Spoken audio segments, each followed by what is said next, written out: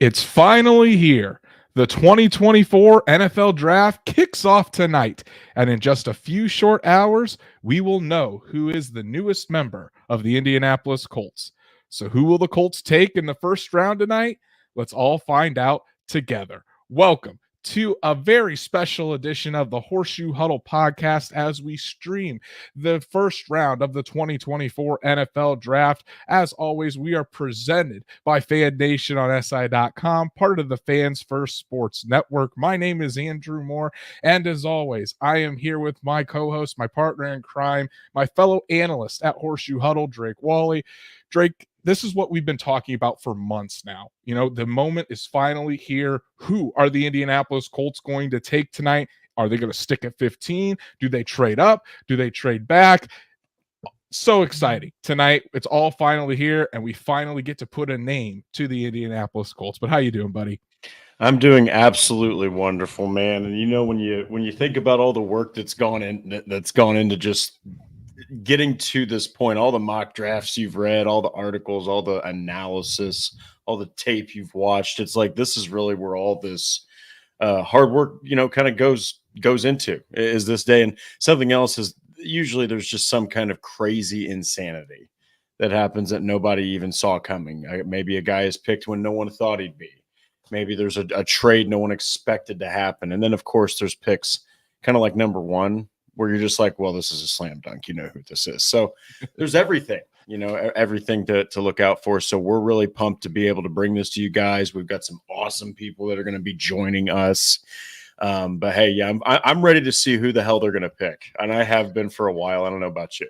Exactly. I mean, I've been waiting for this night for a very long time. So guys, everybody that's joining us tonight, we appreciate the hell out of every single one of you. And thank you so much for tuning in as we take in the 2024 NFL Draft together. And if you haven't done so, again, please go follow us on all of our socials, like Horseshoe Huddle on Facebook, follow at Colts on FN on X, and subscribe to the Horseshoe Huddle YouTube channel. Hit that bell so you know when Drake and I go live every Monday and Thursday night, or for special episodes like this, so you never miss us. And if you can't catch us live, Apple, Spotify, Google, wherever you listen to podcasts, we're on there as well. So make sure you subscribe, give us a 5-star review so we can reach other Colts fans just like you. So tonight, it's going to be a little bit more of a laid back stream. We're going to obviously watch the draft, react to each and every pick, give our live analysis. And we've got some special guests on tap tonight as well. First, we're going to introduce the newest member of the Horseshoe Huddle team. He was on the Horseshoe Huddle podcast just last week, you know, when Drake couldn't be here. And you guys give him a warm welcome back to Noah Jaber. Noah, great to see you, buddy. Welcome to the Horseshoe Huddle NFL Draft Special. How are you feeling heading into the first round of this NFL Draft for the Colts? Man, exhausted. Vibes are good, though. It's draft night. I think we can pretty much, I guess with Chris Ballard, you can never be 100% sure, but someone's getting added tonight, and it's about time we get a new name to put onto the roster, because I've been staring at this 76-man roster now for the past, what's it been, 2 months, since anything's really happened with it of substance. So, yeah, I'm ready to get a new face in here and just watch all the drama unfold. Everyone's talking about how unpredictable the top 15 especially is going to be. So, I mean, a lot of good players could be falling to the Colts when there's a lot of positions targeted that the Colts really aren't probably looking at in the first round. Yeah, exactly. And you know, you guys know who I'm rooting for tonight. I'm rooting for Brock Bowers. The Brock Bowers train is in full effect. It's you can hear that whistle coming closer and closer to Indianapolis. The Brock Bowers train is coming, guys. So Noah, thanks for joining us tonight. And you guys, we've got another guest that's going to be on throughout the duration of the first round tonight. We call him the third host of the show, and he even has his own segment on every single show. You finally get to meet him. It's Stats Matt joining us from, I think he lives down in Southern Indiana. Good to see you. He's got the McAfee shirt on. Love to see it. Stats Matt, thanks for joining us, buddy. What's going on? Hey, we're living life, man. It's gonna be a fun night. The chat gives Stats Matt some love, give Noah some love. You already give Drake and I enough love every single Monday and Thursday night. So let's look at the comments, see who's joined us tonight. We've got the loyal man Truitt here. Truitt says, "Man, so excited. I like 15, but if we trade back." More weapons, and I'll take that too. We'll have to see exactly what the Indianapolis Colts do tonight. Jason says, I hope the Jags don't leapfrog us to take a player like Bowers or Mitchell. Always an option, so we'll have to see what happens, because it seems like a lot of the media reporting a lot of trade talks. We'll actually see if those trades come to fruition. Wyatt Law in the chat, I wonder if Ballard has any interest in swinging a trade for Cincy's Hendrickson. So yeah, Trey Hendrickson requested a trade from the Cincinnati Bengals. We could talk about that for a little bit because it's interesting. Do I think the Colts are going to trade for him? Probably not, because I think it's going to be a pretty big price tag. But, Trey Hendrickson was coached by Charlie Partridge, the new defensive line coach for the Indianapolis Colts. So definitely some intrigue there. I know I was talking with you, Stats Matt, about this earlier. What do you think? Do you think that it's a possibility that the Colts would trade for Trey Hendrickson? I mean, there's always possibility, but I think knowing Ballard, you're probably looking at a second or third round pick for Hendrickson, plus he wants an extension, so probably another $23-24 million a year, maybe. I mean, yeah, probably not. Probably tough. And Drake, I mean, you if you're getting Trey Hendrickson, that's probably taking snaps away from Kwity Paye, Dio Dangbo, maybe even one of those guys is included on the trade. So to me, it just doesn't seem very likely. Yeah, and look, if you're gonna challenge Kwity Paye on a Trey Hendrickson acquisition type level, then you might as well just use your 15th pick for an edge rusher, or if you really feel that much about it, go up and get Dallas Turner or something like that. I wouldn't go after Hendrickson, but of course, if they really don't think that Paye is the answer and they absolutely plan, or they know right now that they are not going to, select his fifth-year option, maybe you make some kind of play like that. But kind of like you said, I don't think it happens. I think they're still going to give Kwity Paye another chance. I do too. So very, very interesting. Certainly wouldn't hate it if the Colts were able to get Trey Hendrickson. He's a fantastic talent. Just think the price is going to be too high for the Colts to really entertain it. Sean Contright, good to see you. He's ready just like the rest of us. Our good friend Brandon Moses, bright shiny glare on the left. You're talking about the freshly shaven head here. That's just for you, my fellow Chrome Dome Brandon Moses. So Frosty wants Brian Thomas. I think there's a couple people that would really like to have Brian Thomas Jr. With the Indianapolis Colts. Colts House saying hello, gents. I'd stay, but I'd just stink up the place. Hey, definitely stay, man. Stay in the chat. It's going to be a fun evening. So yeah, it's going to be really fun tonight, talking with you guys, interacting in the chat. It's gonna be, like I said, a chiller stream tonight. We're gonna break down each one of the picks. We're also going to have a live ticker at the bottom of the screen that's going to show all the picks for you guys tonight, and we'll be throwing up the picks as they happen here live. We've already got some super chats in here, and it's of course our good buddy Yim. Yim, thanks for the coverage, guys. Well, thank you for joining us. Thank you for your $2 super chat, man. It means the world to us. We appreciate all of your support. And then also the GOAT himself, Logan Schmidt. I mean, good to see you, buddy. Thanks for tuning in. Thanks for your super chat. Logan Schmidt has been out there really pushing the propaganda to get Marvin Harrison Jr. I mean, if that happens, the city of Indianapolis will literally emerge from the earth, dude. You will see probably the biggest reaction you will ever see from me out of if the Colts did get Marvin Harrison Jr., because you guys all know how much I want Brock Bowers. I mean, if Marvin Harrison Jr. was to come on to the Colts, it'd be insane. It'd be insane. So, good to see you guys here tonight. Let's block that spam in the chat. But yeah, it's going to be a lot of fun tonight. So let's talk before the first round gets started here. We've got about 3 to 5 minutes, maybe 10 minutes or so. Trade up, trade down, stay put. What do you guys think is going to happen? We'll start with Drake and we'll kind of go around the horn here. What do you guys think is going to happen with the Colts there at number 15? It's all going to depend on how the board falls. I know that's really cliche and lame to hear, but it's really true. Especially when you're at 15, it really just all depends. Now, I will say I think there's a better chance they're going to trade back than that they're going to then trade up to go get anybody. And me and Andrew have mentioned this multiple times. Ballard didn't even trade up one spot to get his quarterback of the future.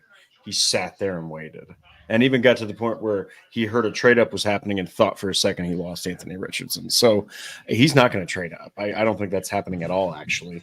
But I do think that if they're sitting there and Bowers is gone, Mitchell is somehow gone, Brian Thomas Jr. is gone, or they're really low on one of those guys somehow, which they're probably not, they'll hopefully try to get a deal done with Buffalo or with Arizona to move up to that spot, recoup a little bit with your draft capital, and then probably still be able to grab a guy like Cooper DeJean or Xavier Worthy. That would be very interesting to see. Before we get to Noah, we've got to shout out the CFO. CFO, you give us enough of your money already. Beautiful. You don't need to be doing this, buddy, but we appreciate the hell out of you. Appreciate all of your support. Thank you for the $20 super chat. Patrick says, it's finally here, gents. Happy draft, you handsome clowns. So much work leading to this day. Let's enjoy it. Amen, buddy. Thank you so much for your super chat and all of your support. It does mean the world to us. So, Noah, what do you think? Trade up, trade down? You already think they stay put there at number 15? Yeah, I mean, all the options are on the table when you're sitting at 15 right in the middle of the draft. I do think trade up is rare, but I'm not going to be the one sitting here crushing everybody's dreams when they want to go up for an Adunze or Bowers. A lot of smoke on that front, which is rare for the Colts front office to really leak anything. But I think that could also be the product of them calling these other teams, trying to get feelers out for what a trade up would cost. So it can kind of leak that way. So I'm not going to completely dismiss it. But yeah, like Drake said, I think it's way more likely they move back than they trade up. At 15, though, I do think somebody that they are going to have their eyes on and be waiting for them to fall is going to fall. You've got 4 quarterbacks, maybe 5 if you're lucky, going in the top 14 picks right in front of the Colts. Got to think maybe 3 offensive tackles, at least 3 receivers. That leaves 3 or 4 picks right before the Colts. And if they've got Brock Bowers, Dallas Turner, Quinyon Mitchell all in a similar tier, I think one of those guys is going to fall down there to 15 and they're going to stick and pick them. I think that's the ideal scenario, for the Indianapolis Colts. And it's not out of the realm of possibility that happens. It's a very realistic circumstance that because so many quarterbacks and offensive linemen are projected to go within those top 14 picks, that a blue chip guy at a really big position of need or Brock Bowers ends up there for the Colts. Stats, Matt, I know you would love if the Colts traded up for Rome Odunze there around 8, 9, 10-ish. What do you think? Stay put, go up to get one of those guys, or do they end up trading back? I mean, obviously my heart says trade up, but most realistically is they're going to stay pat, maybe even trade back depending on if the 10-plus first-round trade happen like some insiders are suggesting, which that happens every year, and then only 1 or 2 happen and it's all chalk. So I'd say chalk is probably more realistic. So we're probably sticking around and either getting a Brock or a Mitchell, maybe an Arnold. And that's probably the most realistic outcome. Yeah, well, it's going to be interesting to see, because I think once you get past 5, I think things could get really interesting. Or everything may stay the same. There aren't very many trades at all, and then everything just goes chalk, and it ends up being a very mundane NFL draft tonight. As we got over 200 people watching us live, and as more are trickling in, thank you so much for supporting Horseshoe Huddle and joining us for this live stream. Andrew Moore joined with Drake Drake Wally, Noah Jabert, and Stats Matt tonight. We might have a couple of other guests trickling in throughout the evening. It's going to be a lot of fun. So I did want to mention this and get your guys' opinion. As right before the draft, the Eagles decide to make huge news. DSG Goodbar coming in here, and I'll use your tweet as the example. Thanks for joining us, buddy. AJ Brown just got a 3-year, $96 million extension from the Eagles. So that's an average annual value of $32 million on that extension. AJ Brown now becomes the highest paid wide receiver in NFL history. Drake, what do you think about that deal for AJ Brown? I mean, I think that definitely, we talked about the wide receiver market and how it's exploding. The Colts locked up Michael Pittman, thankfully, for 3 years, 3 years, $70 million, so a little over $23 million a year. Now AJ Brown out there getting $32 million a year with Justin Jefferson, CD Lamb still expected to get deals. Brandon Ayuk, T. Higgins. It just another example of the wide receiver market just going absolutely bonkers. Yeah, and it kind of reminds me of when, the quarterback market started doing this, where you'd see one guy get a record deal and then another guy get a record deal, and it just seemed to continue to just almost just file away. You get the next guy and the next guy and the next guy. You're starting to see that happen with wide receivers because if I'm not mistaken, didn't Amon-Ra St. Brown didn't he just get an absolutely ridiculous deal? And this one's actually annually worth more than that. I mean, this is – you're talking about a team that is telling AJ Brown, look, you are the centerpiece of this offense. You're one of the biggest pieces that any NFL team can even have. And you saw how big of a drop off the Titans offense had in the passing game when he wasn't there. So I think you're just going to see this continue. Kind of like you said, you still have some guys out there that might be worth more on an annual basis and get a bigger contract than that. Yeah, I agree. And I think especially Justin Jefferson, we may be looking at the biggest contract for a non-quarterback in NFL history as well. Shout out to my beautiful wife, Danielle, who is sticking with it. She is very, very pregnant, and Jackson could be here any day. We are on baby watch as we speak, guys. So if my wife comes in and says she's in labor, we might have to end the stream a little bit early. But my wife from South Bend, diehard Notre Dame fan, she says Sam Hartman is going tonight, and bless her heart. I don't think it's going to happen. She certainly wants it to happen. I think she meant to say this draft. Yeah, maybe this draft, but I don't think it's. She said what she said. Yeah, yeah. Hey. But guys, I got to tell you a story. And it's probably not the most fair for me to do, but she has been telling me all draft season, can't wait to see Sam Hartman go in the first round. The Bears should take Sam Hartman because she was a Bears fan. Now that they're taking Caleb Williams, she said she's no longer going to be a Bears fan. But she made a bet with me. She said, she thinks that Sam Hartman is going to go within the first 2 days of the draft. And I said, okay, if he does, I will change all of the diapers for our baby for the first week.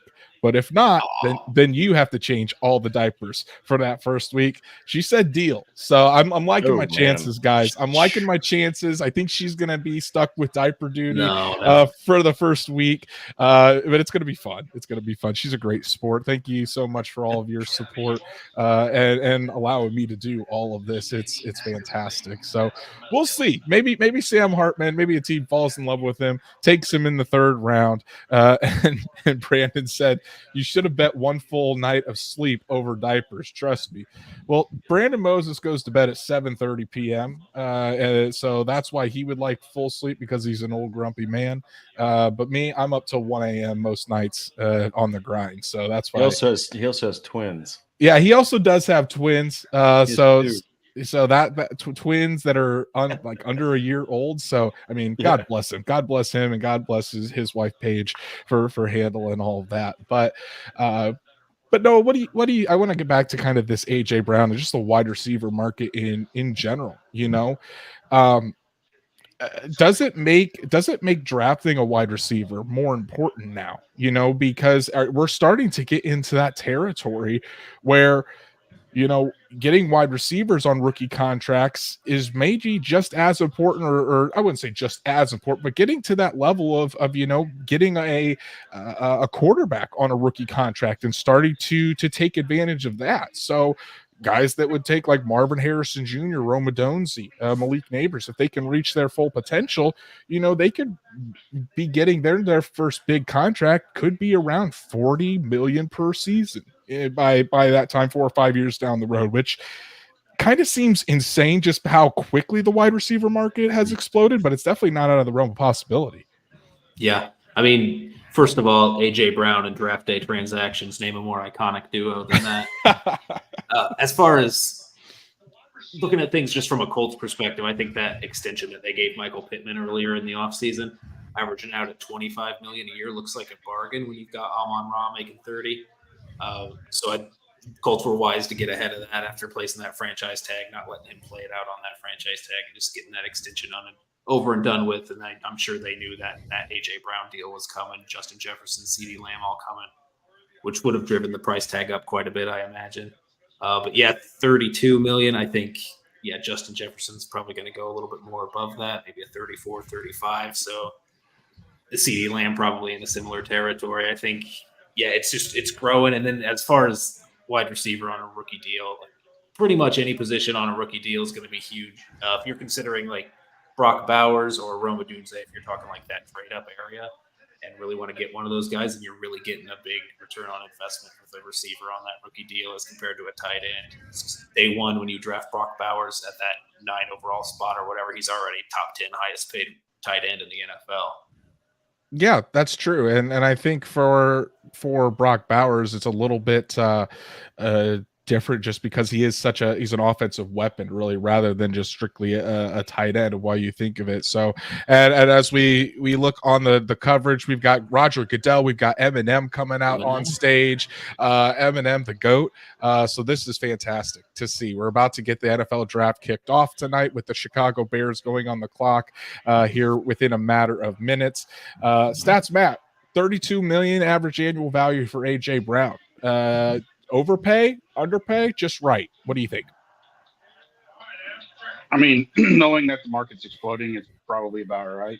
But poor Jerry Jones is going to have some big decisions to make now that CD's number just went up, and he's going to have Micah and needs to extend Dak. So poor Dallas Cowboys, as everybody likes to say.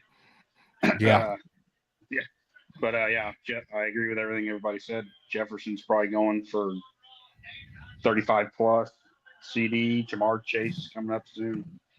So I think $40 million for wide receivers coming within the next 2 offseasons.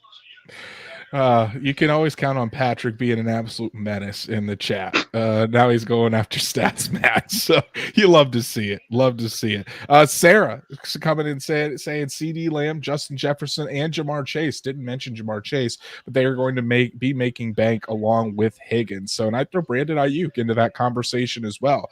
Calvin Johnson now on the stage there in Detroit.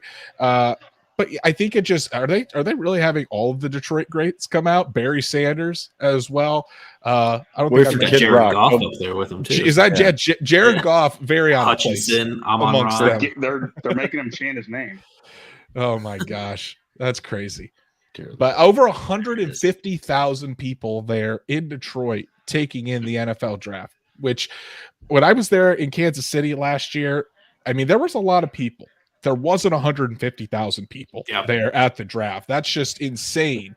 Amon-Ra St. Brown, the new $30 million a year man, or $120 million second highest paid receiver. Exactly. So, I mean, good for Detroit. I mean, you love to see it. You love to see what they've done with the team. With last year, if the Colts, since the Colts couldn't go to the playoffs, I was rooting for the Detroit Lions. You know, you love what Dan Campbell is doing. You love what the brand new Lions are doing there. They're an easy team to root for. They're building it the right way, and it seems like they're building it with really high character guys as well. Guys that you want to see do well, like Aiden Hutchinson. He's just a guy that loves football. Jared Goff was ousted from LA, goes to Detroit and rejuvenizes his career. Amon-Ra St. Brown, He does everything right at the wide receiver position. So they've just got a lot of really good guys that have embraced Detroit, embraced that city, and they're actually moving in the right direction, which I think is good for football. When the Detroit Lions are good, it's good for football in general. Brandon Moses, again, gotta love the corny kickoff to events like this. Well, it wouldn't be the NFL without it. So on the clock. Yep. Here we go. Officially on. All right, guys. Who we think the Bears are going to take here at number 1? Lad McConkey. Sam Hartman. Sam Hartman. That's what my wife wants. My wife wants Sam Hartman to go number 1 to the Chicago Bears. We will see. I think she's going to get her hopes up a little bit, but it's going to be interesting throughout the rest of the night. We already know really who's going to go number 1. It's going to be Caleb Williams. They already have cardboard cutouts of him throughout. Looks like Eminem's wearing makeup. That's a little strange, but Now we just got to wait 8 out of the 10 minutes. yeah, Yeah. No, they're going to take all 10. They always take all 10. You already know the NFL told them, listen, take almost all the time off the clock. Let this thing build like they always do.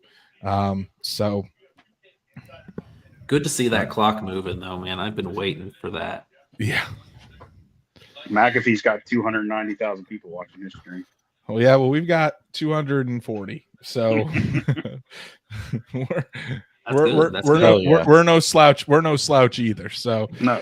But yeah. I mean, Pat McAfee landing Bill Belichick and everything. That's going to be a really fun show over there. Mad Mel, you gotta love Mad Mel. That'll always be entertaining. They had that Oz, that mentalist that goes to all the NFL teams on earlier, and he had a prediction for a draft pick, and they shrink wrapped it Boston Connor's chest. So we'll see what happens when that gets open later. Are you watching the ESPN feed? I'm watching YouTube on TV, and then I got this on my phone. Yeah, I've got NFL Network on my monitor over up to the top right here. Weird. I've never watched the draft with no audio before. So. I almost had to pull out my daughter's iPad so I could have 3 of them going on. But yeah, I mean, it's been a foregone conclusion for weeks now that Caleb Williams is going to go number 1. And now it's just, and I think the Bears have really done good this offseason in getting talent for that offense to surround Caleb Williams with. What they really should have tried to do with Justin Fields, when they took Justin Fields back in 2021. You've got DJ Moore already in place, DeAndre Swift there as a running back. You've got Cole Kmet as a solid tight end, a guy that you can be a security blanket. And then, to trade for Keenan Allen, still when healthy, one of the top 10 wide receivers in the NFL, in my opinion. You bring Caleb Williams in there, and then you have a chance to continue to get better on the offensive side of the ball if you want. At pick number 9, would they take Malik Neighbors or Rome Odunze, whichever wide receiver is there? Do they end up going with another offensive lineman, to continue to protect Caleb Williams? Or do they go defense, because Matt Eberflus at the end of the day is a defensive head coach, and they have Montez Sweat, but are they looking for, I've seen a lot of Byron Murphy connected to the Bears. Do you get your 3 technique in there like Eberflus had with DeForest Buckner when he was here in Indy? So the Bears can go a lot of different directions. They don't have a lot of draft capital. I think they have 4 picks total, and I think it's like 1 pick on day 3. Yeah, two 1s, a 3, and a 4. So you better make these count, especially if you don't trade back for number 9 to get more draft capital. Then you better make these count. And I mean, Caleb Williams to me is QB1. I don't think there's a big discrepancy between Williams and Drake May. Drake May was my QB2, but I mean, you look at it, and I think just for what they want to do and the offense that they want to have, Caleb Williams is the obvious pick, So hopefully the Bears, for their sake, don't mess this up like they have with all their previous quarterbacks. But we'll have to see. It's all about what the situation that you put the quarterback in. Yeah. And one thing the Bears have been focusing on, getting all those weapons for their presumably Caleb Williams, but whatever rookie quarterback they get. Something that I really hope the Colts are following and watching closely and realizing that, in my opinion, defense doesn't necessarily matter so much. When you're thinking the development of Anthony Richardson is the one thing that you need to make sure goes correctly. I would take another 500 season if we know for sure that Anthony Richardson is the guy by the end of the year. So I feel like putting day 1, day 2, like as many picks as you can throw at offense without Gus Bradley quitting, then I think that's what you aim for. I don't hate it, and I've been saying this since the season ended. This offseason is still the whole thing is for the Colts. It's still all about Anthony Richardson, surrounding him with talent. You hope that the defense takes another step. You bring some competition in there at positions like cornerback and edge rusher, safety, certainly. I mean, the Colts still have a lot of cap space. If they don't get a safety here on day 2 or day 3, I mean, Justin Simmons and Quandre Diggs are still free agents. Just a lot saying. Available there. Yeah. So, yeah, I mean, in my opinion, it's still all about Anthony Richardson. You need to maximize him, put him in the best situation to succeed. You have the running back, you have the offensive line, you have. We have another guest joining the show. It's Stats Matt's cat. You have 3 times fast. Yeah, Stats Matt's cat. You have as the pick is in for the Chicago Bears. You've got Michael Pittman. You got Josh Downs. You would think Alec Pierce would be better with Anthony Richardson, but can he take that next step? There's no guarantee. That's the part that scares me, honestly, is that banking on Alec Pierce to make the next step. You would like to think that would happen. You kind of hold out hope, but if you're banking the success on your franchise quarterback on having that number 2, yeah. And Drake, what do you think, man? Do you honestly, as we sit here, April 25th, what's the outlook on Alec Pierce for 2024 and beyond? I think that, look, man, at this point, he's not a very versatile receiver. All right, he just isn't. I think that he's a very, very high-end athletic type of receiver, a guy who's very fast. He's very long. He can get the 50-50 ball. He can high point things. If you give him the right quarterback, he can be a nasty deep threat. I think that when you do have Anthony Richardson out there, you have the deep ball option a lot more. And when you have Jonathan Taylor out there, you can do play action more, which is going to get you more one-on-ones with defensive backs, So I just think that the system the past couple of years, having 5 freaking quarterbacks, also hasn't helped. So the jury's still out, but a couple things that are very apparent is that he's a great blocker, but he's not very versatile as a receiver. Yeah, and I think maybe that was a wake-up call this year, and I'm hoping that was told to him in these off-season meetings. You really need to step it up and take that step.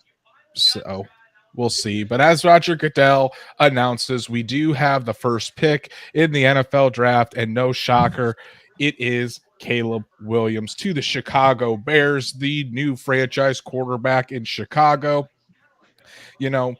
Like I said, in my opinion, quarterback 1. We're gonna, and as we go through the night, we are going to use the Indy Draft Guide to talk about all of these prospects that are taken. I'm just going to read real quick the strengths of Caleb Williams from the Indy Draft Guide here. Williams is one of the most talented quarterback prospects in recent memory. He has easy arm talent with the ability to throw from multiple angles and platforms. Williams' release is the fastest in the class, and it's easy for him to generate the necessary torque when on the move. He is shown to be able to layer passes up and over defenders with ease to all levels of the field. In structure, Williams has some of the cleanest cleanest reps in the quick passing game, making quick choices. And in the vertical passing game, he shows tremendous touch and accuracy down the field. Williams boasts uncanny ability out of structure, keeping his eyes downfield to find big plays. He has fit throws in some of the smallest windows in college history, sometimes creating some that really aren't even there. Williams is a quality runner of the football and possesses rare contact balance for the position with a low center of gravity that makes him difficult to bring down. And the player comp that we had for Caleb Williams in the Indy draft guide was Kyler Murray. So again, this was known for a while that it was going to be Caleb Williams in this draft. No surprise here. And I really don't think the draft officially starts probably until pick 4. Well, honestly, pick 5 with the Los Angeles Chargers, because we're expecting chalk throughout these first 4 picks at least. Yeah, and I think that I'm kind of. Was it you, Andrew, that said that it would have been interesting if Justin Fields would have had one more season, or was that someone else? I said it would have been. I said it would have been interesting if they would have built around Justin Fields the way they are kind of working to build around Caleb Williams, and from the start as a rookie quarterback. Yeah, so I think that especially if they implement, a ground game like they really want to, like the Chicago Bears typically do, I think that that's fantastic. I also think that Cole Kmet is potentially an underrated type of tight end that just needs a guy who can get him the ball accurately to really shine. Then you have DJ Moore, you have Keenan Allen. I know they lost Darnell Mooney, but they got Keenan freaking Allen, instead. So I think they're setting him up for success. And I mean, that division is becoming very interesting. It's all going to depend now on what Minnesota does at quarterback, since they just lost Cousins to the Falcons. Well, and we forget also, I mean, yeah, they're picking number 1, but this is really the Carolina Panthers pick. Their actual pick was number 9. So they could be, if Williams really hits his stride, they could be in the playoff race as early as next year. I don't think it would really surprise that many people, especially how they've loaded up talent on the offensive side of the ball. Yeah, division looking tough. The Packers were the media darling last year, the young team that's kind of blowing up, and then of course the Lions were rock steady. And then you've got now Caleb Williams. So playoff race is possible. Definitely fighting an uphill battle, I think, to get through those 2 teams. But yeah, I think that can pay off early. Honestly, a little disappointed the pick was Caleb Williams. I would have loved to see the chaos if it was anybody. that would have been hilarious, to be honest. But so here's the haul from that trade last season between the Carolina Panthers and the Chicago Bears. The Bears out of that got DJ Moore, Darnell Wright, Tariq Stevenson, and Caleb Williams. And the Panthers got Bryce Young. So as of right now, it certainly looked like the Bears have won that trade. I mean, if Bryce Young turns into a fantastic quarterback, then it might be a different story. But as of right now, it looks like the Bears have won that trade. And as Patrick says, Panthers got fleeced. So certainly looks like it early. We'll have to see how history looks back on it, but yeah, doesn't look like a good pick for or a good trade for the Carolina Panthers. Yeah, and so far it really shows you a phenomenal example of 2 things. Number one, just how big of a risk it can be to move up to the number 1 pick like that. I think what weren't they 9th, 7th? I can't remember what Carolina was before they Carolina was 9th. What, 9th? 9th last year, I think. Yeah, that just shows you how much it costs to move up 8 spots, but it also shows you what happens when you're talking about ownership that might make some decisions for the rest of the team. So I hope no Colts fans are complaining about Jim Irsay anymore, because you see how bad ownership can get. Just look no further than the Carolina Panthers. I'm serious. It ever since Dan Snyder left the NFL, which good riddance, you gotta have the replacement of worst owner, and it is no one else outside of David Tepper, in my opinion. So yeah. I think that trade also showing you value of day 2 picks, like round 2 and 3 can turn into valuable people on your team very early. Like Tariq Stevenson. Would you rather have, Bryce Young and Tariq Stevenson, or just Bryce Young is essentially what that comes down to. Like, especially when you're talking like Colts trading up for Brock Bowers or one of these big receivers. Like, you got to really hope that guy pans out. Otherwise, you're missing out on someone who could be a early contributor on your team. Yeah, I agree. So Washington, the pick is in for the Washington Commanders. I think this is going to be an easy one. To me, it's Jaden Daniels. Seems like they have been enamored with the Heisman Trophy winner for quite some time, and a lot of people think that he is the second best quarterback in this class. And I think between the two of Jaden Daniels and Drake May, and with offensive coordinator Cliff Kingsbury, Daniels seems to be the better fit. There it is. Yep. It is Jaden Daniels, the quarterback out of LSU, to the Washington Commanders. Again, I think we were expecting this for quite some time. Stats, Matt, what do you think about Jaden Daniels as a quarterback and his fit with the Washington Commanders? Well, I mean, knowing that Cliff is now with the team, that kind of is the perfect style of quarterback to fit that offense. He does have a little bit of struggles, but every quarterback typically does coming into the draft. It ain't like they're the perfect prospect. So you're with his athleticism and the offense that Cliff runs, I think it's a perfect match.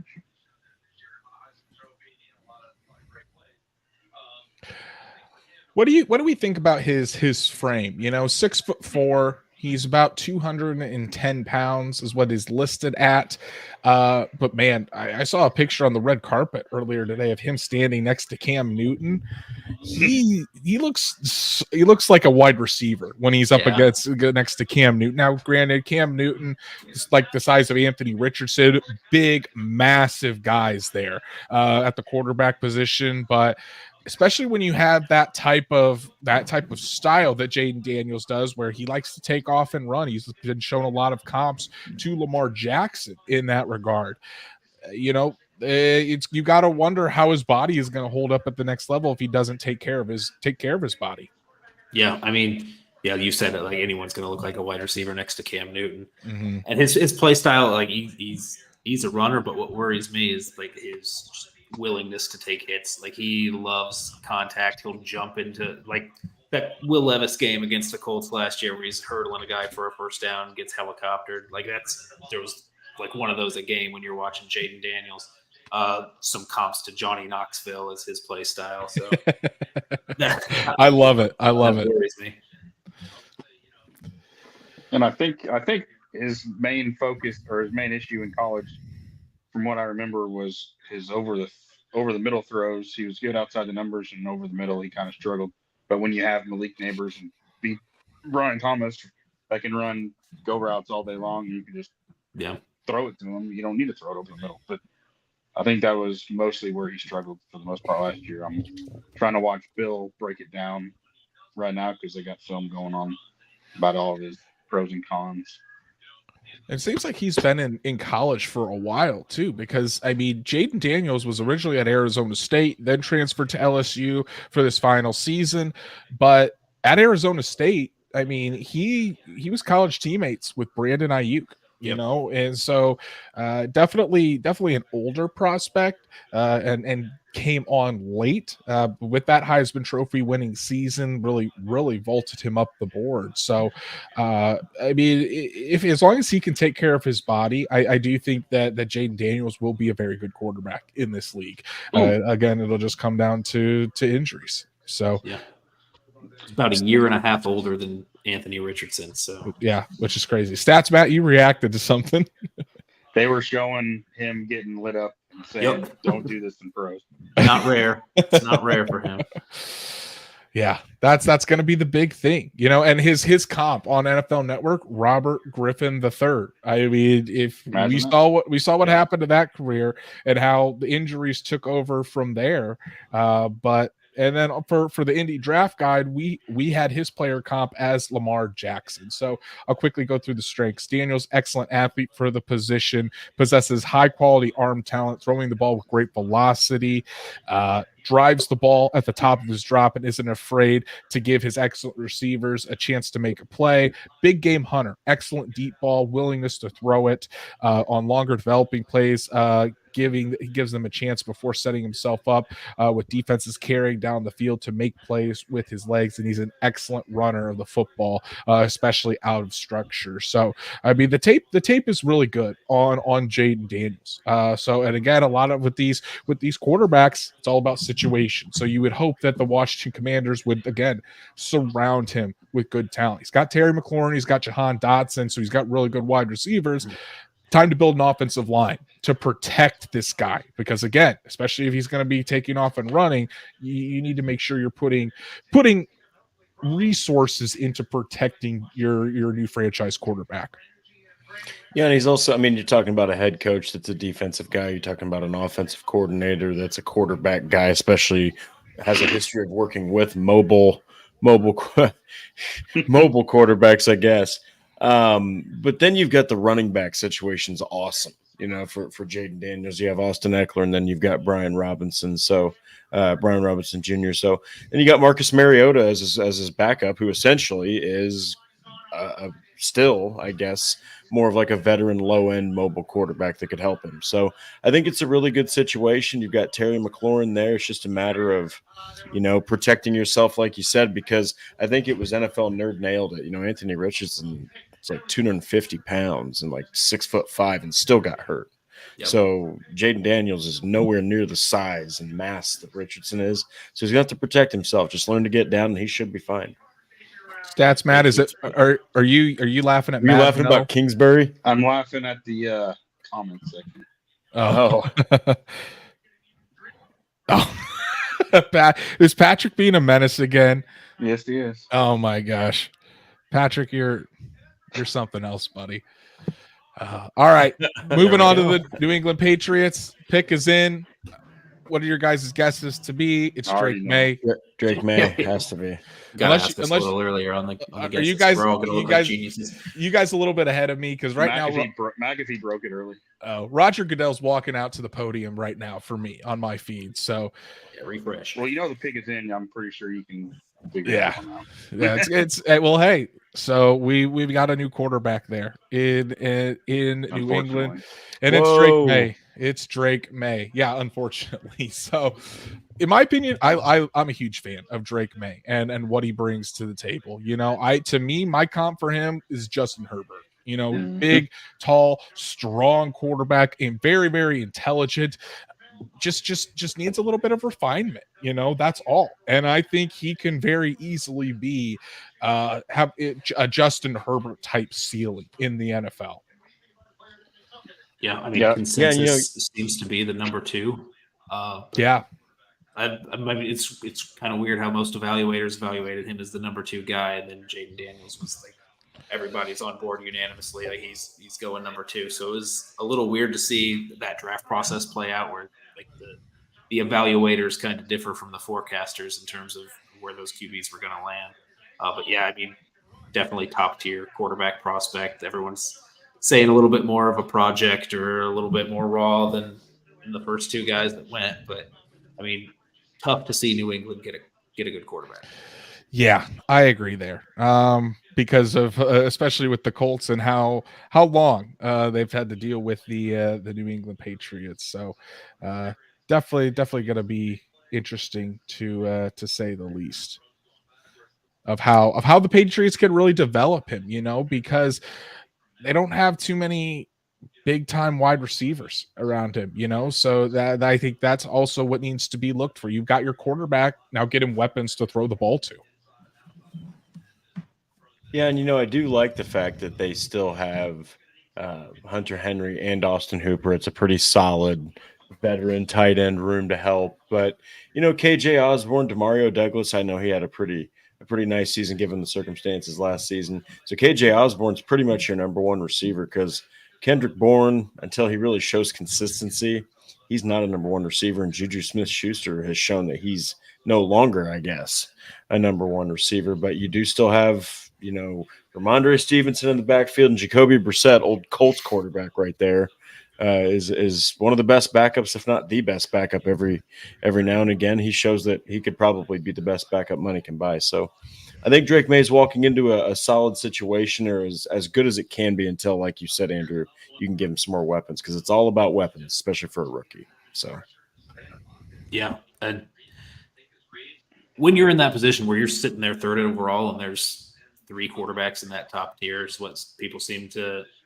all agree on. Like, you kind of in the spot where you feel like you have to take your guy. There was a lot of speculation about trading back and trying to build a team around a quarterback that wasn't there yet, and that didn't always make sense to me. I feel like when you're in a spot to grab a guy as talented as May, you do it, and then just you figure out how to make it work after that. Yeah, the Patriots, that was one of the spots that people thought might trade out, and I agree with kind of the Herbert comp. I mean, he's got some footwork issues to fix, but that's a lot of quarterbacks coming into the pros. I personally, he was my favorite quarterback in the draft, but so I don't like seeing him going where he went. Yeah. But I think a couple weapons need to be had, but they have early picks in the second round too, so there'll be a Troy Franklin or somebody sitting there for him to take it. Cardinals pick is in, it looks like. So that next spot where a trade might happen, where we're not going to see that right now. Yeah, I did refresh my screen. So we're on par now, and I shouldn't be 20 seconds behind of asking you. But now that the pick is in, who do you guys think? My opinion, I think this is where the Marvin Harrison Jr. to Indy dream dies. Yeah. Marvin Harrison to the Arizona Cardinals to pair with Kyler Murray. I think it's an obvious pick. Yeah. I think you need more weapons there at this point, especially if you're trying to salvage whatever's left of Kyler Murray's prime. I think this is a good one.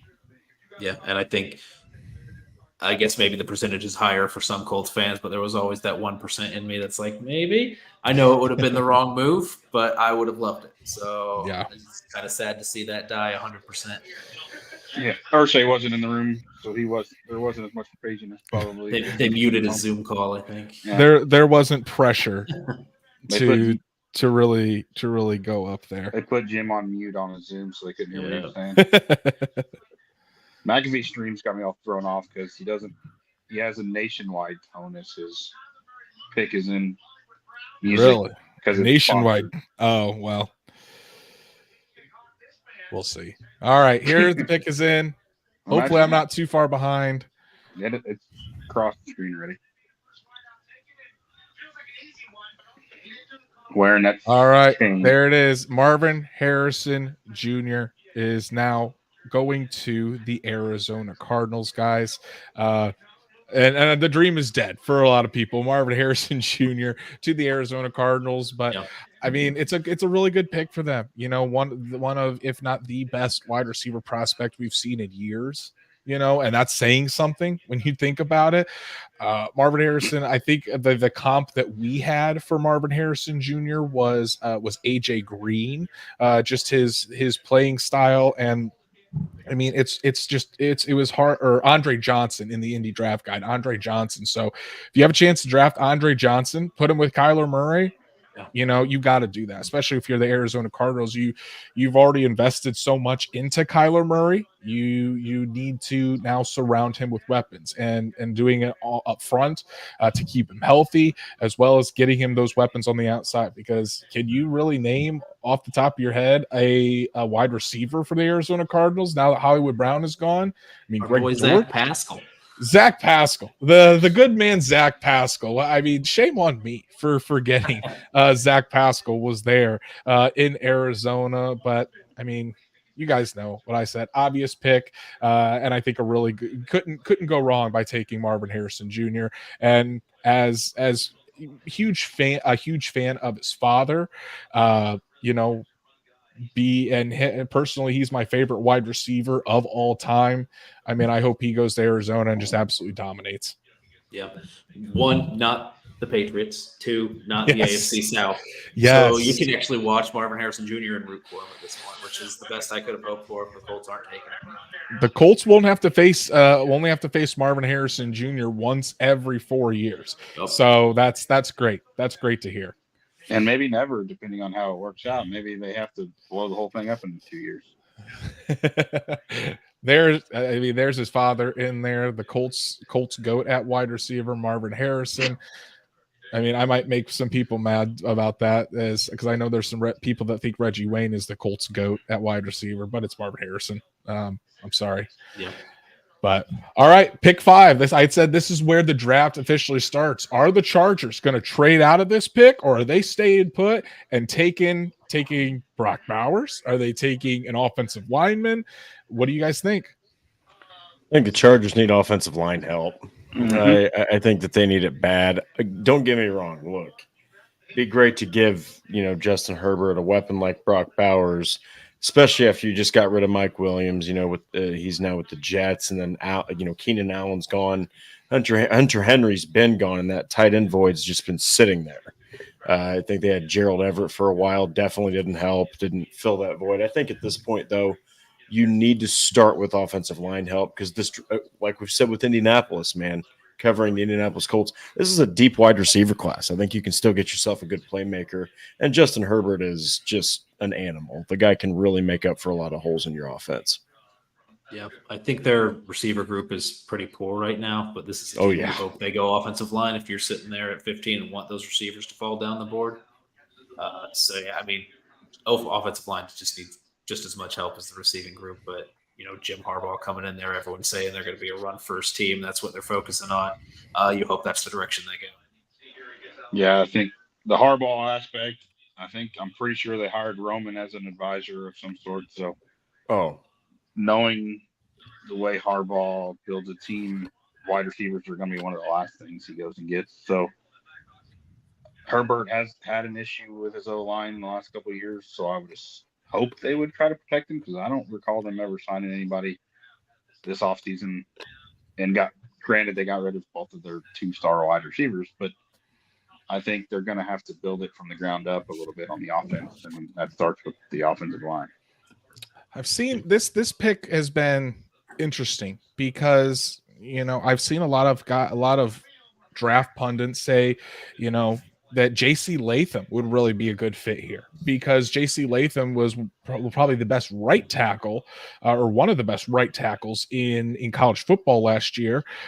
And he would slot right into the Chargers offensive line at right tackle. Would you already have Rashawn Slater at the left tackle instead of drafting Joe Alt, who played left tackle at Notre Dame? And Joe Alt, to me, is my number 1 tackle in this class. But if you're looking at just specific need, would you rather take Joe Alt and put him at right tackle, where he primarily played left tackle, or do you already take J.C. Latham, who played right tackle for his career at Alabama, and slot him in there, and you won't have to worry about the position change? Yeah, I think the smoke for Latham came on pretty late, so you kind of feel like maybe a little bit of that is agent-driven, trying to get just those optics of that, trying to get people to feel like they need to trade up if they want to acquire him. But I don't know if I'm underrating the left tackle to right tackle move. I know it's a big move, but when you're drafting a rookie and putting them in there, and you're going to say, hey, you're going to be our right tackle, and you're going to be our right tackle for an extended period of time, because our left tackle is pretty cemented. I feel like an athlete like Joe Alt's gonna be able to adjust to that very easily. I need a quick click on notifications. I tried to swipe it off the screen, and I clicked it on accident twice. Yeah. This is also a spot we're sitting at 5, and the first 4 picks went exactly as everybody thought they were going to go. So you feel like it's not going to be what any of the mocks say. There you go, Andrew. Pretty Ricky, your buddy. Oh, Pretty Ricky. Oh my goodness. He said it was neighbors earlier today, but I just, knowing Harbaugh, that for one, that style of wide receiver doesn't necessarily fit him in the first place, and for 2, Harbaugh's, look at his team in Michigan. Can you name a wide receiver other than Roman Wilson? It just doesn't. Yeah, I think they want to build a ground and pound game. establish a running game and a offense like that around Justin Herbert, So, and with this being such a deep wide receiver class, you can get some guys in the second, third round. So, and as Patrick put up, Schefter is reporting that the Los Angeles Chargers are staying with Pick is in. With the number 5 pick, and the pick is in. So we'll have to see what if they do go offense, or if they do go offensive line, or if it ends up being Malik Neighbors or JC Latham. So according to Twitter, there was about 20 teams wanting to be in a different spot than where they were at. We haven't seen a trade yet. We haven't, and that's kind of what I was almost expecting. There's a lot of smoke. It's smoke screen season, as I like to say. A lot of smoke before this, but the pick is in, and we'll see. I think it's going to be offensive line. I say Latham. We've got DSG Goodbar saying Latham. Patrick says Joe Alt. We'll have to see here. And if I had to pick, like I said, my top offensive lineman is Joe Alt. So if Joe Alt goes to the Chargers instead of the Titans, like a lot of people are saying, that's good news for the Colts. That's really good news for the Indianapolis Colts. Yeah, just seeing him at freaking Notre Dame's pro day was pretty. It just really proved every point that you were thinking about Joe Alt. I mean, the man, for someone so massive, so light on his feet, yet freaking hits you like a boulder, man. Good thing that pretty Ricky deleted his tweet and is now saying something else. Not surprising at all. Who's pretty Ricky? He was one of the guys about the Sneed stuff back in the day. Yeah, he was someone on Twitter that was talking about all the Sneed rumors, and then that got proven wrong, and then deleted all his tweets. So on his bio, it says something about not your the people's favorite insider or whatever. Yeah. There's a reason for that. You're wrong. People like right insiders. Joe Alt is the pick for the Los Angeles Chargers. So we do see the Chargers go offensive line, and it ends up being my top offensive lineman in this class, Joe Alt out of Notre Dame. Go Irish. Yes, I am a Notre Dame fan, and my wife has definitely gotten me into the green and gold heavy on this. But home run, in my opinion, for the Los Angeles Chargers. It's going to be hard to find a better offensive lineman than Joe Alt. You could put him there at right tackle if you want, or if you want Joe Alt to start at left tackle and you move Rashawn Slater over to right tackle. Either way, you have your bookends. I mean, Slater is already a Pro Bowler. Joe Alt, I think, will be a Pro Bowler. You have your two bookends to protect your franchise quarterback, Justin Herbert, for 10, 12, 14 years. Yeah, I feel like maybe if you were a Colts fan, you were hoping that was JC Latham, just to see more teams wanting to trade up or take Joe Alt if he's sitting there, just so that pushes more players off the board. But yeah, so I think pretty much consensus Joe Alt was considered the top tackle in the draft. The other thing is now the Titans are probably have a less likelihood of taking a tackle because that was believed to be their number one tackle too. So, they might be in for a Rome or a Neighbors too. And also, interesting enough, Giants didn't have to trade up if they are going to take a quarterback. If they want JJ McCarthy, the Giants didn't have to trade up for him. So that's going to be that would be a good move by the New York Giants. But I've also heard that, if it wasn't Drake May, then the Giants weren't going to take a tackle. Or I'm sorry, take a quarterback. So they could pass on McCarthy and instead go after a Malik Neighbors, a Rome Odunze, add to that wide receiver core, because really they don't have anything at wide receiver to surround. They already lost Saquon Barkley. That offense is depleted of firepower at this point. The rumors a couple hours ago were Neighbors isn't even on the Giants board. So that would then, if they go wide receiver, then that would be a Odunze. Don't say so. I know you're hoping for the fall to the Colts, and hey, I mean, all of Colts Nation would absolutely erupt if Odunze did fall and ended up in blue and white. Yeah, I think outside of Marvin Harrison Jr., he's the best overall receiver in the entire draft. I mean, he doesn't. I think he reminds me more of Michael Pittman Jr. than he does of like an explosive receiver. Just a guy that can really do everything really well. He's like a And Devontae. yes, Devontae good. Adams, the comp we had in the Indy draft guide, Terrell Owens for Rome Odunze. So, Yeah, that's you know, insane. a big physical wide receiver, but he can win over the top too. Like Rome Odunze is explosive. Led college football in receiving yards last year. I think at explosive plays as well. Rome Odunze is a hell of a player, and I know the Colts are extremely high on Rome Odunze, not only for what he can do on the field, but for his character off the field. I mean, Rome Odunze, when you look into him, A+ human off the field. So he fits everything that the Colts would want in a wide receiver. Yep, pick is in for the Giants. Pick is in for the Giants. So we will see. Are they taking a quarterback to replace Daniel Jones, or does this end up as a wide receiver? I think those are really the two options for the New York Giants. We'll have to see. Yeah, we're getting to these picks where it's really starting to matter what gets taken, so you can start forecasting what might be there at 15. Exactly. This is the three quarterbacks have gone. Joe Alt, Marvin Harrison Jr. all expected to go before the Colts pick. Now we're going to start to see how the dominoes are falling. You know, they did it. Did they take JJ McCarthy? No, they took the guy that was off their board apparently. Malik Neighbors.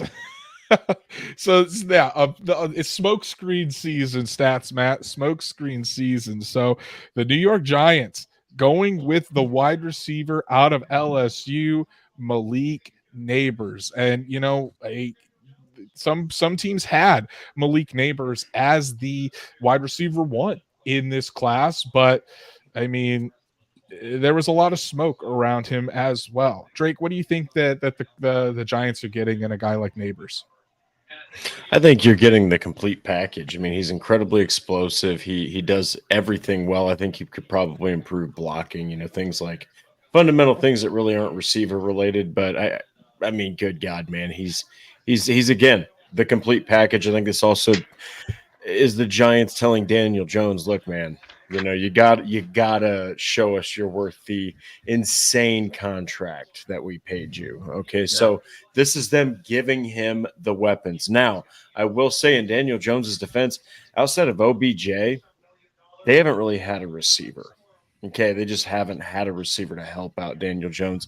This is the beginning of that. I think next year probably going to see them try to address running back. Yeah, I think for some reason Malik Neighbors just felt like a Giant to me.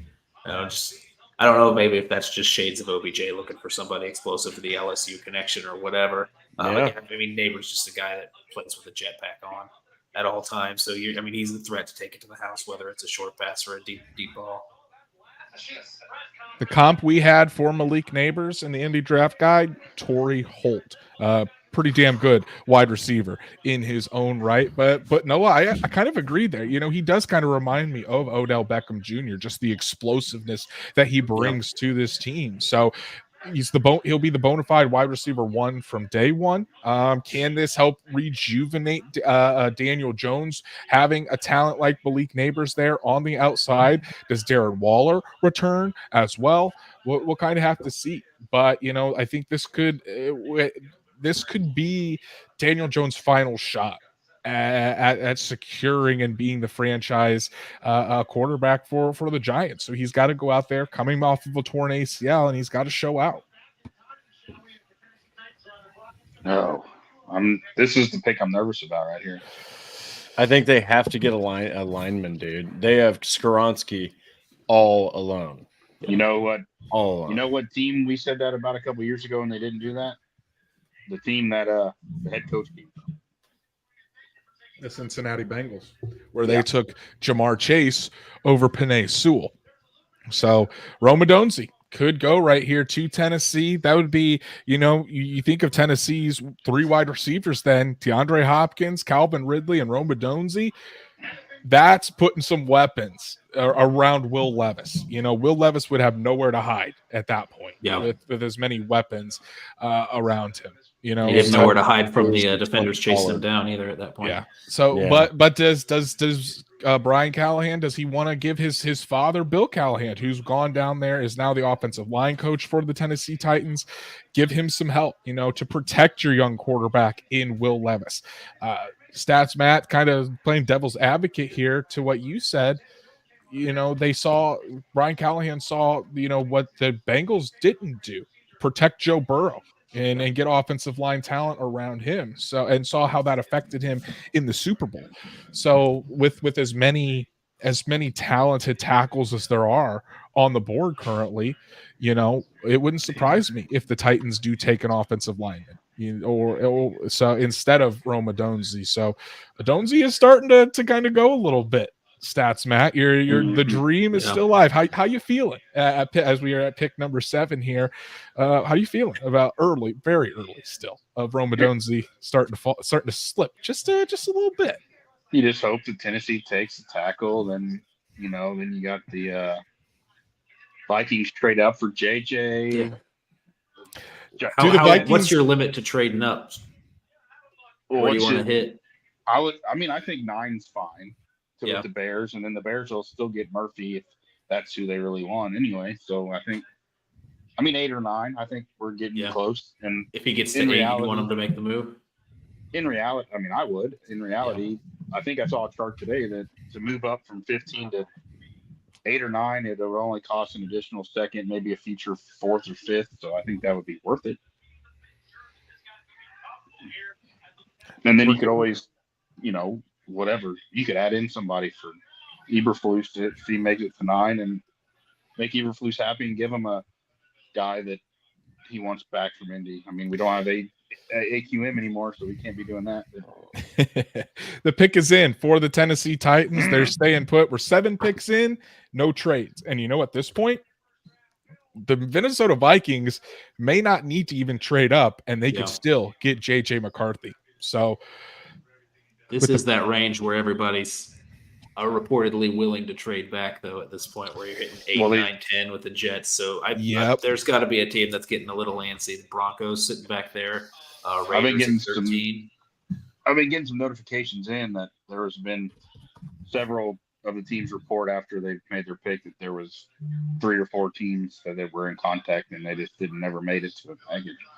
So there's teams trying. It's just a matter of, I think, teams don't want to spend a quarterback compensation for a wide receiver or a tackle. Yeah, I agree. And it just, again, all these trades that were talked about, it was just made you very skeptical, about all these trades being talked about, especially in smokescreen season. And so far, it's pretty much gone chalk. About what you thought, 3 quarterbacks, Marvin Harrison Jr. at 4, an offensive lineman to the Chargers at 5, a wide receiver, Malik Neighbors at 6. So if that trend continues, then we will see an offensive lineman to the Tennessee Titans at number 7 here. Yeah. Strager said 10 trades. I was listening to ESPN this morning and they said everybody at the draft this morning was saying 10 trades. We're 7 picks in and we have 0 trades. So, in the first round? Yeah. The most ever was 9. I think that was in 2022. And they were there goes Latham. They were expecting it to be over that this year. Dear God. Latham missed the pick. Well, there we go. J.C. Latham, the offensive tackle out of Alabama. He is the one that ends up going to the Tennessee Titans. They get a tackle there. And again, this is a guy that I thought could go potentially at 5 to the Los Angeles Chargers. The Tennessee Titans putting some emphasis on the offensive line to build around Will Levis there.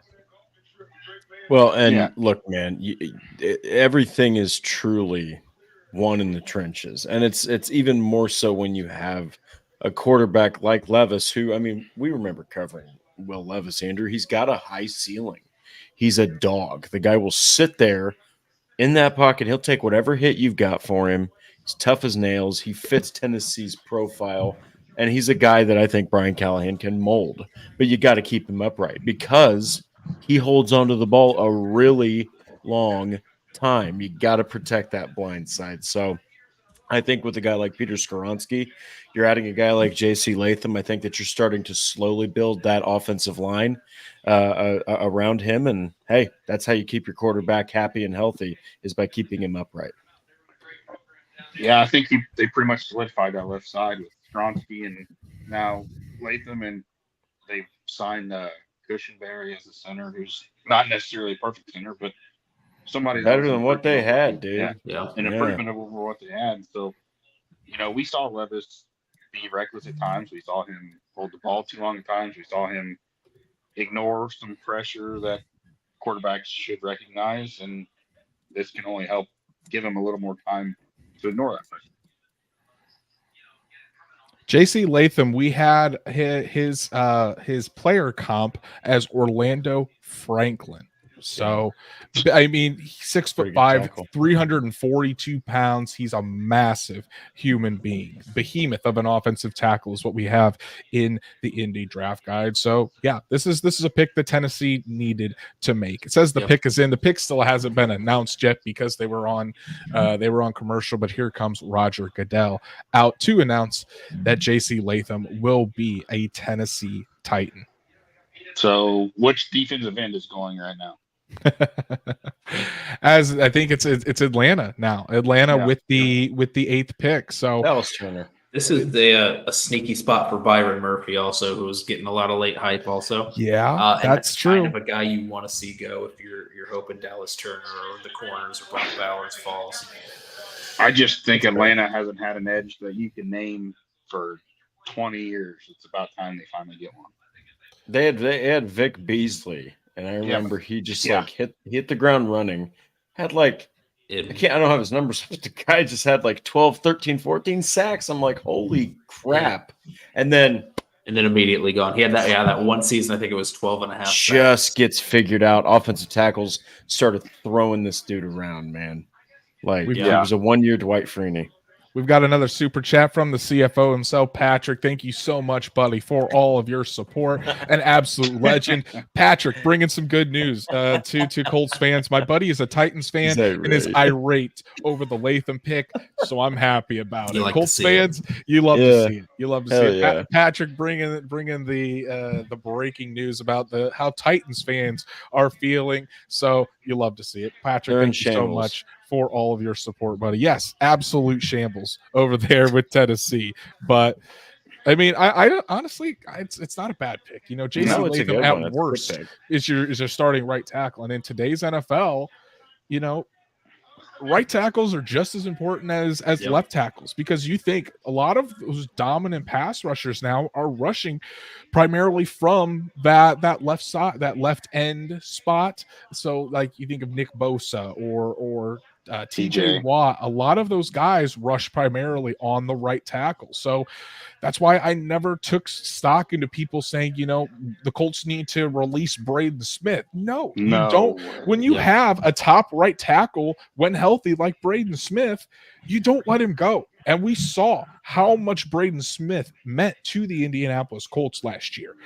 The Colts, from what I've heard, talking to people, Brandon Moses, can I get an F? No way. You're not going to believe it. Read the chat. You guys need to read the chat real quick. Jack Hicks just tweeted out something too. The Falcons are apparently taking a quarterback. The Falcons are taking a quarterback. That's what Jordan Schultz. Jordan Schultz says Atlanta is taking Penix. Number 8. All right. I'll see it when Roger Goodell says it. All right. Oh my God. Now we're cooking. Now we're getting interesting here. For 2 years. Hey Andrew, do you hear that train in the distance?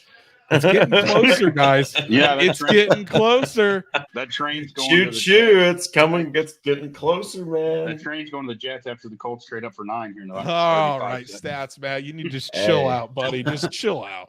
All right. We'll see. We'll see. The Jets do have more than just tight end needs and offensive needs. I've seen DSG say Cousins is a bridge. Didn't they just give him a 3-year deal? I thought it was 3 or 4 years, but I could be wrong. So they must feel like Penix might be a project. I mean, look at Jordan Love. You know, he sat behind Rodgers for a few years. I had a late round 2 grade on Michael Penix, and if they want to take him at 8, cool. Hicks just said he's going to be 28 by the time he starts. Probably, yeah, because Penix is old. I think Penix right now is 24, 25. 24, yeah. That's wild, dude. They must be high as hell on the guy. That's a reach. This is the first pick that's really been outside of the range of possibilities that mock drafts have covered. Hendon Hooker was last year. Well, the thing is, Hendon Hooker went in the 3rd round. Yeah, I know he was injured. Not 8 overall. You don't take the quarterback. My God. Sarah coming in hot here. 4 years, $160 million for Cousins. Thank you, Sarah. Are any of those voidable? I was going to say, let me go look. I feel like Stats Matt. It's good. Get on it, Stats Matt. Get on your job. Look at it. I bet you after year 2. That's kind of what I was thinking.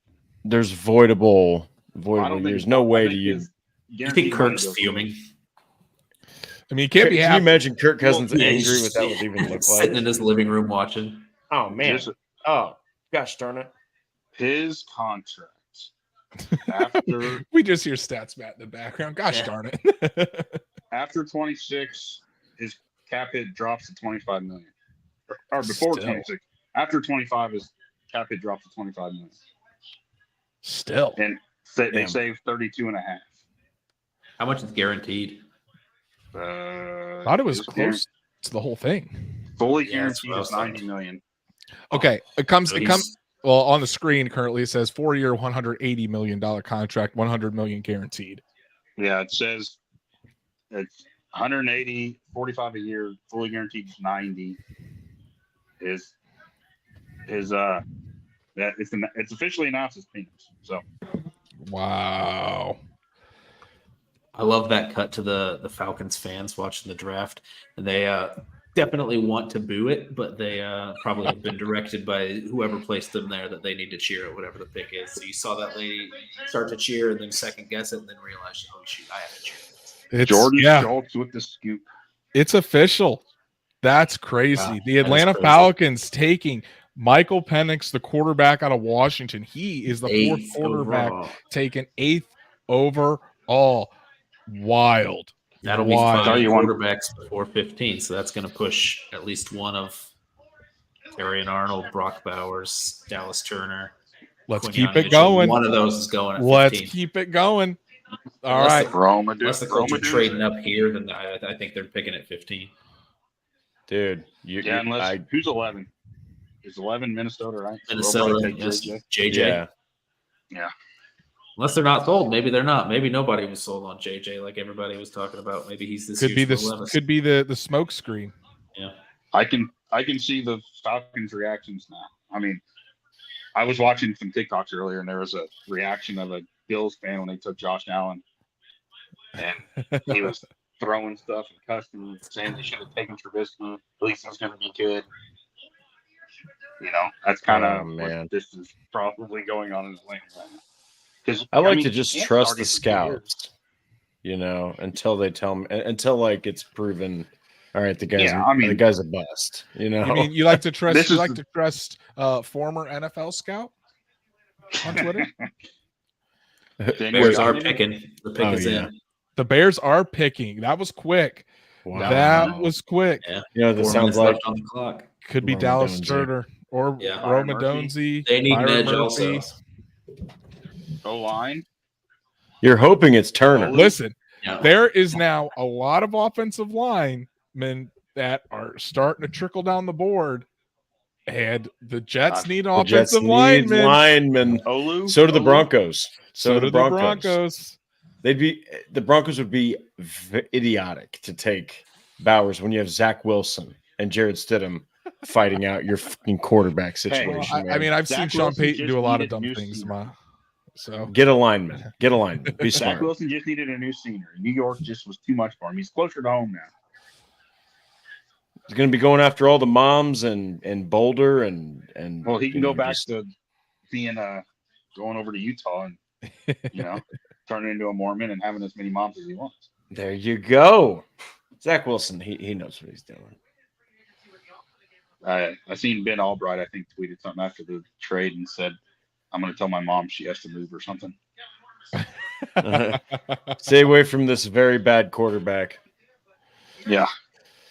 So all right, pick I mean, is in. this pick can Are be you sweating stats, Matt? Do you think Dude, it's going to be Rome a Jonesy? tad bit, but my issue is, are they going to play 3 wide receivers that often? I mean, I think that they're going to pick a Donesy because they're going to give Williams as many weapons as they can just because he's a rookie. That's my Adonzi and Caleb Williams are pretty close too. do you remember what Caleb Williams said today? No. He said, I want them to take Olu because he would Sean, a high school teammate. I know he would protect me for my life. And the Jets, Ian Rappaport just tweeted they took Rome. But Ian Rappaport just tweeted the Jets are in the process of making the trade. Minnesota on the clock at 10. They're not there. So basically the Jets move back one spot. So the Jets are taking Bowers. No, But- that doesn't necessarily mean that. That means an offensive lineman still at 11. But You're saying Minnesota moved up to 10 for McCarthy for Yes. insurance? Yes. Or likely for McCarthy? hey, maybe Peter Schrager's right. Maybe we take Byron Murphy at 15. I think that I hope not. there's too many. If they were like in a position like maybe like I know the Eagles kind of had a late season collapse, but like outside of just cornerback, the Eagles are looking like still a pretty decent team, more of a complete team. If you're more of a complete team that's been competing, you have a chance to be cute in the first round, right? The Colts have like too many needs that are not interior. And unless they're planning on taking Murphy and moving him everywhere and they're not confident in Quiddy Pay, I can't believe that it was Zerloin, Matt Miller, and Schrager. All 3 of those guys had Murphy at 15. Miller eventually switched. I think he changed his this week to Matt Xavier Miller, Worthy. I've learned through covering some of his articles, man, that dude, no offense to him, he is just – I don't think he knows anything about certain NFL squads. I think he knows a lot about some and others no intel. No. Now- Also, It's now official. Rome Odonzi to the Chicago Bears there at 9. RIPs in the chat for Stats Matt and his dream of Sorry, Rome dude. Odonzi. But hey, I mean, we thought the Colts possibly could have wanted to trade up. Ultimately, there still hasn't been, besides Minnesota jumping one spot up to get to with the New York Jets, there hasn't been any trades so far. And we're cooking through this. The first NFL round. Network graphics still showing Vikings at 10 and 11. They trade 23. surely they didn't do that. That'd be crazy. Ooh, if they did, that train whistle just got a hell of a lot louder, Yeah, boys. I haven't seen any trade terms, so I can't confirm that, Yeah, but the it just graphic came out. definitely still says 11 Minnesota. It just came out. It was 11, 129, and 157 for 10 and 203. Okay, Yeah, they swapped it on the graphic. so they swapped it. They're taking a QB. They have they're to be. taking To JJ be doing before that, move they up get one jumped by spot. Denver. Yeah, worried about. they were worried that another team was going to jump up there and JJ. get their quarterback. So it's got to be JJ McCarthy, They're unless worried about they take Denver Bo or- Nix. Yeah. Bro. Bo Nix, or- yes. They'll do a Michael Denver or the Penix where you have Raiders like a were- second or third round grade on the guy and they just pick him top 10. you know. But Man, also, that's just a wild. the Colts could possibly have it line up to where you have Dallas Turner, Quinion Mitchell, Terrion Arnold, and Brock Bowers all there at the same time. All there would be crazy. I think that's a trade back scenario. Andrew, actually, who are you taking in that case? All 4 of those guys are on the board. We know. Who are you Brock taking? Bowers. Brock Bowers. The only 3 guys that I said that I would take before Brock Bowers: Marvin Harrison Jr., Malik Neighbors, Rome Odonzi. If Brock Bowers is there at 15 with all the rest on the board, I don't care. Brock Bowers gone. needs to be in Indianapolis. That's fair. I have 7 people's stats sitting here, and only one of them's been taken so far. Stats Matt was he came prepared with the stats tonight. You'll love to see it. We're really There it only is. here for the Colts picks, though. Yeah, he's No, got they them were also ready. Possible Colts picks. They were Yeah, former stats of the day that I printed off at work when I was there today. But I mean, it's possible the Jets trade back again if an O lineman is who they want. The They'll Colts just would be keep the on perfect person. recouping picks. The Colts would be Yeah. the perfect team for them to trade back for. It if the would be. Colts want Bowers that bad. It's just when you have a team that's in win now mode, right? And they went and they got Mike Williams now. Okay, they do still have Alan Lazard, who Pick is was Yep. one of Aaron Rodgers' boys, obviously. But I think when you're in win now mode, you need to continue to protect, over get a weapon, because I do think the Jets need to lean on a ground game at least a little bit. So Hey, that's the interesting, Jets though. signed a We'll see bunch what of they do. 35-year-old offensive linemen. That's fair. two of them that have major injury concerns. So Yeah. Yeah, big I don't ones. know. And then you've got 1 year of Aaron Rodgers. So I feel like if you're going all JJ out for 1 year, getting a pass JJ catcher, and you're just hoping that Aaron Rodgers is healthy the whole year, and those two tackles are healthy for the whole year, that's your best chance to win the Super Bowl. As soon as that year's over, that's gone. Fragile. That's fragile business, dude. Fragile Yeah. as hell. Well, there, Dear yeah, God. that's just how they're built right now. It's fragile. and there it is, JJ McCarthy, the Look at quarterback out of that. Michigan, going Woo. to the Minnesota Vikings. Wow. 5 quarterbacks taken in the top 10 of this NFL draft. Make it 6. It's a I'll lot. tell you what. That's a lot. And they're A all lot of going to people start were- probably, at least. Yeah. A lot of for the people most deserve an part. apology for this too, because everybody Well, told Michael them Penix. everybody told the insiders that they were full of crap, that it was going to be 5 or 6. That Penix and Knicks were no doubters second rounders, and one of them goes in the top 10. I mean, some of them were saying 6 quarterbacks before the Colts picked, and there's 5 of them already. And All right. 2 teams that still need one, Denver and Las Vegas. The Raiders, yeah. All right, guys. Since we've made it through the first 10 picks here in the draft, we are going to take a 1-minute break. So everyone stay here. We will be back in exactly 60 seconds. So the boys here can get a little break, refresh, go to the bathroom, and we will be back in exactly 60 seconds. See you guys soon. Thank you.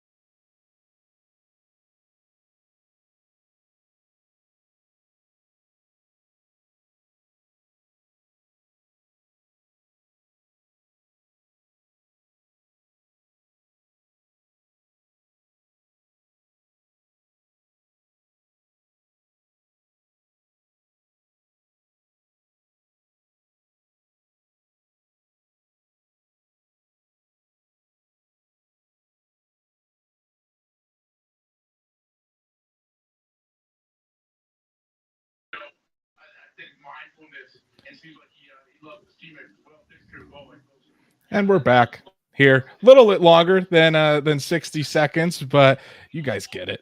Welcome back to the Horseshoe Huddle live stream here of the first round. Been a fun first 10 picks. As the Vikings selection is in, we know it's going to be J.J. McCarthy, the quarterback out of Michigan. And guys, you know, as we were talking about, very well could see one of those top guys that we were or could very well see Dallas Turner there at 15. Quinyon Mitchell there still there at 15.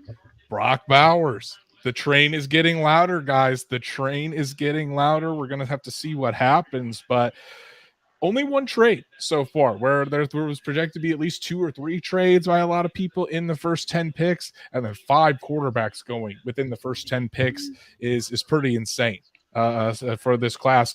We'll have to see how many of these. Actually, I'm going to open this up. This is going to be a fun question. We'll go around the horn. We'll start with you, Noah. How many of these 5 quarterbacks do you think actually pans out and ends up being worthy of their selection here, let's say in 5 years? The over-under at 1.5. 1.5. Okay. Yeah, I don't feel super optimistic. 5 years, you're talking Penix's trajectory is 3 years behind Kirk Cousins, so you kind of have to hope that he comes out in that Jordan Love kind of career arc where he's shooting out his first year and showing off what he can do. I'm not super confident about Jaden Daniels. A lot of the pressure to sack ratio is concerning. The amount of down throw, or how quickly that he turns his eye or takes his eyes off of downfield and tries to run when he's out of the pocket as soon as he gets pressure in his face is concerning. So I wasn't super high on that pick. And then I just kind of think it's a 50-50 shot whether Drake May turns out to be good, because despite the talent, that landing spot's rough for him right now. Yeah, definitely. So, Yeah. Go ahead, Stats Matt.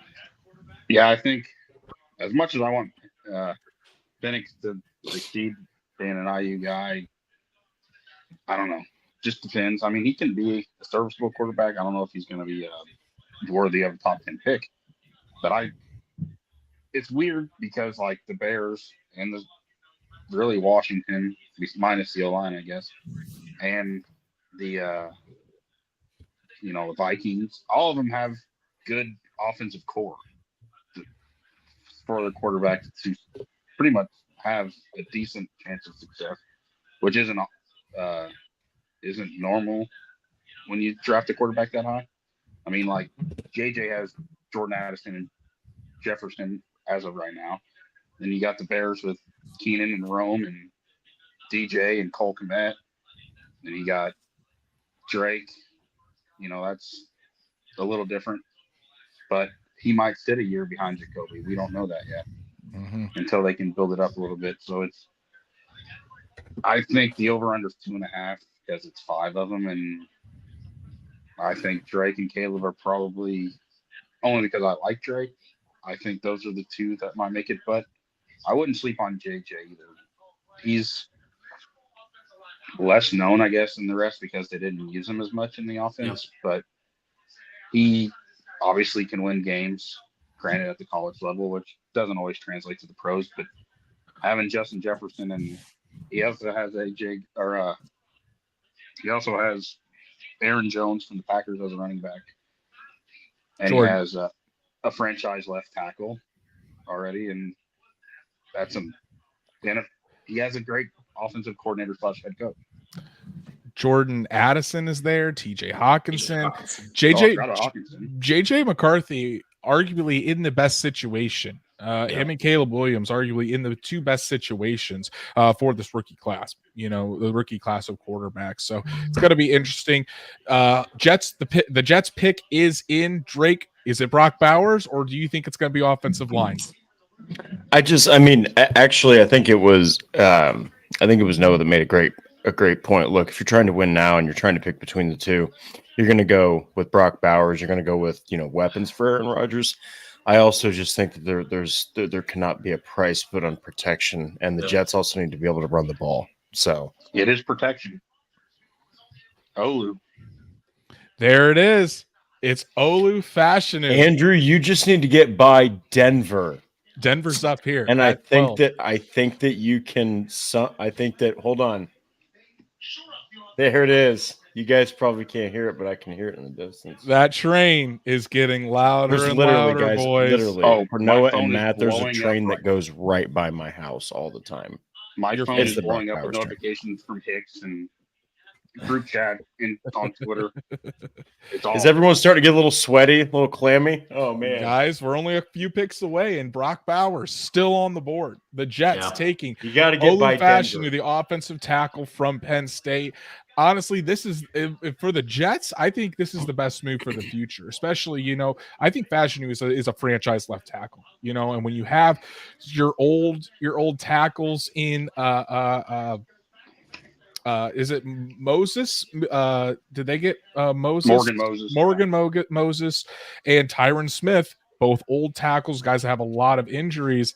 Fashanu could be called upon as early as this season. So, for the Jets, I think this is a great pick. For the Colts, it's an outstanding pick.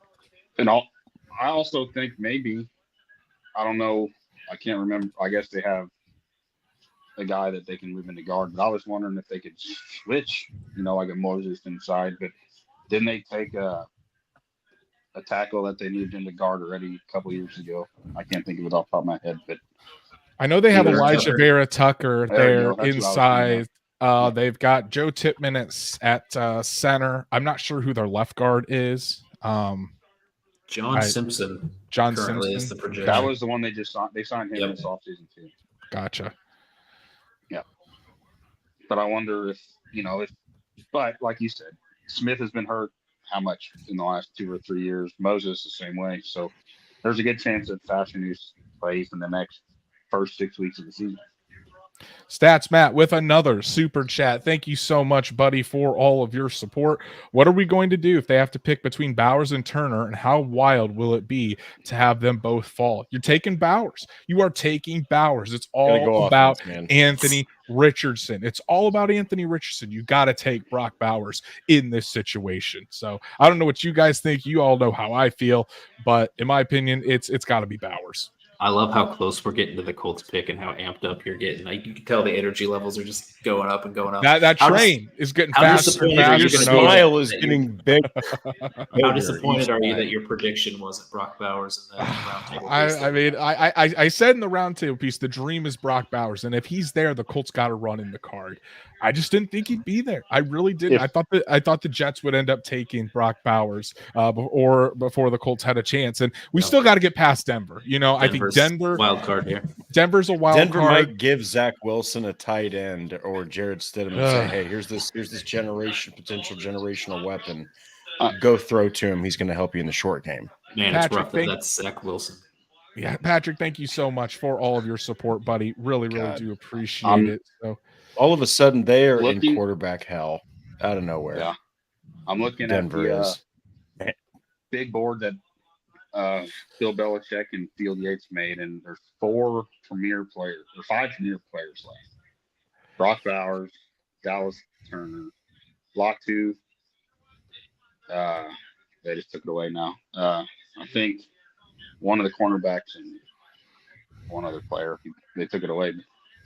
So it's getting there. it's going to be interesting, guys. You can feel the energy building. You can at least from my you end. definitely can. Yeah. Listen, man. Oh, it's Terry Arnold and Edmund Cooper are the other two. Oh, okay.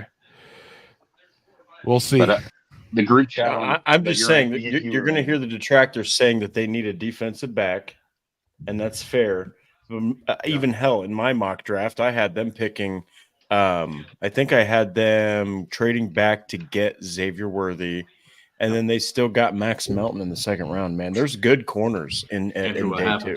We have our 6th quarterback going off the board. The Denver Broncos are taking Bo Nix, the quarterback out of Oregon, with the number 12 pick. You guys hear that? You hear that train? It's getting louder and louder. Also, just want to throw this out. I think the previous NFL record for latest pick that a defensive player went was number 8, and we're sitting at 13 now. That's How- crazy. No What's the defenders come record off the for board. the first 6 quarterbacks? Guarantee it ain't first round. Yeah. Honestly, Half the I could picks, see. boys. I could see. Who does Las Vegas have opposite of Max Crosby? Do they really have a guy outside? Opposite? Yeah. Remember what is his name? If not, Dallas. He had like Turner. 10 plus sacks. Here we go. Stats, Matt. He's on it, Dude. Well, it's everyone watching the show, and Noah. First off, please go check out Andrew and I's written work. But also, Noah's brand new to the team and has some very interesting ideas. He thinks outside the box a lot, which is just a perfect addition to the team. So go check out Noah's work. But when we say Stats Matt is the third host of this show, we're not messing around. The Nope. guy really They is the drafted third Tyree host. Wilson last year. They did They draft drafted- Tyree Wilson. Didn't he end up being already considered? I mean, isn't he already considered a bust? Yeah, he had 3.5 sacks, but Oh. their second leading sack getter. Look at what Will Anderson did. Consti. Kunsti. Koontz. Yeah. Koontz. So That's was right. their He had second leading sack getter, 8 sacks. okay, so he almost had. So he had kind of like a Quiddy Pay type season. I would say yes. I would say you still need to help Max Crosby because he's otherworldly and is almost like his career is almost starting to look like JJ Watt's, where you see this just Herculean type of defensive end and just nothing around him. What are the odds that they go cornerback here? They could take Terry. I think Terry and Arnold would be a really good fit. They've got a great Las Vegas defense, man. Raiders. Hungry defense. So They have Jack Jones that they got from New England, and a bunch of guys, and Nate Hobbs. I guess that's the only. I don't think Marcus Peters is on the roster anymore. He was on. They traded for him last year. Andrew, dude, where did you guys have? Because I'm trying to pull it up right now. Oh, here it is. Oh no, never mind. It's on the first page. Where did you guys have Bo Nix? Because didn't you have him in the second round? He's not in the guide. as a grade. No, just grade? like round wise. Oh well, that was the grade. We give round grades for the. Oh, okay, my bad. Yeah, For them for quarterbacks, we gave Bo Nix a second round grade. We gave Michael Penix a third round grade. So him and Penix both. The only two and the thing is the only 2 first round grades we gave out for quarterbacks were Caleb Williams and Drake May. We had Jaden Daniels, JJ McCarthy, and Bo Nix all with second round grades. Michael Penix with a third round grade. That's not to say that's where they would be taken. That's just to say in our grading where we thought they would fall. Obviously, quarterbacks are going to get pushed up the board, but 6 quarterbacks within the first 12 picks, I can't remember ever seeing that. Nope. Shows you where the league is headed and what's important. To respond to MGK, Chandler Jones kind of went off the rails last year and went MIA, so I don't expect him to be back necessarily. No. Yeah. Chandler Jones, I don't think he's even on the team anymore. Yeah, I don't think. But also on their DB lists, they have Brendan Faiston, Jack Jones, Nate Hobbs. So it's possible they go with the top cornerback here too. Also, looks like they've got someone named Rogers Thayer is on Munford McAfee Jr. as their projected starter at right tackle right now. So he was a 7th round pick in 2022. They could also go offensive line. Yeah, we've had what? Rogers 3 is on with offensive linemen McAfee, so I'm sure he's happy. My gosh. But yeah, this Raiders pick, it's got it. My guess is it's either gonna be a pass rusher to put opposite of Max Crosby, or it's gonna be a cornerback. Terry and Arnold, Quinyon Mitchell, one of those guys. That would be my best guess. Yeah. Plus, I think they're still trying to watch Michael Mayer, and see if he can develop. Oh yeah, they aren't in the Brock Bowers sweepstakes. So Andrew's not even worried. no, I'm not worried about the Raiders. The pick is in for the Raiders, and then who's after the Raiders? After We the got New Raiders Orleans. is the Saints. The They Saints could also use a tight end. They could. I think they need to go offensive line, and then we got Indy guys. So that Brock Bowers train is getting real loud, real loud. Andrew said that he was going to do something similar to a certain Indy Star columnist that does column coming if the Colts are at 15, Bowers is in, they don't pick him. So, Patrick, you better be pulling my chain. Hey, it's train is dead. Guys, the train is dead. The train is dead. Brock Bowers is going to the Las Vegas Raiders. That is not the pick that I thought that they would make, especially having Michael Mayer there. Yeah. I feel like but it's the Raiders. So what do you expect? Oh my goodness. They didn't have a Michael Penix to take, so they didn't. So they went with Brock Bowers. So where are you guys getting these picks at? The dream is dead. The dream is dead. I seen Shad tweet out, damn it, so I assume that I'm in Bowers was gone. Yeah. Breer tweeted that Bowers is going to the Raiders. So, but like we said earlier, if we want to help the defense, there hasn't been a defensive player taken yet. Even if the next two go defense, there's top of the line defenders there. Yeah. So it's looking like, I mean, at least two of these three will be on the clock, will be available. It'll be Quinyon Mitchell, Terry and Arnold, Dallas Turner. You know, two of those three. Who would you go? I'd go Dallas Turner.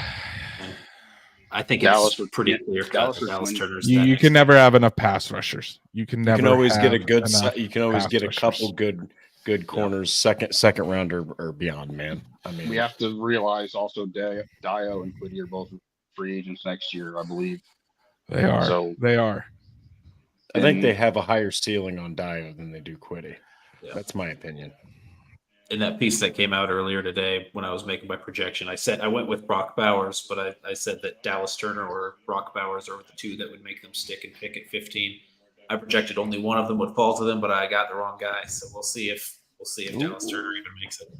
Yeah, he could, because both Brian Thomas Jr. and Quinyon, one of those two guys is also going to be available after this pick, unless Indy's like, well, we got to move up, which I don't think that's happening. So they just tweeted out that Saints are shopping.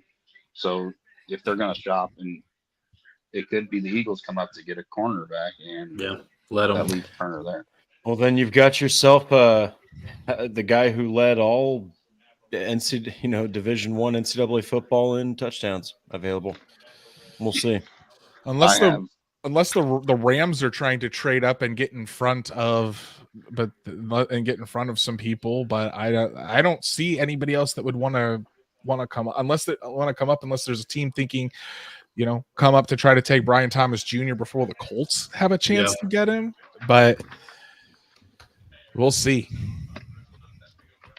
I just really don't understand that pick. Why would you take? You can see I'm upset. Why would you? If you're the Raiders, why would you take Brock Bowers when you already have Michael Mayer? And I made the same argument for Jelani Woods. Why not both? So you can put Brock Bowers all over the place, but it just seems like the Raiders have more needs than at that position or at different positions, like a cornerback, like offensive line. But hey, I mean, Raiders starting quarterback Gardner Minshew loves checking it down. That is true. Bowers. That is true. So Brock Bowers is going to get a lot of picks or a lot of catches with Gardner Minshew as that quarterback. Dynasty leagues, fantasy leagues, everywhere. Bowers is going to be, especially for full PPR. Yes, definitely. Great selection.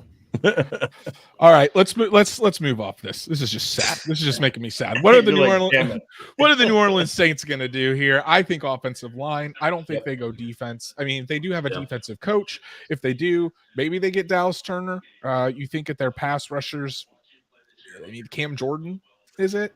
So, but in my opinion, it's probably they've got a lot of great offensive linemen still there. So Yeah. Saints are picking. the Saints, the pick is in. So the Indianapolis Colts are officially now on the clock. Here we go. We're going to have to see, guys. But Yeah, I'm kind of working on this thing in my head where I'm trying to figure out how volatile cornerbacks are, and I did a piece on how rookie cornerbacks perform in their first years, and kind of stacking up every first round rookie cornerback. There was 45 of them. I've got this big spreadsheet of every valuable stat you could have to evaluate a rookie cornerback's performance in every first rounder, and just tried to compare them to what the Colts had last year. Found some interesting things about Jalen Jones and the season that he had last year, where they would have ranked up there with like the top 5 of first round rookie corners if he was a first rounder in terms of yards allowed per coverage snap. His contested catch percentage that he allowed. The big thing that got Jalen Jones that knocked him down, and I think a lot of fans noticed this, is that he gave up a lot of touchdowns. His rookie season, he gave up 6 touchdowns, where the average first round corner gives up, I think, 2.5. So that's really where he stood out. So I think if you coach him up in the red zone, get him a little more shine in those big moments as that 7th round pick, then I think you've got something valuable on your hands. And that's not even considering Dallas Flowers, who could also come in. And I've kind of been working on trying to figure out how volatile that position is in its performance in general, and trying to even decide if spending a first round pick on a corner is even worth it when you've got some veteran guys on the market that you can pay market value, and then you can just use those valuable picks to go after other premium positions like edge rusher. So I'm hoping Dallas Turner is the pick if he's available there. Yeah, that piece was fantastic. No, if you guys haven't read it, please go check it out on horseshoehuddle.com.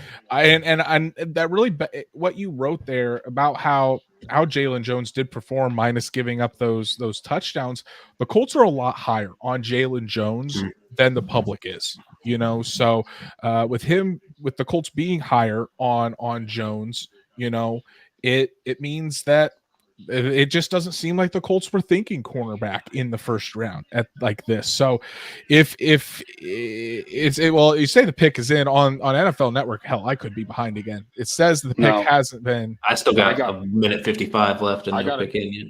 I think Rapsy tweeted that they're staying. I don't think they're staying. Yeah. And I have nothing because I knew that this would happen, so I'm just waiting for one of you guys to. I mean, I do have NFL.com up here, but there's always different stream. All right, I got it, guys. Breaking news: the Saints have selected Talise Fuaga.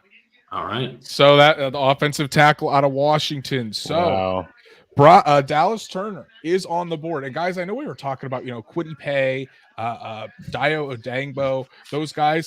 They're at the big end position. Dallas Turner would fit the Leo position. He's 6'3", only 240 pounds, 34-inch arms. That's a more slender defensive end pass rush guy. You put Dallas Turner in this Gus Bradley defense. Dallas Turner is going to play the Leo. So that's Samson Ebukam's position. So does Turner start over Samson Ebukam to begin? After Ebukam had 9.5 sacks, that's kind of interesting to think about. I think that unless Indianapolis, I mean, here's the thing: you have Turner, you have Thomas Jr., you have Quinyon Mitchell. I mean, you've even got Terrion Arnold sitting right there. I mean, so there's so many freaking ways they could even say, you know what, none of those guys are good. We really love Xavier Worthy. Philly, here's a trade up. Yep. Go ahead and take this. We'll go back to 22. So who the hell knows what's going to happen? This is the most unsure I've been about a Colts first round pick in some time. I don't know about you dudes. If it's Turner, then all 8 of Horseshoe Huddle's writers got the prediction wrong. Yes. Not one of us would have gotten it right. And the thing is too, the Colts have their choice of the top defensive player in this draft, which is pretty crazy to think about at pick number 15. Bill Oz is on the McAfee set doing a trick, and Bill Belichick's over there texting on his phone. Bill Belichick, even in retirement, well, momentary retirement, is just still All business. But it's so wild, like watching him with Pat. Like he almost seems chipper compared to what we all knew him as. If anybody wants to sit and just laugh, just go watch his media interactions. Per Incredible. Daniel Jeremiah, Kirk Cousins was not given a heads up by Falcons brass that they were selecting or considering selecting Michael Penix. Whole situation doesn't feel good by any means. That's not great. Not great there dude. in Atlanta. And with a new head coach in the building. Yeah. That sucks. Yep. So why the new head coach had to be a part of that decision, though? Why would you do that? What? So, Matt, you mentioned that when you looked up Kirk Cousins' contract, you didn't see any voidable years on that? It's 4 years straight up, but after the 25 season, his cap hit drops to $25 million, and they save 32. His cap hit's 50 something million if they keep him. Oh wow! What that is? There's got to be a reason that they pulled that off. It's weird. They reached, and it doesn't make financial sense. Weird. Yeah, that with Penix going at 8, they knew he was going to be there at 8, and that's been their plan for a while. And it makes you wonder if I would assume that this isn't the case if they gave him this much money, but is something up with his recovery? Yeah. I mean, I don't know. But you wouldn't pay him that money guaranteed if you had question marks on his health. That is a team that I remember watching them on Christmas Eve when they beat the crap out of the Colts. They have so many offensive weapons. Now you're giving him Darnell Mooney. I was so excited to see that team, and it's like I wonder what Kirk Cousins. I mean, it's all about mental. You got to be there mentally, or else how hard are you going to play? Remember the Chargers when they figured Staley was going to get fired? They lost like 63-14 to Aiden O'Connell. Like it's all about mental. So we'll see. That's crazy. All right, guys. The Colts are on the clock. What is your official prediction for who they are taking here at 15? I'm saying Quinyon Mitchell. Okay. I'm going Dallas Turner. I don't think they thought he would be here. It's either Turner or a trade back to the late teens, early 20s. I would love a trade back. I'm just going to say it. I would love that right now in this position. I love Dallas Turner, but I think I'd be hypocritical because earlier in the show I said it's all got to be about Anthony Richardson giving him help. Just turn it to like you got to get turnovers and sacks and tackles for loss. And, but man, I just want to say I want to see Star Wars numbers, right? I'd have to do some research, but I'm pretty sure Turner had more pressures in his college. We'll take it. Than like our top two guys combined last year. I'll take pressure. Love pressure, man. You can never have enough pass rushers, so that's why I think last year was 20%. Dude, how crazy would it be if Turner's taken, Andrew? 8 riders picked 2 pick Mitchell, 2 pick Thomas, 2 pick Bowers, and then was it Mitchell? No, 2 pick Mitchell. Yeah, 2 pick Mitchell, Bowers, and then Thomas. it just turns out to be Dallas Turner, Oz, or Terry Arnold, who is also a phenomenal fit for the Colts. Oz Shane is on the phone. That mentalist correctly picked Bowers to the Raiders. Wow. What a crazy pick. I wonder if they're going to just like use him half slot, half like inline. No. Yeah, Mayer's more that traditional inline tight end guy. Yeah, you can move Bowers on the field. I don't think they're going to have any issue getting him on the field and getting him touches. I mean, Mayer reminded me a lot of Delaney Walker from Tennessee. Shorter, but stocky as hell. Yeah. Can still block. Yeah. Oz correctly picked the top 13 pick. Wow. Who's Oz? Yeah, sure he did. He's the mentalist that goes around. But he's the mentalist that goes around all the NFL teams. But that was the thing they had taped. He had the top 13 picks, even ink printed with Bowers' picture and number 13 and the 13th pick. Andrew, don't give anything away. I know who they're taking. Is it Latu? Don't say anything. Yeah, don't say anything. I'm gonna Play Say it. a damn Nobody thing. say anything and just play it when Goodell. You know what? Based off Andrew's face, I bet that it's Jared Verse. I bet it's Latu. Xavier Worthy. Listen to this now. We're okay, saying guys. defensive ends. We're all just yelling names. I don't. I will put the NFL Network broadcast on the screen. Love it. Okay. We love People some- people in the chat, if you know who it is, do not say it. Yeah. I haven't been please. watching chat since. I've turned off the don't- chat. Don't watch the chat because we want to get the live reaction here. But I will be putting We got what- yours a little. We're gonna clip that. I will be putting. I'm going to take that down, and I will be putting the when Roger Goodell comes out, I'll be putting it out there All of right. who the It is a Colts will pick. be taking. No trade down. So they love somebody because he loves to trade down. I hate that you know, Andrew. I know who it is. Too.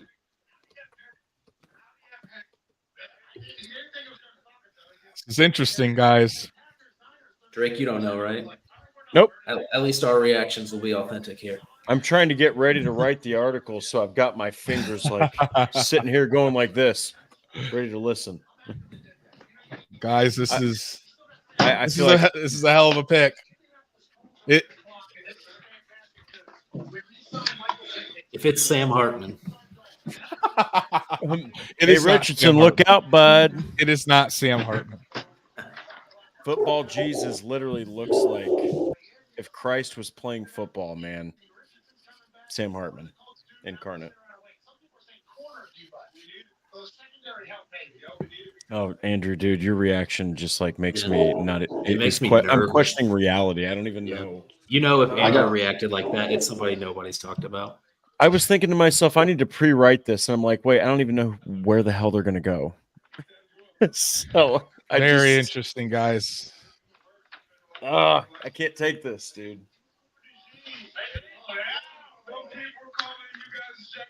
I I'm, need a drink. I'm writing I'm gonna- stats right now. I will throw it up here on the screen Oh my god. as the pick is in for the Indianapolis Colts. My heart's beating fast. It's an Watch ounce. it be I just watch it be it just came Byron. across my screen. Watch it be Byron Murphy, dude. I'm closing my laptop so I can see it on stream. Oh my god. I can't handle this. Colts just tweeted it out. The Colts tweeted it out. Don't look at it, but because I I've want got to my do tweeting. I've got we my want to do tweet live notification. reactions on here. So Everything's off for me, so I'm gonna hear it.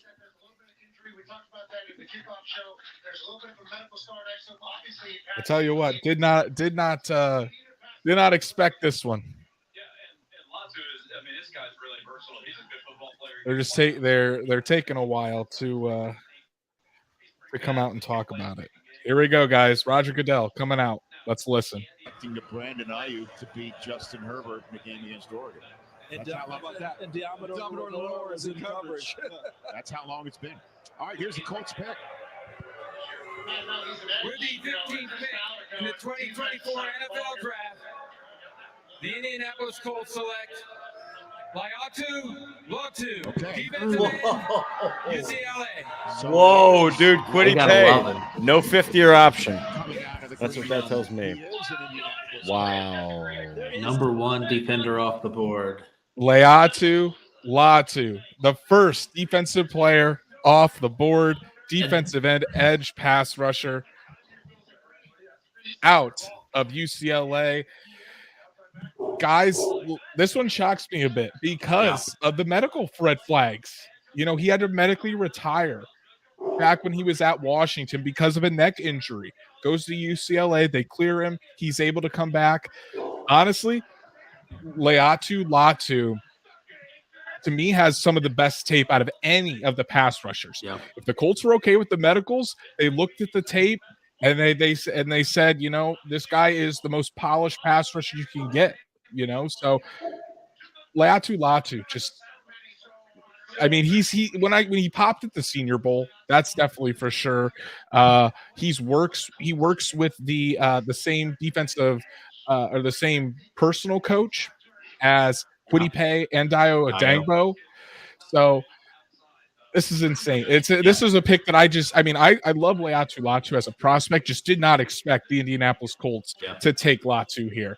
I mean, yeah, there was definitely some talk about Leatu maybe going at 8 to the Falcons and being that first defender off the board. Yeah, but I didn't expect it here at 15. I don't think I hadn't seen any projections of him going to the Colts. That Coach Ed, the D-line coach for Dio and Quiddy, following him on Twitter. He's a good follow, by the way, especially now when he's got 3 of the Colts pass rushers in his camps.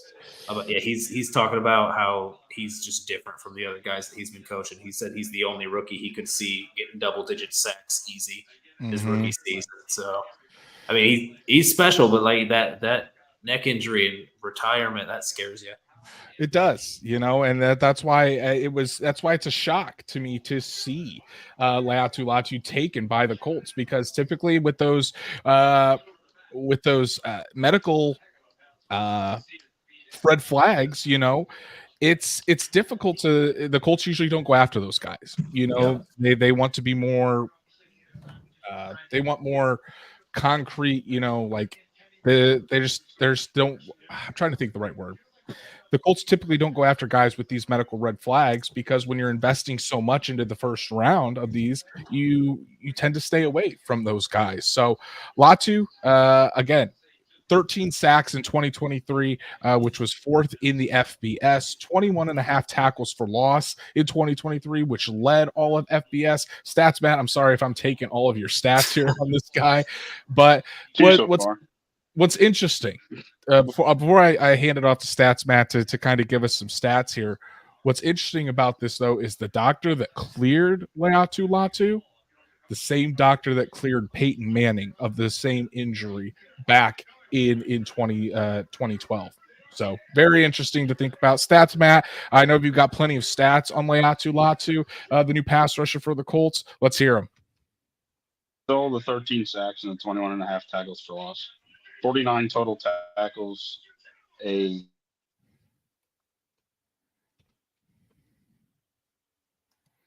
Stats, Matt, you're kind of cutting out there, buddy.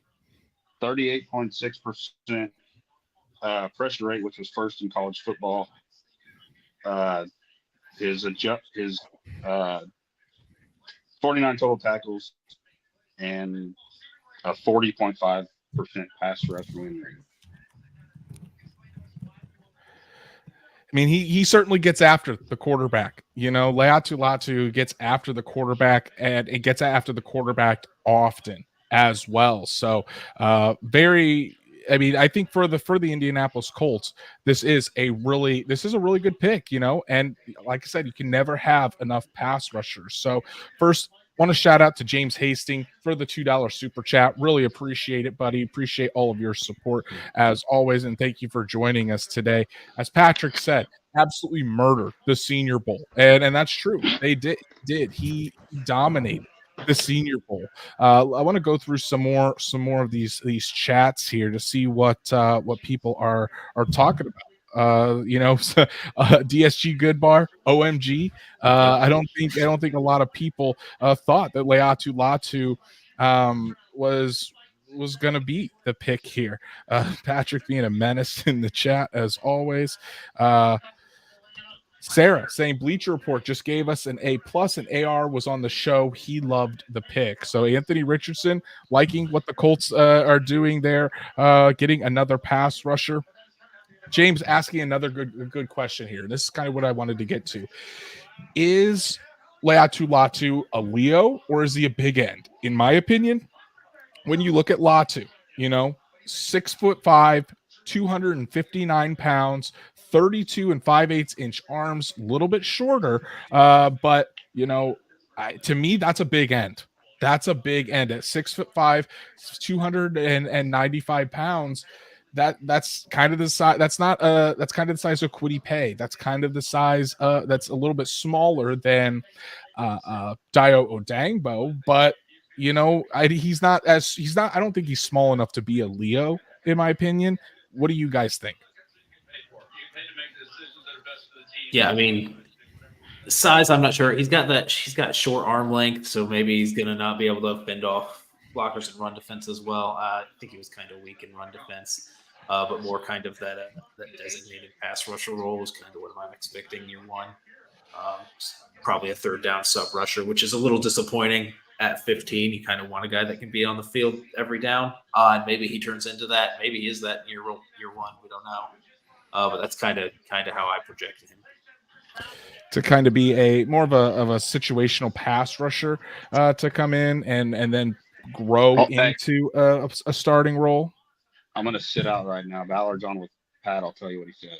Okay, cool. So we'll remove Stats Matt as he listens to Chris Ballard talk to Pat McAfee to see what he is saying about that pick there. But yeah, Noah, again, it just I think Latu, when you're watching his film, the guy is just so technically sound. Yep. You know, and he it was noticeable at the Senior Bowl as well, getting after the quarterback, you know, just being able to get around pretty much every offensive lineman that tried to go up against him in one of the better offensive tackle classes that we've seen in a long time. So obviously the Colts were okay with the medicals. And then once you're okay with the medicals, like Latu is up there as one of the best pass rushers. So I don't think the Colts make this pick unless they got assurance that the medicals are good, you know, and so if they're taking him this high, and that means the Colts aren't worrying about the medicals, and that means I don't think that Colts fans should worry about the medicals too, unless something changes. Yeah, so he's also one of the older prospects. He's 23 this year. He'll turn 23. Looks like December 31st. So or 24 December 31st. So this year it'll be his year 23 season. So on the older end, probably doesn't hit the explosive metrics that you're kind of used to seeing in a pass rusher. That arm length was a big thing, but also is jumps really not hitting the standard that you would think. So you would kind of naturally be drawn just based off of history of what Ballard's done towards a Dallas Turner in terms of that. But yeah, I mean, I guess this draft there, at least with this pick, they're focusing more on technical character and being a little less concerned about that raw RAS score or what everybody kind of thinks of when they think of a typical Ballard draft. One other thing, when they also Rusty Jones, longtime director of sports performance medicine, strength and conditioning department there, retired this past year. So you've got his replacement coming in, and Mike Minnis probably had some sort of a say on whether he can rehabilitate this or ensure that we've got some assurances there with that injury. Yeah, that's a good point. And I think Chris Ballard even mentioned that, you know, in his pre-draft presser that Minnis is already having a big impact on how they do things and how they are changing things. So but DSG Goodbar, thank you so much for the super chat, buddy. He says, prove me wrong, Latu. Great job tonight, guys. DSG Goodbar, thank you so much for your super chat. For all of your support as well, buddy, because it means the world to all of us. So I am going to bring up as Patrick says, Latu's RAS 937. I am going to bring it up and here's Stats Matt as well. Our front is going to be really special with Latu coming in. The Colts said they didn't get enough pressure on the quarterback last year. It looks like that's what they are trying to do as Roger Goodell comes up down to the Seattle Seahawks are taking there at pick 16. We'll have to see who that is real quick before we move on to look at Latu. But it wouldn't surprise me if this is Dallas Turner here to add to the Seahawks pass rush. And it's Dallas Turner. The Seahawks are taking Dallas Turner, Byron Murphy. Yeah. Byron Murphy. Excuse me, Byron Murphy. You guys probably all thinking I'm an idiot, but my screen got behind again, I guess. So Byron Murphy, really good pick for the Seattle Seahawks, the best defensive tackle in this class. But I do want to bring up the RAS, so that way we can take a look at Latu and see exactly what we're dealing with here. Jaguars did trade their 17th overall pick to the Minnesota Vikings. Okay, so they're coming back up for somebody. Minnesota coming back up could be offensive line? Is it a cornerback? You know, Terry Arnold, Quinyon Mitchell. What did they trade up? Turner. Dallas Turner. I feel like every pick from this point, you've got to be like Dallas Turner. Maybe this one. Dallas Turner falling a lot Strange, farther than I think people thought. So let's take a look at this here. And as I bring up Laiatu Latu's score. First, Stats Matt is back. Is Ballard still on the TV talking to Pat? No, he's gone. Okay, tell us what Chris Ballard said talking to Pat McAfee about Laiatu Latu. He didn't go into depth too much, but he basically said that he was the top guy left on their board. He said you can never not have enough pass rushers, which is, what you expected him to say. He did say that they watched AR have a 65 pass session yesterday. Connor asked him about Marvin Harrison Jr. He said, beat around the bush like he always does. Said that they were comfortable staying at 15, knowing with how the board was falling. Matt and Mel Kiper asked about trading back up into the first round, and he said they feel comfortable where they're at right now. And if he wouldn't have told him. But basically, they said they felt comfortable with medicals. He has 2 years of tape since the retirement, and they don't expect any issues. All right. Well, let's take a look at. Well, first, before we do that, Minnesota's on the clock. We can see who the Minnesota Vikings are taking here with the 17th pick. My guess is if they traded up, they're coming after Dallas Turner to replace Danielle Hunter. Yes, they did. Okay, so it is Dallas Turner, the pass rusher out of the University of Alabama. A lot of people thought he was the edge one for the in this draft. Obviously, that goes to Laiatu Latu for the Indianapolis Colts. And that's something to think about. I see a lot of people saying that Turner should have been our pick. Turner was more of a 3-4 outside linebacker type role in that defense. Now, Latu also was in a 2-point stance a lot at UCLA, but he fits more of a 4-3 that fits the scheme more than what Turner does. It's a good point. That's why we have Stats Matt in the building. the technical stuff, man.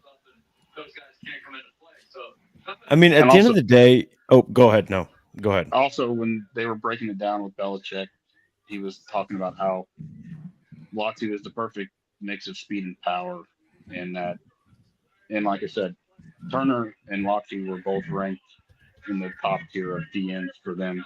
He wasn't a step down like some of the other guys were, so he was ranked in the top tier of the defensive ends in this draft.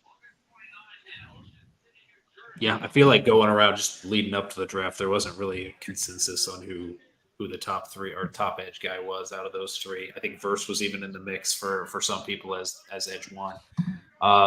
So, I mean, still, I feel like I'm still sitting here in a little bit of shock that he was the guy that Chris Ballard targeted specifically. Wouldn't have thought that, but I mean, I don't think that that's an outlier of a decision in terms of people across the league. I think there would be a lot of people that would have agreed with Latu being edge one.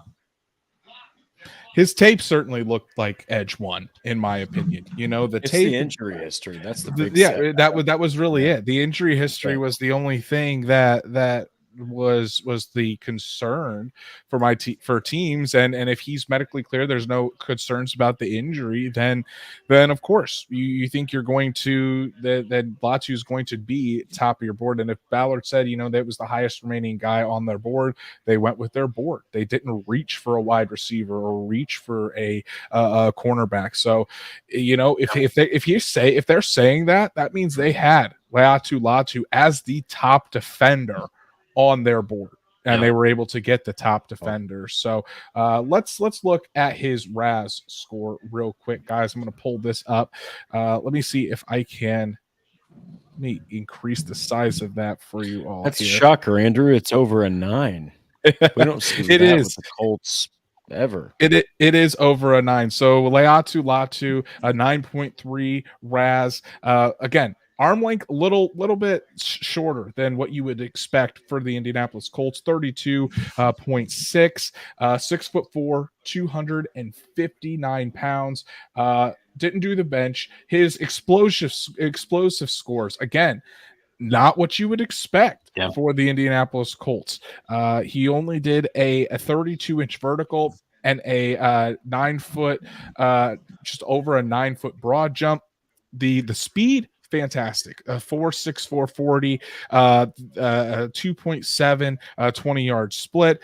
The agility, the short shuttle, 4.34, 7.09. So it's just a different kind of mold for the Indianapolis Colts as far as going with an edge rusher, and it's very interesting because it seems like that instead of strictly going by athletic freaks, the Colts, let me get the banner out of Stats Matt's face here. The Colts went by the tape. Really, they really let the tape do the talking rather than just saying, this guy has to meet these specific thresholds for us to even consider him.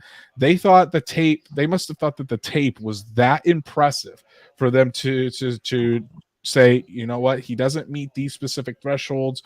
There is that medical history, but we still want to take him. So it's very interesting to kind of see their and process their thinking behind this pick.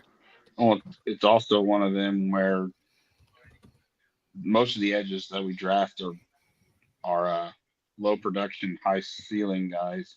This guy is a guy that has proven production in the college ranks. So that's kind of goes off of that too. Yeah, exactly. All right. So I'll take this screen down because we do have another super chat. And this time it is from, of course it is, the CFO, Patrick Rye himself. Thank you so much for the super chat, Patrick. Really, really appreciate it. Patrick is saying, here's the thing. People can be shocked about it and some might be upset about it. But if he racks up a massive pressure rate and has 12 sacks next year, they'll forget this feeling real quick. And I would agree. That's a very good take by Patrick. If Laiatu Latu turns into the dominant pass rusher that the Colts have really been missing since Dwight Freeney and Robert Mathis, no one's going to care about this, nor should they. And so it's going to be interesting how the Colts use him. Obviously, being paired with Charlie Partridge, I think that was a big thing too. Latu's already very polished, but can Partridge get more out of him, put him in the best positions to go out there and succeed and really dominate up front there? So a lot of possibilities with Laiatu Latu there up front with the Indianapolis Colts. Patrick, thank you so much, buddy, for all of your support. Really, really do appreciate it. I mean, and if you think about it, at worst, we picked up a Yannick Ngakoue where he can't stop the run, but he gets you 12 to 14 sacks a season. And you got to figure if he's working with Ed and with how Gus likes his DNs, they're going to make sure that he starts to pay attention to the run a little more. And it's just something we don't have. We don't, Quiddy and Dio weren't pressure guys in college. It was all traits. This guy has obviously generated a ton of pressure in college.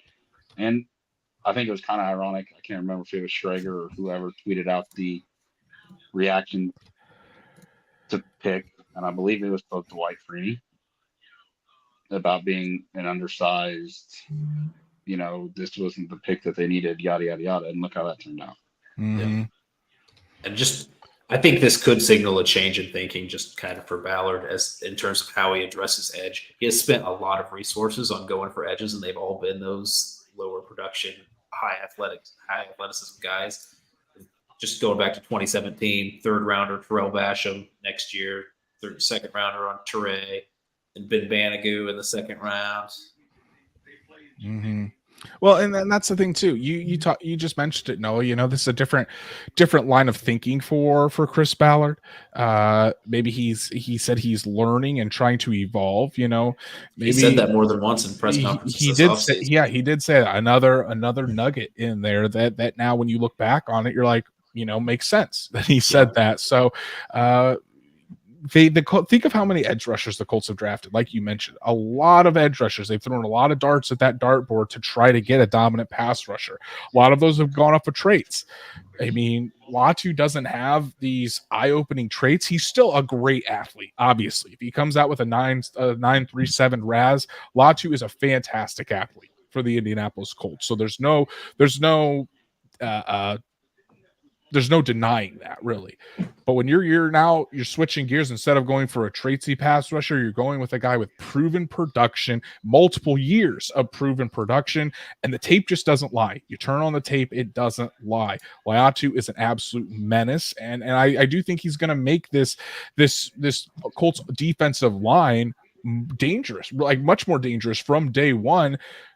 It's just still the trying to, because we've been so used to the Colts going after traitsy guys, going after guys that don't have a medical history. It's still that initial shock of Latu actually being the pick. Yeah. But I think Colts fans should be really excited about Latu, because do we have a comp in the draft guide for him? Let's take a look here. I was just gonna get to that. You're loading so slow. So you're a legend. So let me refresh mine, because my draft guide started to go a little slow as well.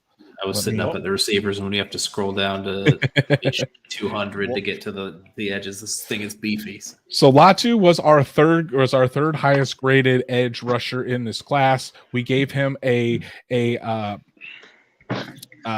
Latu a first round grade, and the player comp was Whitney Merciless. This is the player comp we gave him, and then great player. Yes. Yeah.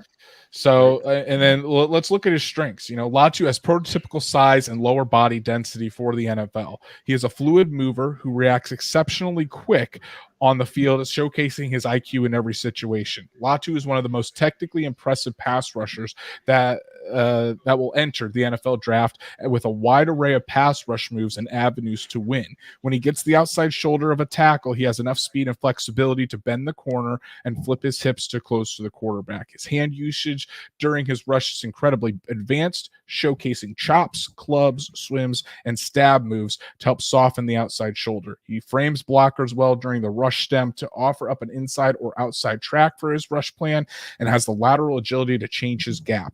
Latu is an active run defender looking to slip blocks and give chase quickly. He will blow up tight ends or pulling blockers attempting to kick him out. Very high character guy, high football IQ, and he's got a motor that just does not stop. Before we go too long, want to give a shout out to Sarah. Thank you so much for your super chat, Sarah. We really, really do appreciate it. Sarah says, great spending with you all, great spending the night with you all, and I love the Latu pick. So there you go. We've got another person that's all on board with a Latu pick. Really appreciate all of your support, Sarah, as always. So while we were talking there, the Cincinnati Bengals did make a pick, and I think, correct me if I'm wrong, it was for Amaris Mims, the offensive tackle out of Georgia. So putting some protection around Joe Burrow,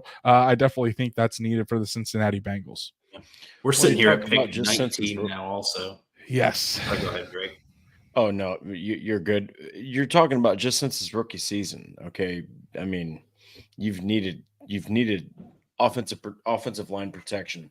And I think over the past couple seasons, they've been able to achieve that, but they've also had some injuries. And I think the Colts and the Bengals, in the regard of like, hey, depth offensive line, needing promising talent, they've kind of been in the same boat. I think that the Colts, obviously they have their stalwarts in guys like Kelly, Nelson, Smith, who will be a highly paid lineman, a guy like Ryman.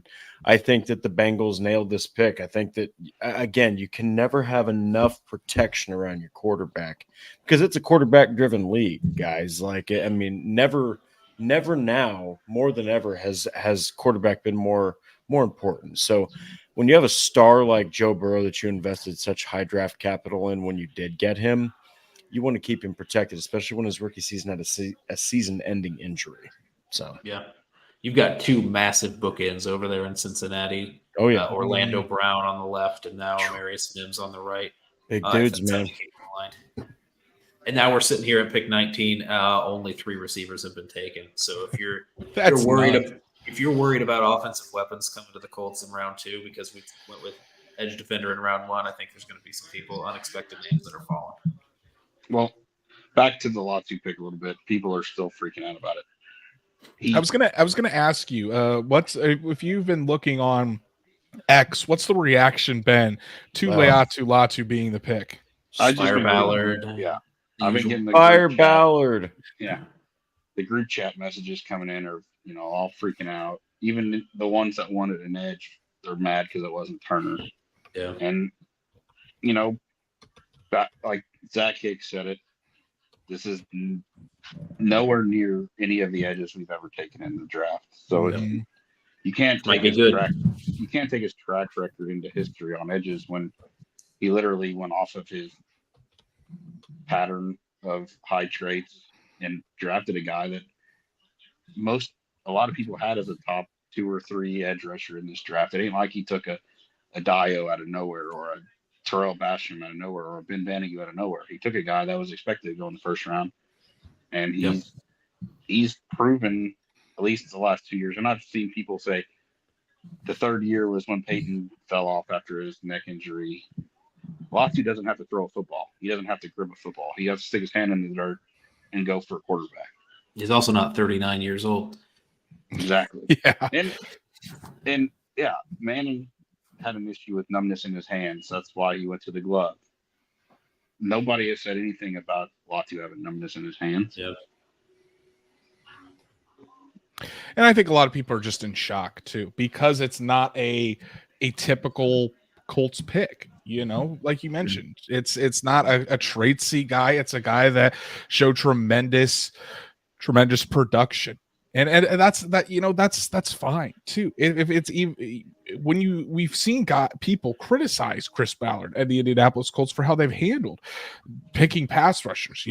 They never pick a pass rusher that pans out. Well, they completely switched up their strategy this time, and they're taking a guy with proven production as a pass rusher. So it's a switch from what they've thought recently, and I definitely think it's something to think about as why they switched up their thinking with this, And there goes the other edge, Jared Verse going to the Los Angeles Rams at pick number 19.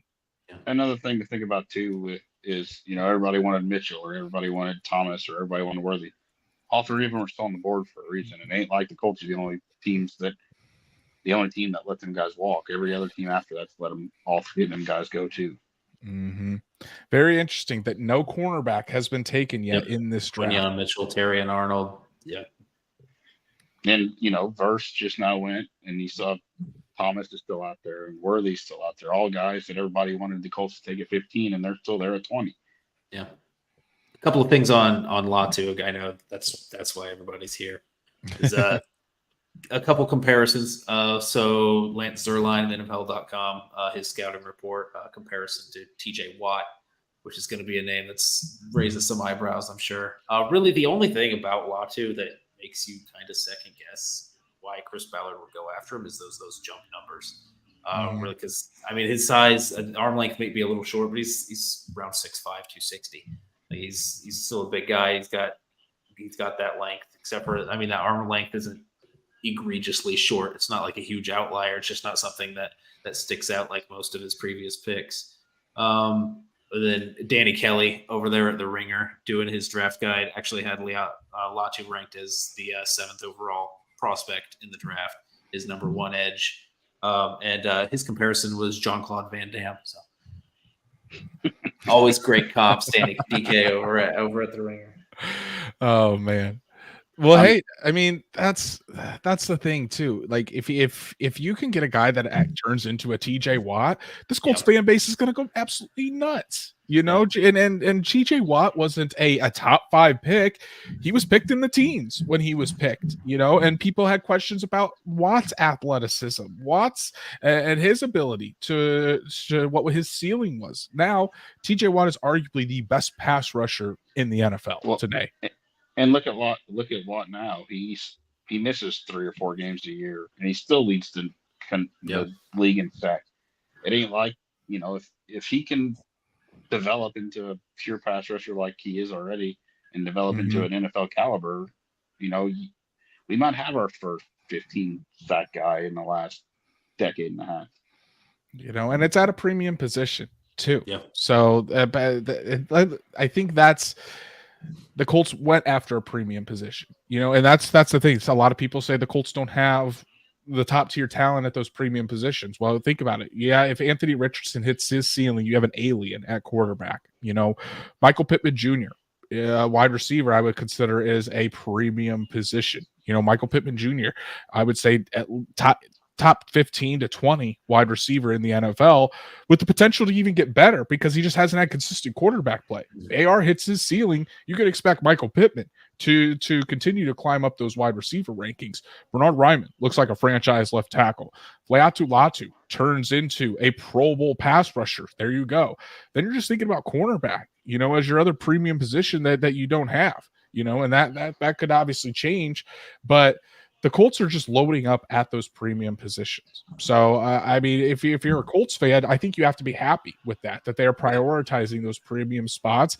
They're not satisfied just with having a Kwity Paye, Samson Ebukam, and a Ndayo Dangbo at that edge spot. They want more. They want to have a fierce defensive line and a fierce pass rush for years to come. They saw that they weren't getting after the quarterback enough. They weren't pressuring. They had 51 sacks. They weren't pressuring the quarterback at a consistent rate enough. And you know what helps young cornerbacks and a young secondary that's still trying to get their feet under them and help them grow? Not having to guard wide receivers for 4, 5, 6 seconds because that pass rush is getting after the quarterback. So I think it helps the pass rush, and it's going to help those cornerbacks and those safeties in the secondary as well. Yeah, I think this is a big shift from like earlier Ballard teams in his tenure, where everybody's complaining about all the best players on your team, the highest players on your team are playing non-premium positions. When you've got Shaq Leonard, an off-ball linebacker, and JT and Quentin Nelson, all these non-premium positions, and now you see these back-to-back years with that investment at quarterback and an edge rusher. They're just trying to pull more resources into those premium positions to kind of change the landscape of what the team looks like. Exactly. I want to address a comment in the chat too. Is it Patrick's? No, it's Josh's. Okay, let's hit Patrick's first here since it's a super chat. Thank you again, CFO, for all of your support. Patrick says going after who they thought was the best defensive player in the draft now is a great plan, considering we are hoping they don't draft anywhere before pick number 25 the next decade. That's a good point. Usually you're not getting those high caliber pass rushers at the very beginning or at the very end of the first round. So that's a great point, Patrick. And thank you so much for all of your support. You hope you're never drafting the number 1 defensive player on your board again. You hope you're not in that position again to be able to do that. So, a rare draft where the first defensive player is pick number 15. So you got to get lucky there where you get your top defensive guy that late. But yeah, hopefully you're never in a position to be able to take someone that high on your board again. Exactly. Great comment, Patrick. And again, thank you so much for all of your support, buddy. Stats Matt, go ahead. Josh's comment was something about how he's going to turn into another Andrew Luck with no protection. Our offensive line was a top 5 with a quarterback that had no running ability, and that offensive line doesn't change any. We have plenty of weapons. Enough to be productive. We were a top 10 offense last year, again, with Gardner Minshew.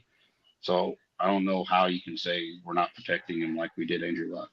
Yeah, I don't think that's accurate. I think this offensive line is just fine. You saw it rebound with Tony Sprono Jr. there. You know, Quentin Nelson back to himself. Ryan Kelly, Pro Bowl form. Bernard Ryman took a huge step and could be the franchise left tackle. Braden Smith, I know, had an up and down year because of the injury, but from everything that I've heard and talked to people, that surgery on that knee went well, and Braden Smith is expected to make a full recovery and be himself once again. So I think the offensive line is in really, really good shape, and we saw that all throughout the 2023 season.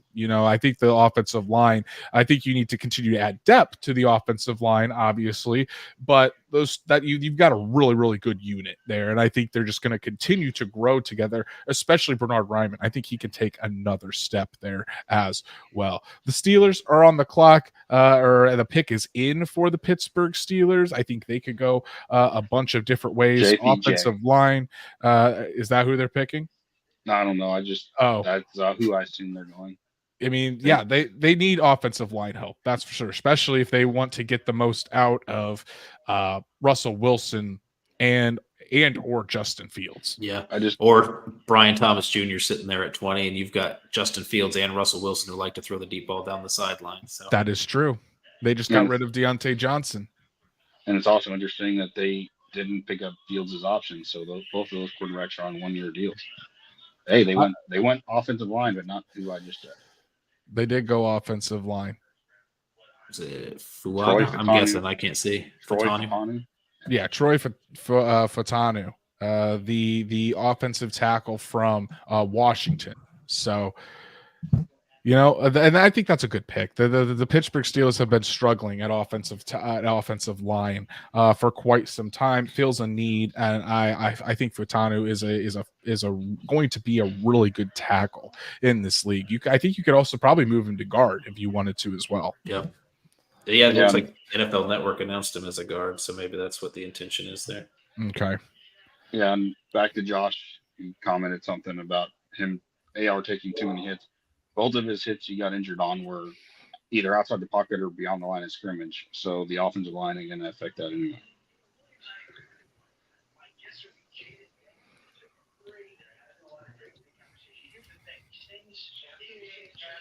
But also, again, back to the point earlier, still no more defenders as far as non-defensive ends. 3 edge rushers, and that's it. Oh, and Byron Murphy. So you still have all of your cornerbacks still there. You still have every corner there at 21 is crazy. So the Eagles never had to trade up because they were one of the players that, one of the players to trade up for cornerback, so they can sit there and take who they want. So that's another team that's not going to take a wide receiver most likely, especially after they're, signing AJ Brown and then they have Devonta. So these wide receivers are dropping even farther than what most people originally thought. You've got the Dolphins sitting there with offensive line needs also. So, I mean, this could be that run there. Well, with the wide receivers starting to falling because you have a lot, you're expecting a lot of you have a lot of depth in this draft at wide receiver. Could that run come towards the end of the first round? Does someone jump back into the end of the first round to get the wide receiver? Does it come at the beginning of the second round tomorrow night? It's very interesting, but wide receiver starting to fall. And, if you look just a little bit further, the Bills need wide receiver help. The Kansas City Chiefs. So some of those big time Ravens. We'll see what happens with Ayuk and Debo. The 49ers could also do it. Some of those big time quarterbacks could be getting some new young wide receivers. I've also seen some mocks say that Miami could take Worthy to train under Tyreek to be the new Tyreek. Yeah. So I mean, it's bound to happen eventually. But like you said, O-line is the need, especially with the health questions of Tua. The only offensive lineman they've added this year was the former center of the Titans, who we all know wasn't very good. So, and the offensive lineman from Armstead, their tackle, is hurt 7 games this season. So their biggest needs listed are offensive tackle, center, guard, and defensive tackle. Yeah, I mean, at some point, you got to stop eating junk food and eat your vegetables if you're the Dolphins and take somebody in the trenches instead of going for the shiny, fast piece. I love that line. That was incredible. They can take a tackle. They can replace Wilkins with, Newton from Illinois. It's just, I mean, like I said earlier, this is 21. 22 is the Eagles. They're probably taking a cornerback. This could be the run. Yeah, and Ballard might have a chance to trade up, not today, but tomorrow to the mid 30s or early 40s and get a Troy Franklin or a whoever. Yeah. Leggett, a wide receiver yet. So yeah, offensive line, you're looking at guys. Graham Barton, I feel like has been mocked even in the teens, sitting up there. JPJ, like Stats Matt said earlier. Tyler Guyton has been rumored to be some guy that could pop into the first round at offensive tackle. Yeah, I mean it is thinning out because there's definitely been Mims, Fontenot, Guaga all gone. It's been quarterback, offensive lineman, edge rushers. That's really sums up a lot of the picks tonight. The only other positions taken, but Brock Bowers, RIP, 3 wide receivers, and a defensive tackle. So it's been quarterback and an offensive lineman. So Yeah. the run on offensive linemen that we all thought was going to happen definitely happened. Now it's there's a lot of elite talent that is falling here into the 20s. So they're really, how many trades have there been? Two trades. Jacksonville traded with Vikings and the Jets and the Vikings. Vikings were both trades in the first round. That's what happens when you have 2 first rounders. Yeah. Yeah, I think the record for most offensive players taken in the first round is 20, and we're sitting at 16 at pick 21. Oh, that's going over easy. Yep. You had to figure there's probably 3 wide receivers and at least 2 more offensive linemen going. Yep. Because you got Worthy, you got Mitchell, you got Thomas. Even Leggett could sneak into the Chiefs. You got at least 2 offensive linemen most likely yet. So this is like all-around record-breaking offensive draft in terms of number of offensive players in the first round, number of quarterbacks in the first round, latest a defender went. As far as the the offensive line, everybody kind of expected that. The wide receivers dropping to the mid-20s before the 4th one's taken kind of surprised people. I think the over-under was at like 6.5. Yeah. Well, there were people that even had Brian Thomas Jr. going ahead of number 15. Yeah. It's shocking. I can't believe that. I'm actually not as shocked as I'm sure, as you guys know, a lot of Colts fans, right? You're probably like, cornerback, wide receiver, how about that? There's safety. There's other needs for the team. First off, safety, the best prospect probably isn't even a first rounder, probably a second rounder. So then you have to narrow it. Yeah, you got to narrow it in.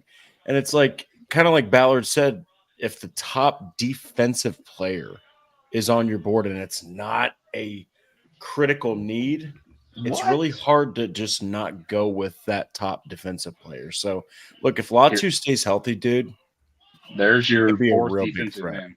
That's your 4th pass rusher going off the board as the Miami Dolphins take Chop Robinson, pass rusher out of Penn State. So he joins Latu, Turner, and Verse as the 3. Thank you, as the 4th pass rusher off the board.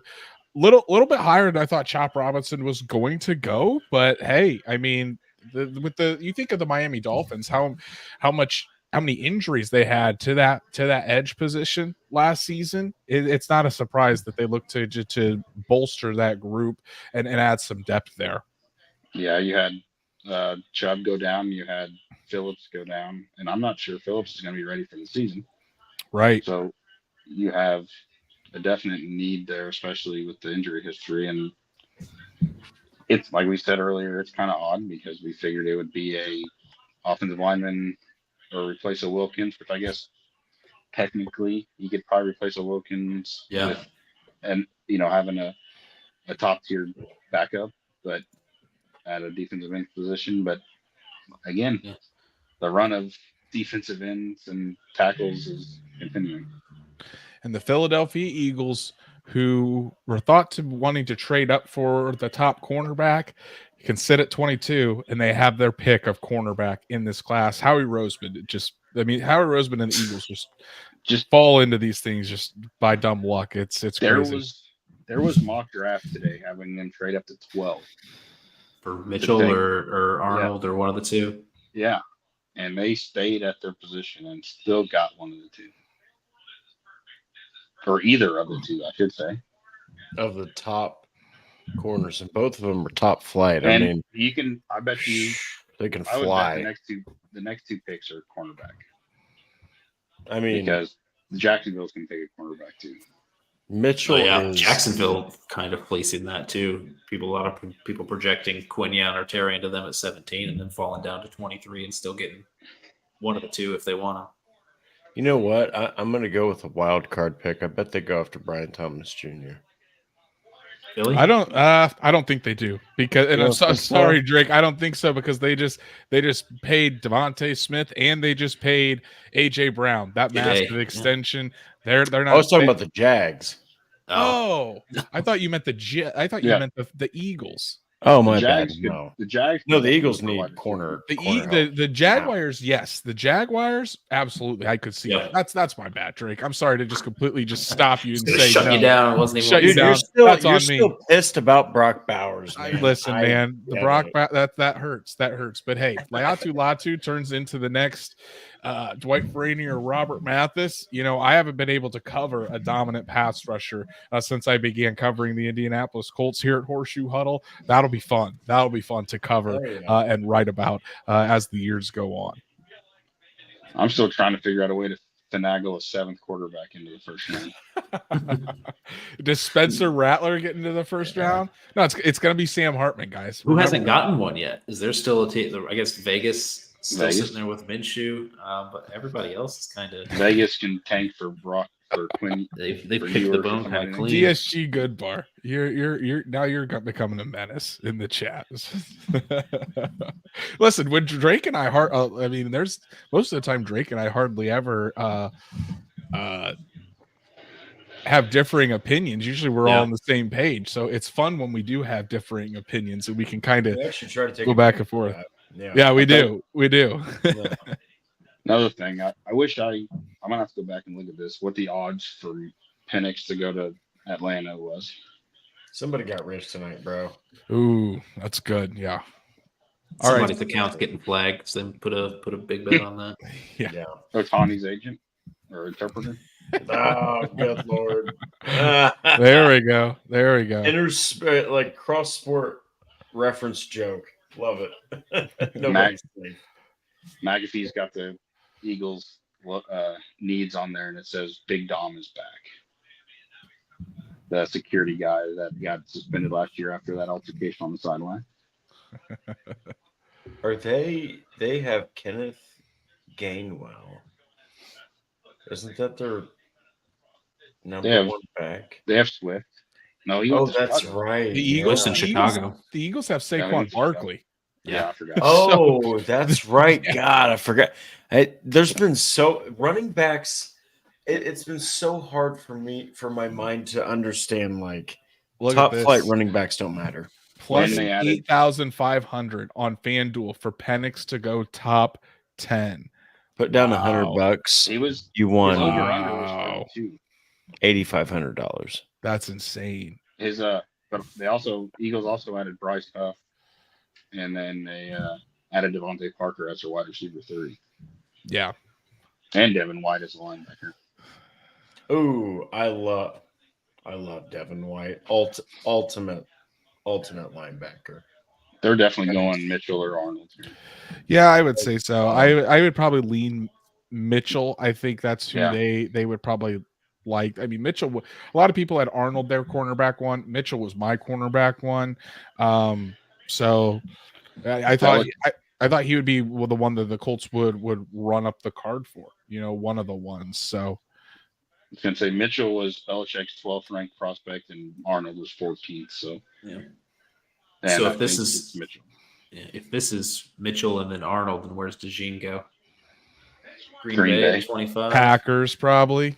He just seems like a Packers pick. I think every insider had him going to the Packers.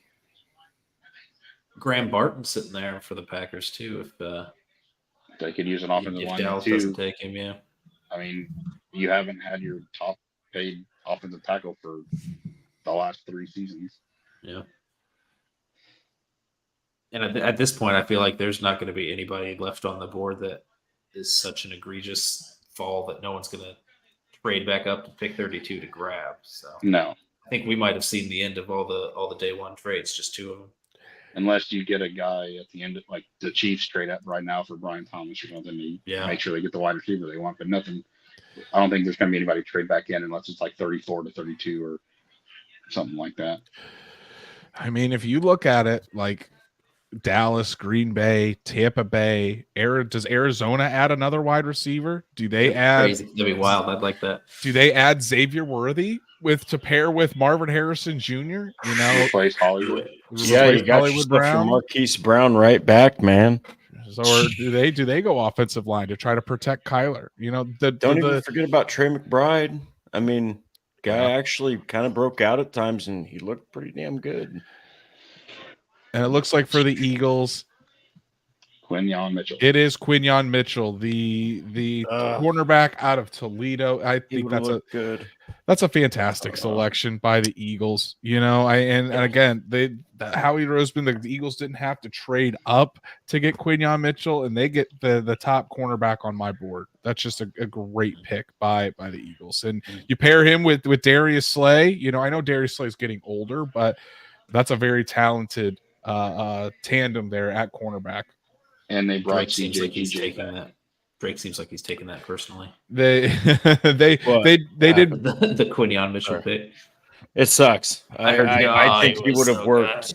He's so fast, so long, so athletic. Just would have fit great with what the Colts are trying to do defensively. But I do love Latu, and if he's at full health, I think you've got yourself a dog at defensive end. So I'll take it. Little snippet on Latu, number 1 ranked edge defender according to PFF in all of college football last year. There we go. Love that. And that's the thing, guys. His tape is just so damn good. Latu's tape is it's so smooth. good. Everything is slick, clean. He's not a one-move edge rusher. He's got a plan. Yeah, he has counter moves. He has everything else. Quiddy came into the league as a single move edge rusher, and that's not what Latu is. This is a great question by the CFO. Another super chat. Thank you so much for all your super chats tonight, Patrick. Really, really do appreciate it. Patrick, let's debate it. Yeah, Drake, how many drinks are you in, buddy? Because you seem like you're holding it down pretty well, and we're 3 hours into this thing now. This was a marathon, right? So I decided to do some Leinenkugel summer shandies. I had 5 in the fridge. Ooh. I do luckily have the day job off tomorrow, so I was just like, let's have a good time. I already wrote my grade piece for the Colts first selection. Check it out. So it's going to be on Horseshoe Huddle here fairly soon. basically, I'm just kind of like pacing myself, but I did just pre-order a Leatu Latu Colts jersey. There we go. Gotta support the guy, man. That's the best way to get camaraderie. Let's support that first round pick, man. What number going to be? He wore 15. That's Flacco right now. Joe Flacco's 15. So does Joe and Flacco will get rain over his number before. Yeah, Flacco's Latu all day. Yes. Here you go. Number 0. Number 0 for Latu?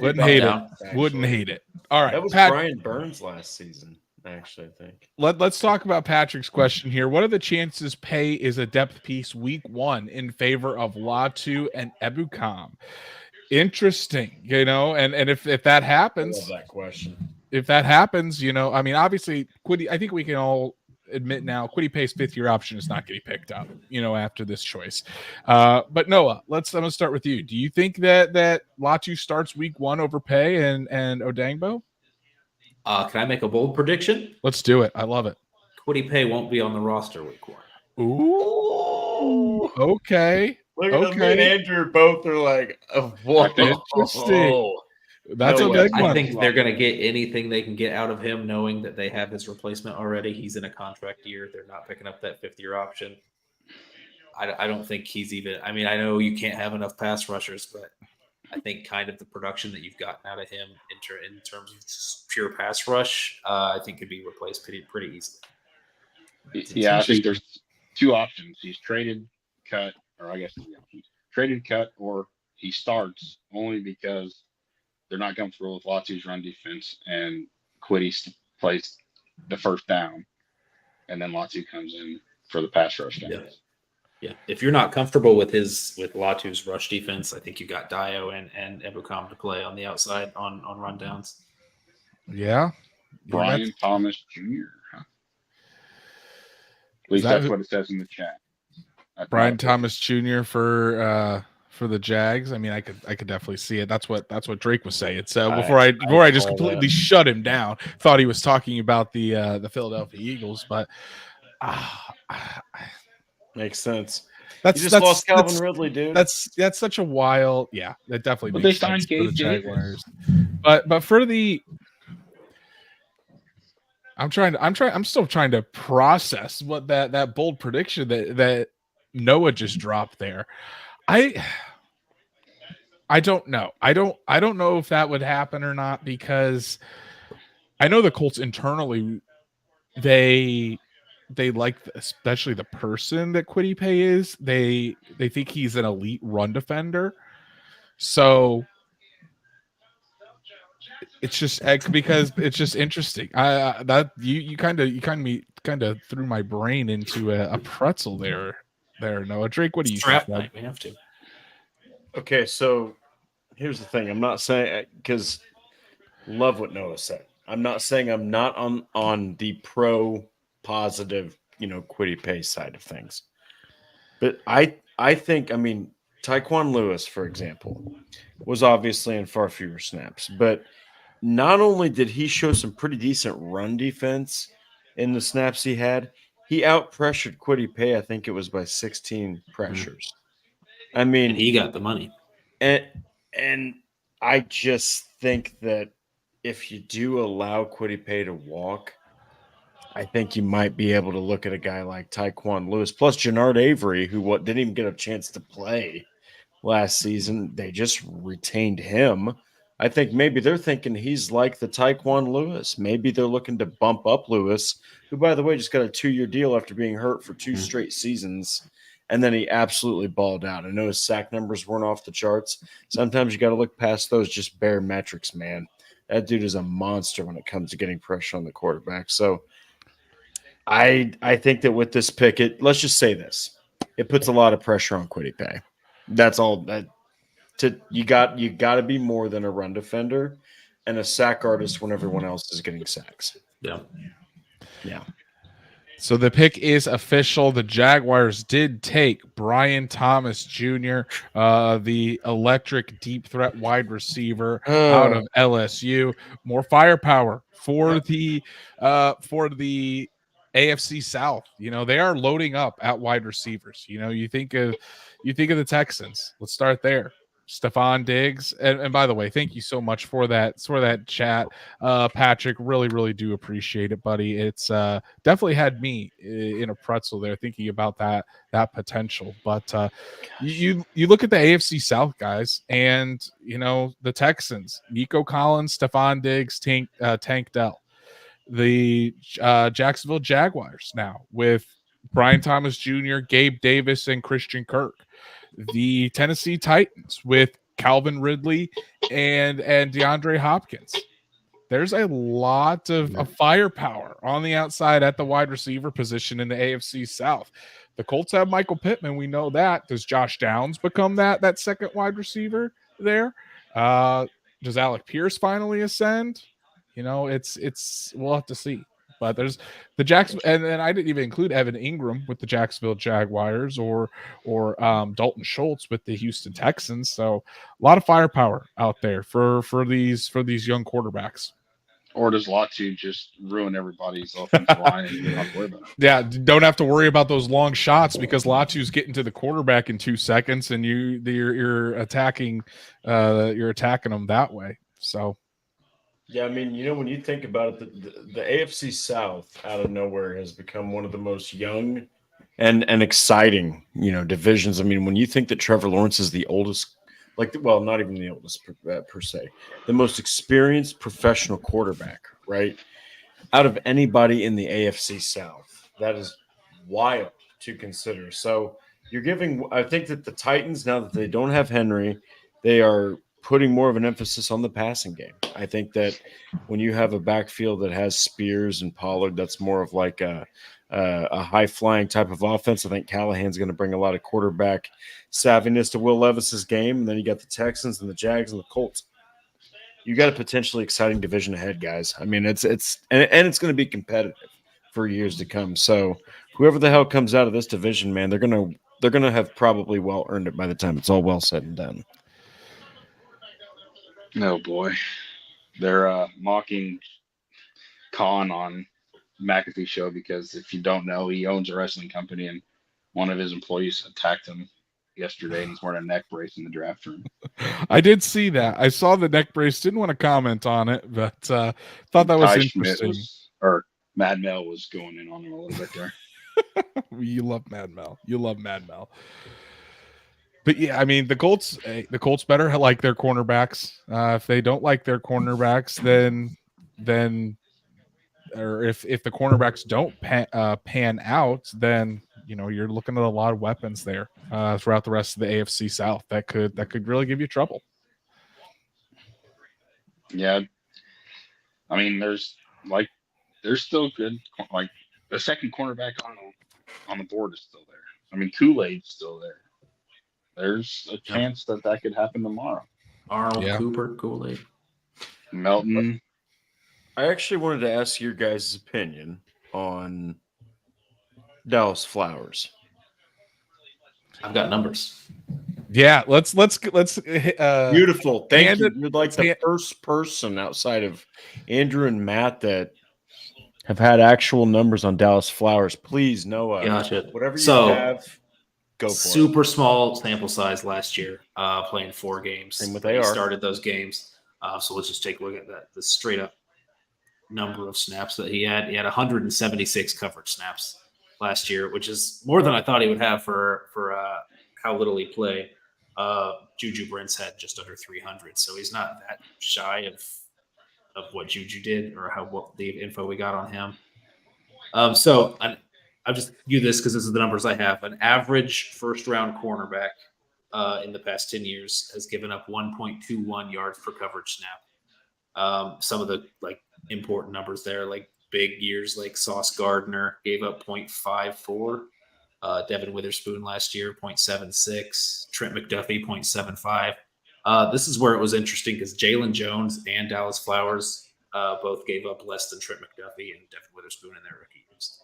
So 0.69 yards per coverage snap for Jalen Jones, 0.65 for Dallas Flowers. Target percentage, he was targeted way less than most corners at 10.23%. 10.23% of the snaps that he was on the field, he was targeted. Jalen Jones was sitting there at 12%. The average first-round corner gets targeted 15% of the time.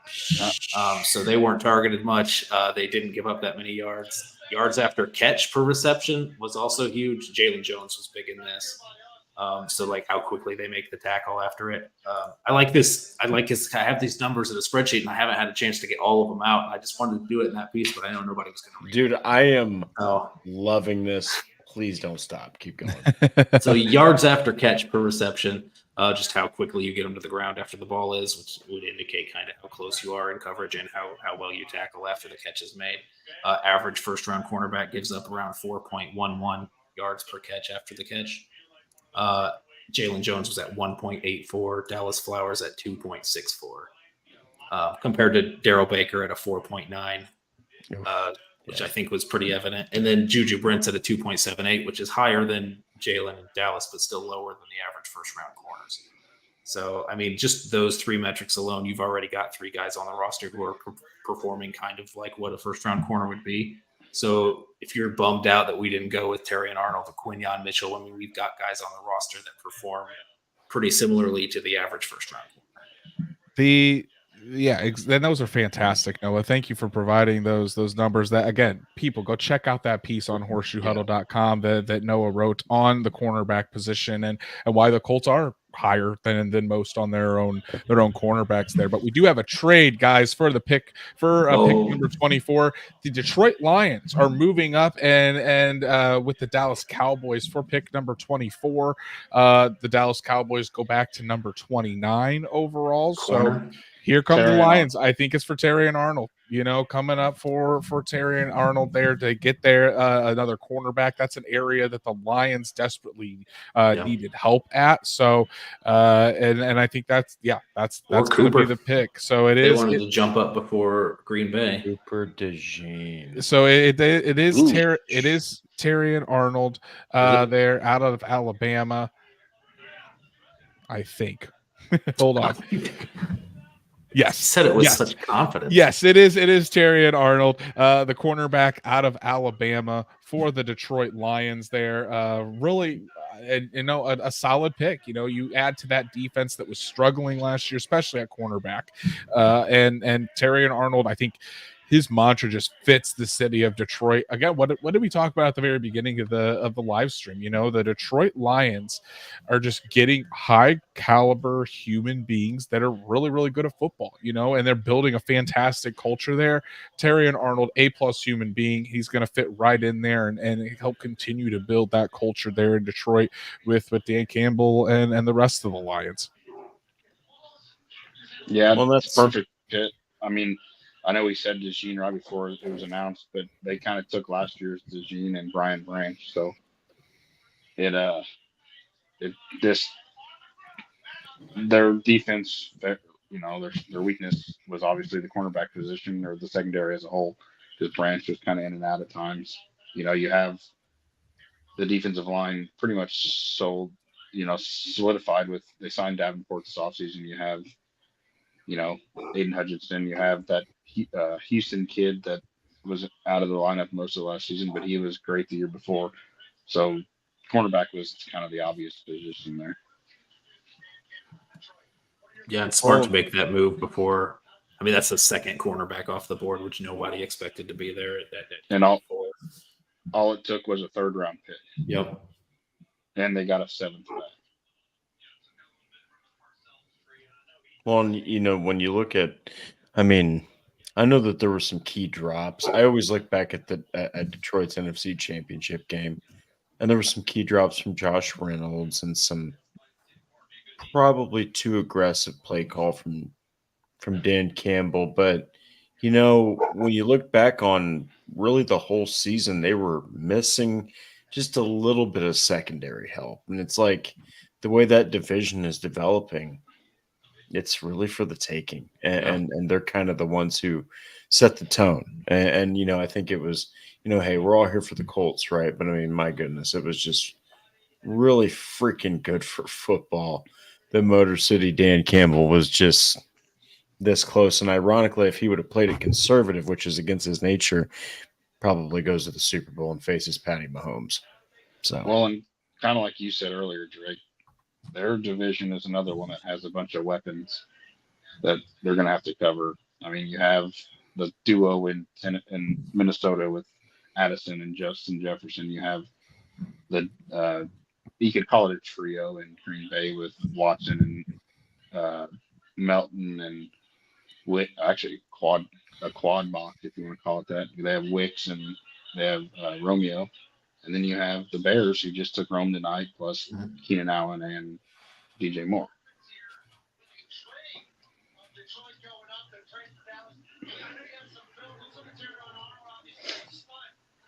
I think that trade's interesting, sending Dallas back to 29. I think that gives you picks 28 through 32 could all take a receiver. I think they're all on the market.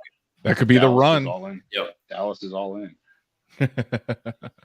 Dallas is interesting, man. They really are, because you need to shore up that offensive line, but outside of CD Lamb, who's Dak throwing the football to? They what are they going to do with Dak and his contract? CD Lamb's going to need a big payday, so Got bigger tonight. yeah, it definitely did, just with that AJ Brown extension.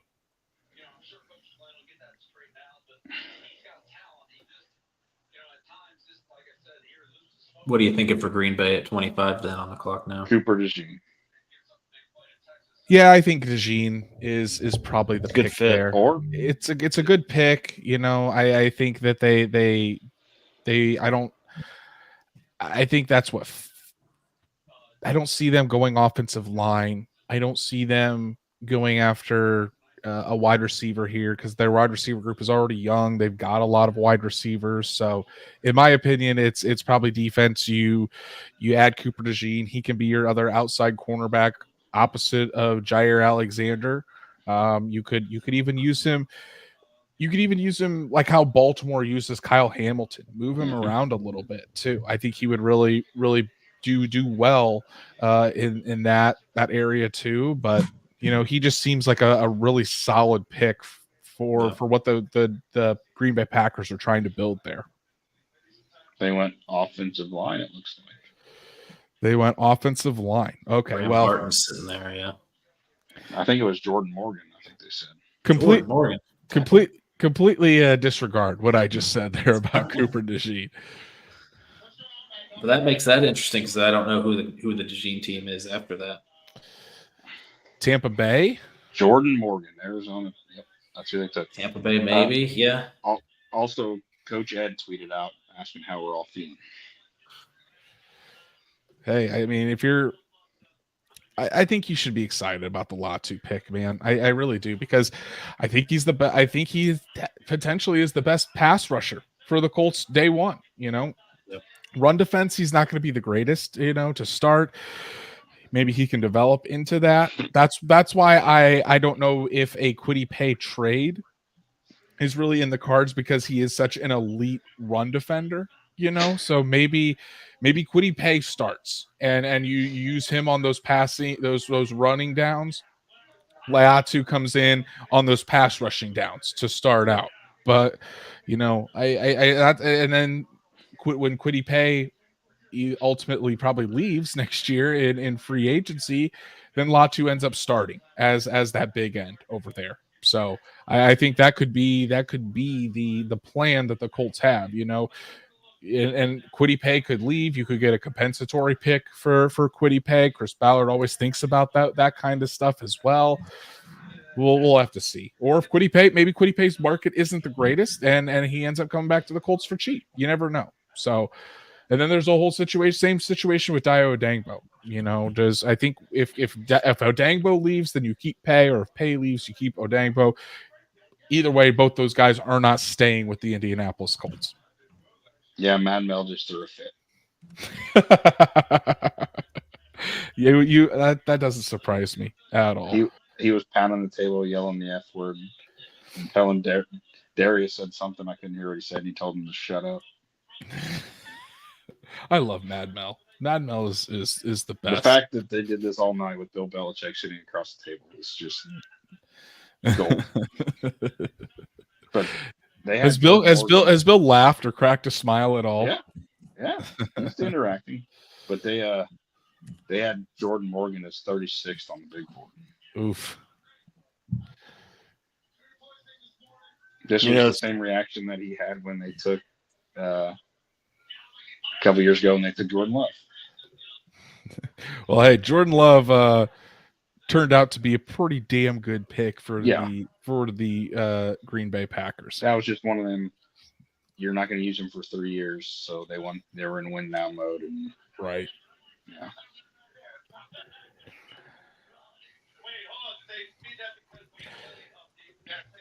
But back to what we were talking about earlier, there's still plenty of wide receivers still on the board.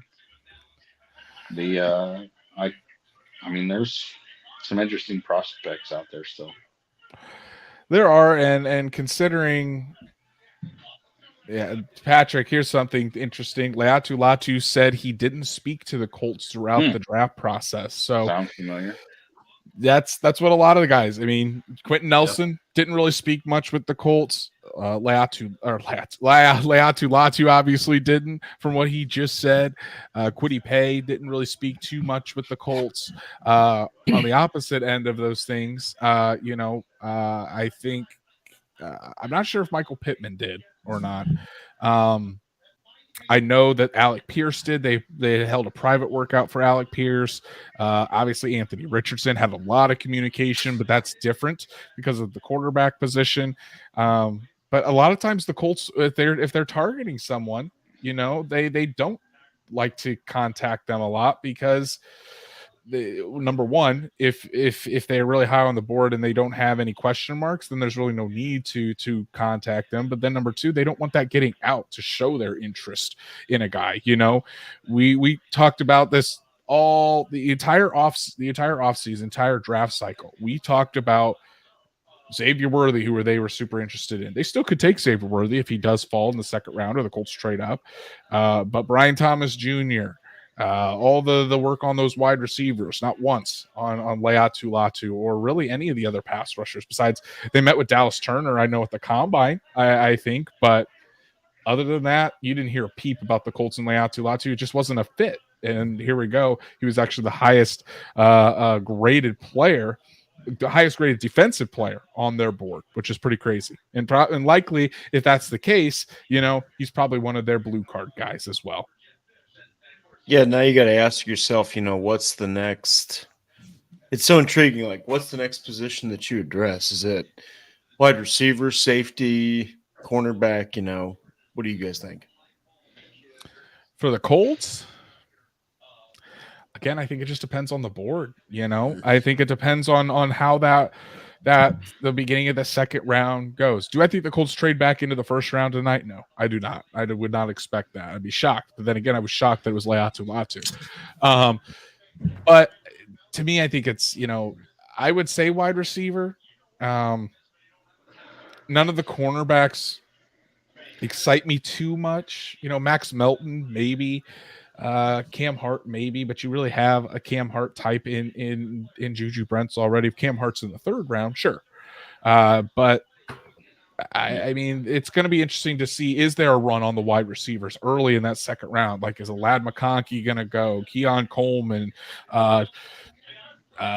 Xavier Worthy, A.D. Mitchell, Xavier Legette, Malachi Corley, all of those different guys. Troy Franklin. Ricky Pierce. There's a lot. There's a lot left. Piqued my interest there with Corley. It's gonna be there's a lot of wide receivers still left to go, and they could all go real early there in that second round. So we'll see if there's a mini run on wide receivers here at the end of the first round tonight. The pick is in for the Tampa Bay Buccaneers. I think that would be a really good spot for Cooper DeJean. Graham Barton. It's Graham Barton. That's what somebody said earlier in the chat. So, but MGK 1024 says it's Graham Barton. He's been right on basically every pick so far, so I'm going to take him for his word. But MGK breaking news. Back to Drake's question, they that Buckner extension is weighing heavy in the back of my head, and I think there's a chance that we still come away with a Quandre Diggs or a Justin Simmons. So I would assume tomorrow, second round pick is a wide receiver, depending on how the board falls. And then if you can get him in the third, you can get a Cam Hart or a Kyrie Jackson. And and then try to sign Simmons as ASAP or Quandre Diggs before they're gone. Yeah, I mean, I definitely go receiver. There's just so many on the board. It's hard to imagine that somebody that isn't worthy of that pick. That pun was unintended. Another interesting concept of that pick is not there. Yeah, another interesting concept would be go corner in the second and take like a Malik Washington in the third. As Walker. Don't. Tez Walker brings the deep threat. That's for sure. Malik Washington to me seems like more of a slot. So if you're looking for explosiveness, I think you'd probably go Tez. Tez has some drops. I think he definitely has some developing that he needs to do. But he also lost half a season this year for stupid right, NCAA rules. Right. That is correct. You can also, it ain't a pretty pick, but there's also still a Roman Wilson out there. Yeah. Wilson feels like a guy that would really fit. Again, a guy that dominated at the Senior Bowl. The Colts went after Leatu Latu, who dominated at the Senior Bowl. So Roman Wilson, while we haven't really talked about him too much, could be a sneaky fit there for the Colts in the second round.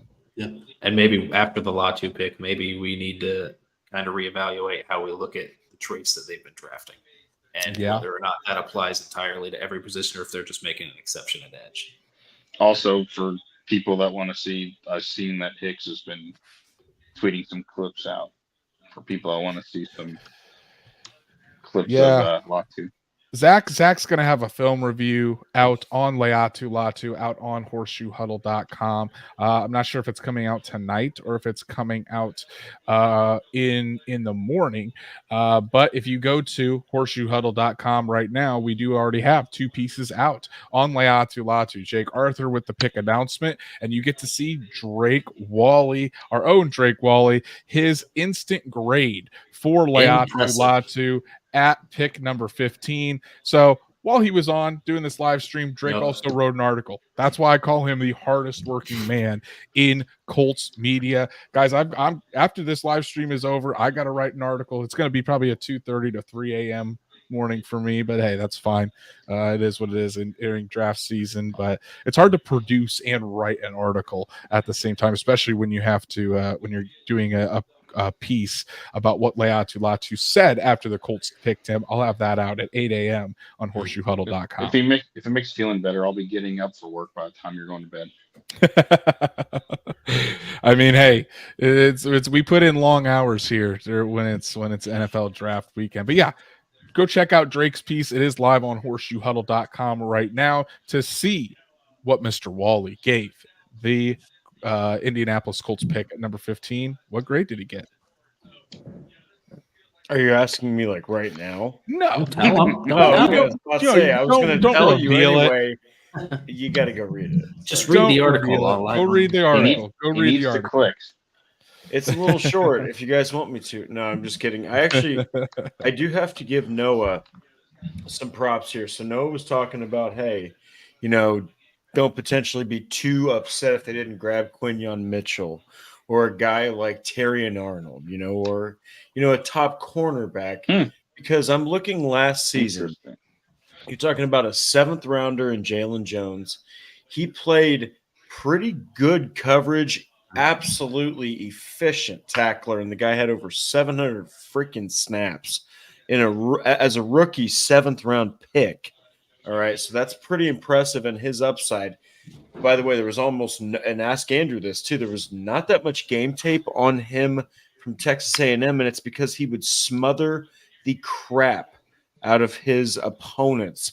His receivers that he was on, they wouldn't even be in the game, and the guy, I think, allowed the least amount of, I think it was receiving yards in all of NCAA football.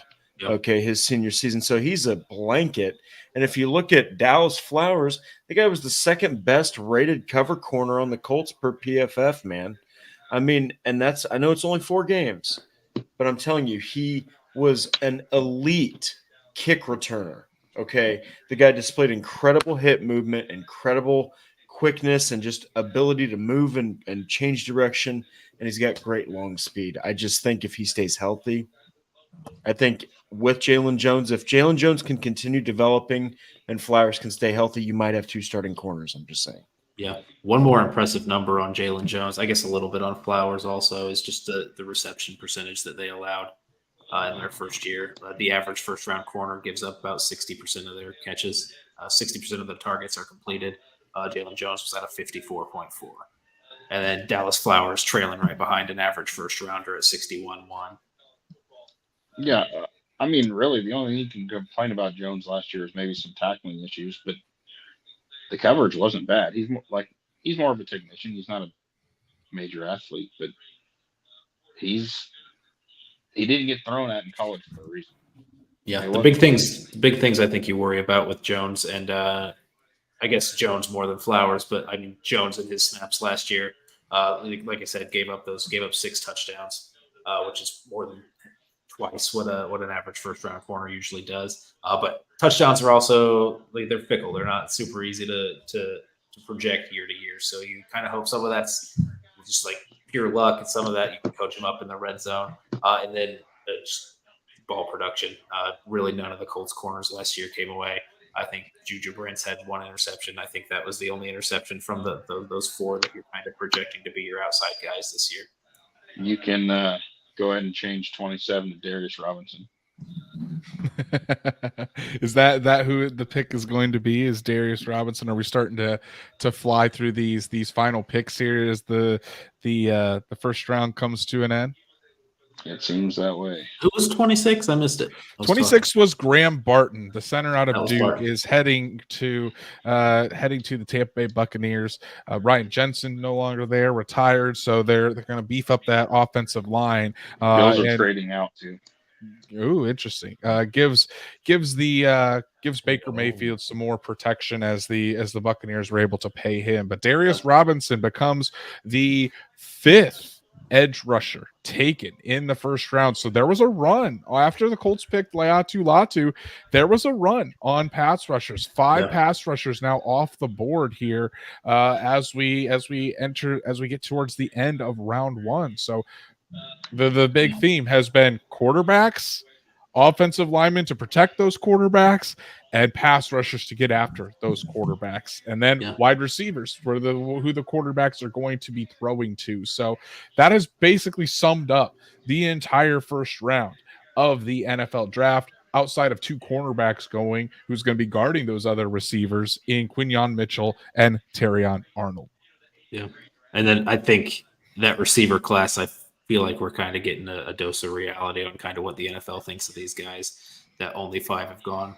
Or Yeah. 4, Well, I think 4 have gone. We're sitting at 28, and Bills trade out a receiver needy team. They're sitting there with all they're those attempting receivers on the board, and they're opting not to go with it. But I just think that a lot of these wide receivers are grouped so close that nobody's jumping to jump up and get a guy that they have, minimally ahead of the next guy. I think a lot of these guys are just so closely lumped together that they feel like they can get one that's within 2 or 3 spots of the next one tomorrow.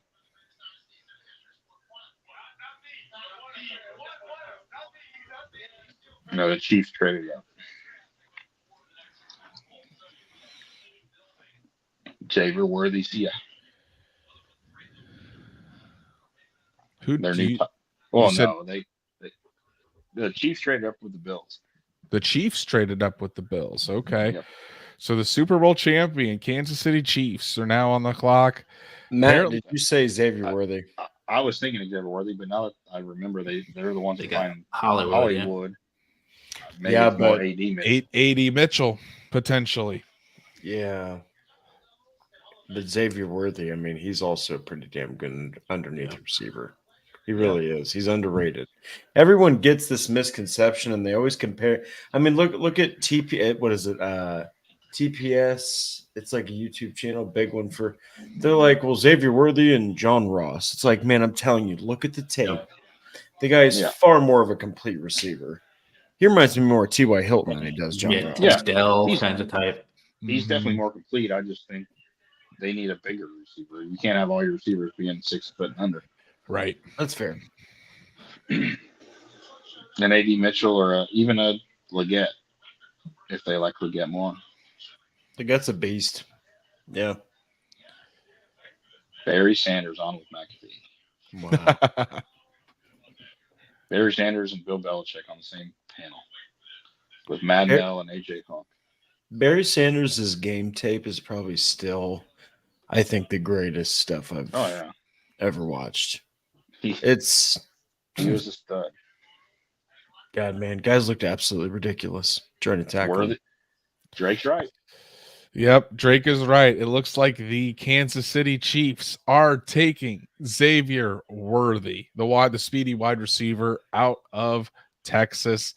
That kills the dream of the Colts taking Xavier Worthy, who they spent a lot of time with there. But obviously, I think if you were betting on Worthy to be there in the second round, I think you're kidding yourself a little bit. So once they took Latu, Worthy going to the Indianapolis Colts, I think was more of a pipe dream than anything else. Worthy of that offense, though, what Andy Reid is going to be able to scheme up for Xavier Worthy, and it's going to open things up for not only not only the Patrick Mahomes, but Travis Kelce isn't going to have so much attention on him. The deep threat is back. You have Hollywood Brown now and Xavier Worthy. That's a track team there at wide receiver for the Kansas City Chiefs. Look what he tried to do with Kadarius Toney, and Toney just didn't pan out. Now adding Worthy into that. That's probably the strategy then for how Xavier Worthy will be used with the Chiefs. The rich get richer with that one, I think, because I was very high on Xavier Worthy. I thought Xavier Worthy would have been a fantastic fit. Obviously, I had him mocked to the Colts there at number 22 after a trade back with the Philadelphia Eagles. So no, McAfee and Barry Sanders were collaborating on a jacket together. They have the Homage X starter jacket. Oh, it's a giveaway. It's on McAfee's site though. They're giving away the jacket that Barry Sanders is wearing right now. It's a pretty sweet jacket. Bomber jackets are awesome when they're like that. But back to the Worthy thing, yeah, he would have fit perfect, but there's still some good ones out there. Oh yeah, definitely. If Ballard feels like, or if Shane maybe even feels like they surely, you have, like I said, Troy Franklin and Xavier Legette. We've kind of crapped on A.D. Mitchell a little bit because of some of the stuff we've seen on tape, but he's still a good wide receiver. He's just not this type that you would assume that they would want. Right. And you got to, like I said, there's the Lad McConkeys, there's plenty out there. And if they feel like they need to, trading in the second round isn't going to cost a whole lot. And we've seen them do it before. Yeah, and I was actually just something about Xavier Worthy. So, two things. Number one, I'm looking directly at John Ross and Xavier Worthy's college numbers. So John Ross had 81 catches in 2016 with Washington. Awesome. But 2015 didn't play at all. 2014 he had 17 catches. 2013 he had 16 catches. So Xavier Worthy, though, basically a one-hit wonder there. One-hit wonder, under man. 60. And then he had elite speed, but Xavier Worthy from his freshman year in 21 all the way to 23 through 3 seasons, this dude didn't drop underneath 60 catches or 760 yards or 5 touchdowns. I mean, he ran the ball too. I mean, he also returned a ridiculous amount of punts. I mean, I would have loved him. I'm not going to lie. He was so high. He was so damn high on my board. I was hoping to God the Colts could figure out something to get a trade back to about this area. I had them in my mock. I had them trading with Arizona to actually select him at 27. But hey, man, you were pretty spot on there, Drake, of where Xavier Worthy was going to end up going. God, I was like, it just fit.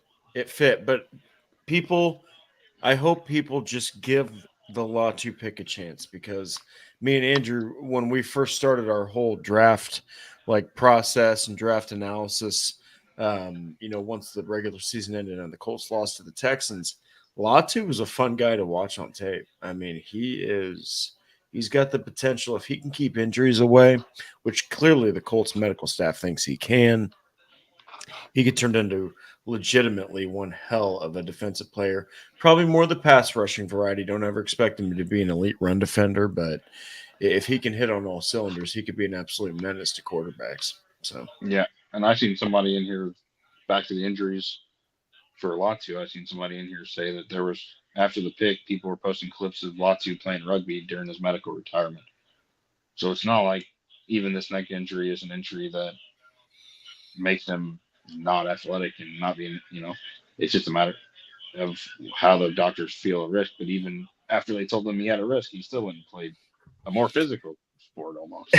which is ridiculous, man. That's like that's basically, yeah, like you said, that's more harm to someone's body. I'm telling the viewers, go watch any modern rugby highlights. It's insane. It's insane, man. No helmet, just head to head contact. Crazy. So Latu's a dog. It's gonna be fun to see his development with the Indianapolis Colts too. To see how Charlie Partridge can use Latu. How he develops against the run. Can he immediately make an impact and be the best pass rusher for the Indianapolis Colts? Are we looking at a guy that could potentially get double-digit sacks his first year with the Indianapolis Colts? Because again, when was the last time? I'm trying to think of the last time there was a Colt that had over 10 sacks in a season. Does it go all the way back to Robert Mathis back in 20? No, there's another one. Eric Walden? Yeah, I think Eric Walden? Okay. Eric Walden. Holy still, cow. He was a linebacker, dude. Linebacker, pass best rusher.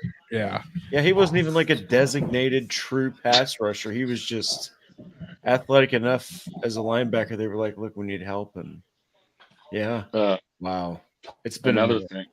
I think Sarah mentioned earlier that NFL Network had Latu's comp as Trey Hendrickson. Who coached Trey Hendrickson in college? Charlie Partridge. I love it. I love that comp. I love it, man. Because his tape, if he can figure, because it's one of those players where you don't have to even question his athleticism. You don't have to question his intelligence. Both of those are off the charts. His ability to get to the passer is crafty. Your only questions are, can you stay healthy, and can we turn you into at least a competent run defender? Because otherwise, I mean, Yannick Ngakoue, don't get me wrong, man.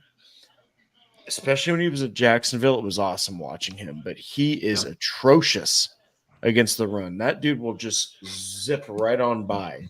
No factor in the run game. So you're hoping that that's not what Latu is going to be. I just don't think that's going to be the case. I think you're looking at a better prospect for sure. Yeah, I don't think you're looking at a Yannick Ngakoue type of pick. I think while he's not the best against the run, he's not Ngakoue bad against he the at least run. shows effort in the run. Yes. You have to be honest, man. Yeah, he was bad. Yeah. Like his sack numbers are not indicative of him as an overall. Yeah, everybody knew back then, watching Yannick on tape, that like even when he was in Indy, half his sacks were unblocked or missed assignments where he was or Grover and DeForest shoved the interior guys like into the quarterback bails. There's Ngakoue getting beat, by the way, but the quarterback falls into his arms. So, but I'm pretty sure at least 3 or 4 of his sacks were unblocked. Yeah. I mean, this is no knock on Yannick Ngakoue, but look at his year with the Bears just last season. No, he's not a starting defensive end. We have another offensive lineman, Tyler Guyton, out of Oklahoma. Ooh. The offensive tackle is going to the Dallas Cowboys there at 29.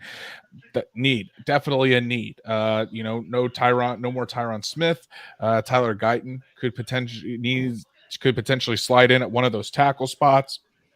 And he's a young a young offensive tackle, very raw offensive tackle, as Roger Goodell drops the card coming out onto the stage.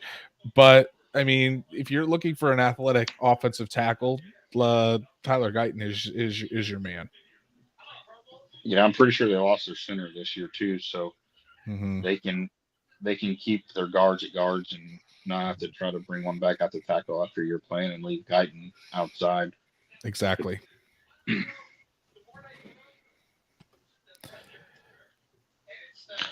So we're down to 3 picks.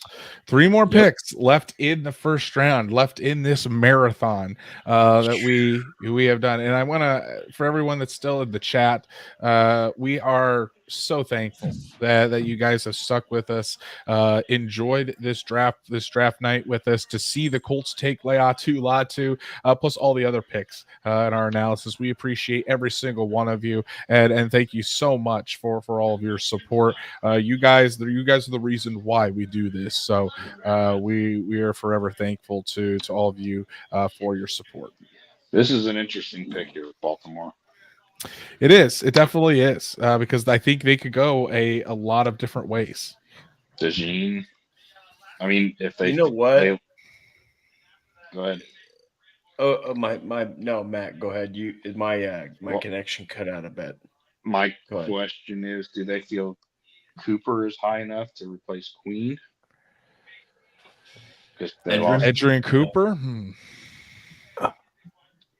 Got Junior. I think if Colson you're over picking, there. I think if you're picking him, or I think he, at the absolute, if you really feel like he's not going to slide to the next round at your point when you pick, which he's going to be out of Baltimore's range, Yeah. I think if you feel like he can replace Patrick Queen, I think that's a pretty good pick this late, actually. I think DeJean's probably the most likely, but I mean, Cooper's a hell of a player, though. I mean, Pick is in already. Yeah, that was quick. you know I what didn't though, even think Matt? about Wiggins. I bet it is DeJean because I think he is literally the most athletic cornerback in the draft. DeJean and Hamilton back in the same secondary. I mean, it feels like it's kind of redundant, though. Yeah. You Yeah, know, no, if, no. I think Cooper and DeJean and Kyle Hamilton kind of play kind of similar. You know, the similar like rover type. Nate Wiggins. Yeah, Wiggins. That Yeah, was the pick. Nate That Wiggins is the pick? Oh, okay. looks like Shoot, the I was going pick. to say him before we knew what the pick was. Wow. Nate Wiggins looks like the pick for the Baltimore Ravens, the cornerback out of Clemson.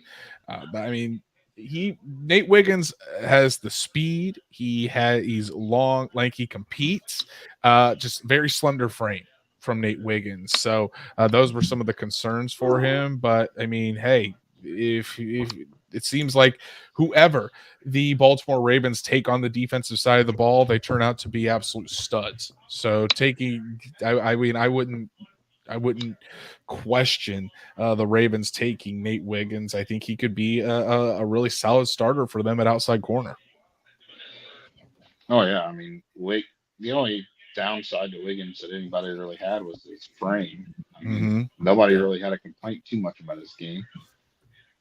He's like, his frame and his physicality because of the frame, but Baltimore's cornerbacks. Do you need it if you have a Hamilton to be on your back? I mean, Hamilton has your back, so it's not like you have too much to worry about there. And if we know Baltimore, one or two of their cornerbacks are going to get hurt this year. Yeah, and I'm actually looking at the picks. I mean, you're talking about CB1 is Quinyon Mitchell.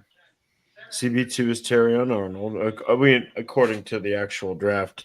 Mitchell, Arnold, and then Wiggins. Yeah.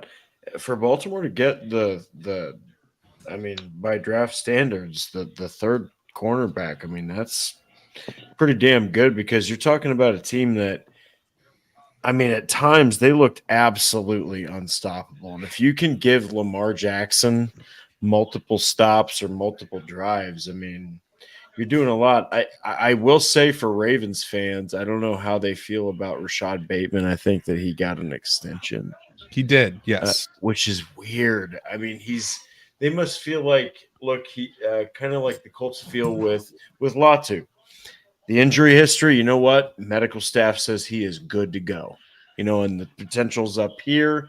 Injury worries are now down here. That's my only that's my only thinking. But I think they could have probably used a guy like A.D. Mitchell. Honestly, I think that would have been an awesome pick for Baltimore, but Nate Wiggins also kind of works out too. So San Francisco's now on the clock. I think this could be the spot for Cooper DeJean. Add him to that defense. Yep. It's so interesting because all 11 starters are back. The only real people they lost were Armstead and Chase Young. For San Francisco, seriously? Mm-hmm. Yep. So basically, they lost Armstead. No offense to Chase Young, he's almost he's almost a rotational guy, dude. People when he was when it was made like available, I saw on X, people were like, "Bring him to the Colts." I'm like, "Don't." I'm like, "Are you kidding?" No. No. I mean, this could be Nope. a defensive tackle. This could be Cooper DeJean. This could be the wide receiver that they are replacing IU. Yep. But I like Johnny Newton. That's a stud defensive tackle that they could take, and that is your replacement for Armstead. I think it's super interesting to watch because if they go receiver, then something else has got to give. Yeah, that roster. There's got to be a trade coming, whether it's Debo or Ayuk after that. They're gonna ask for, riches. I think Ayuk could be gotten for a second-round pick. Yeah, but the problem is Ayuk's also going to want $27 million. Yes. Oh yeah, that's the thing. That's why this Brown extension happening, the Amon-Ra St. Brown extension.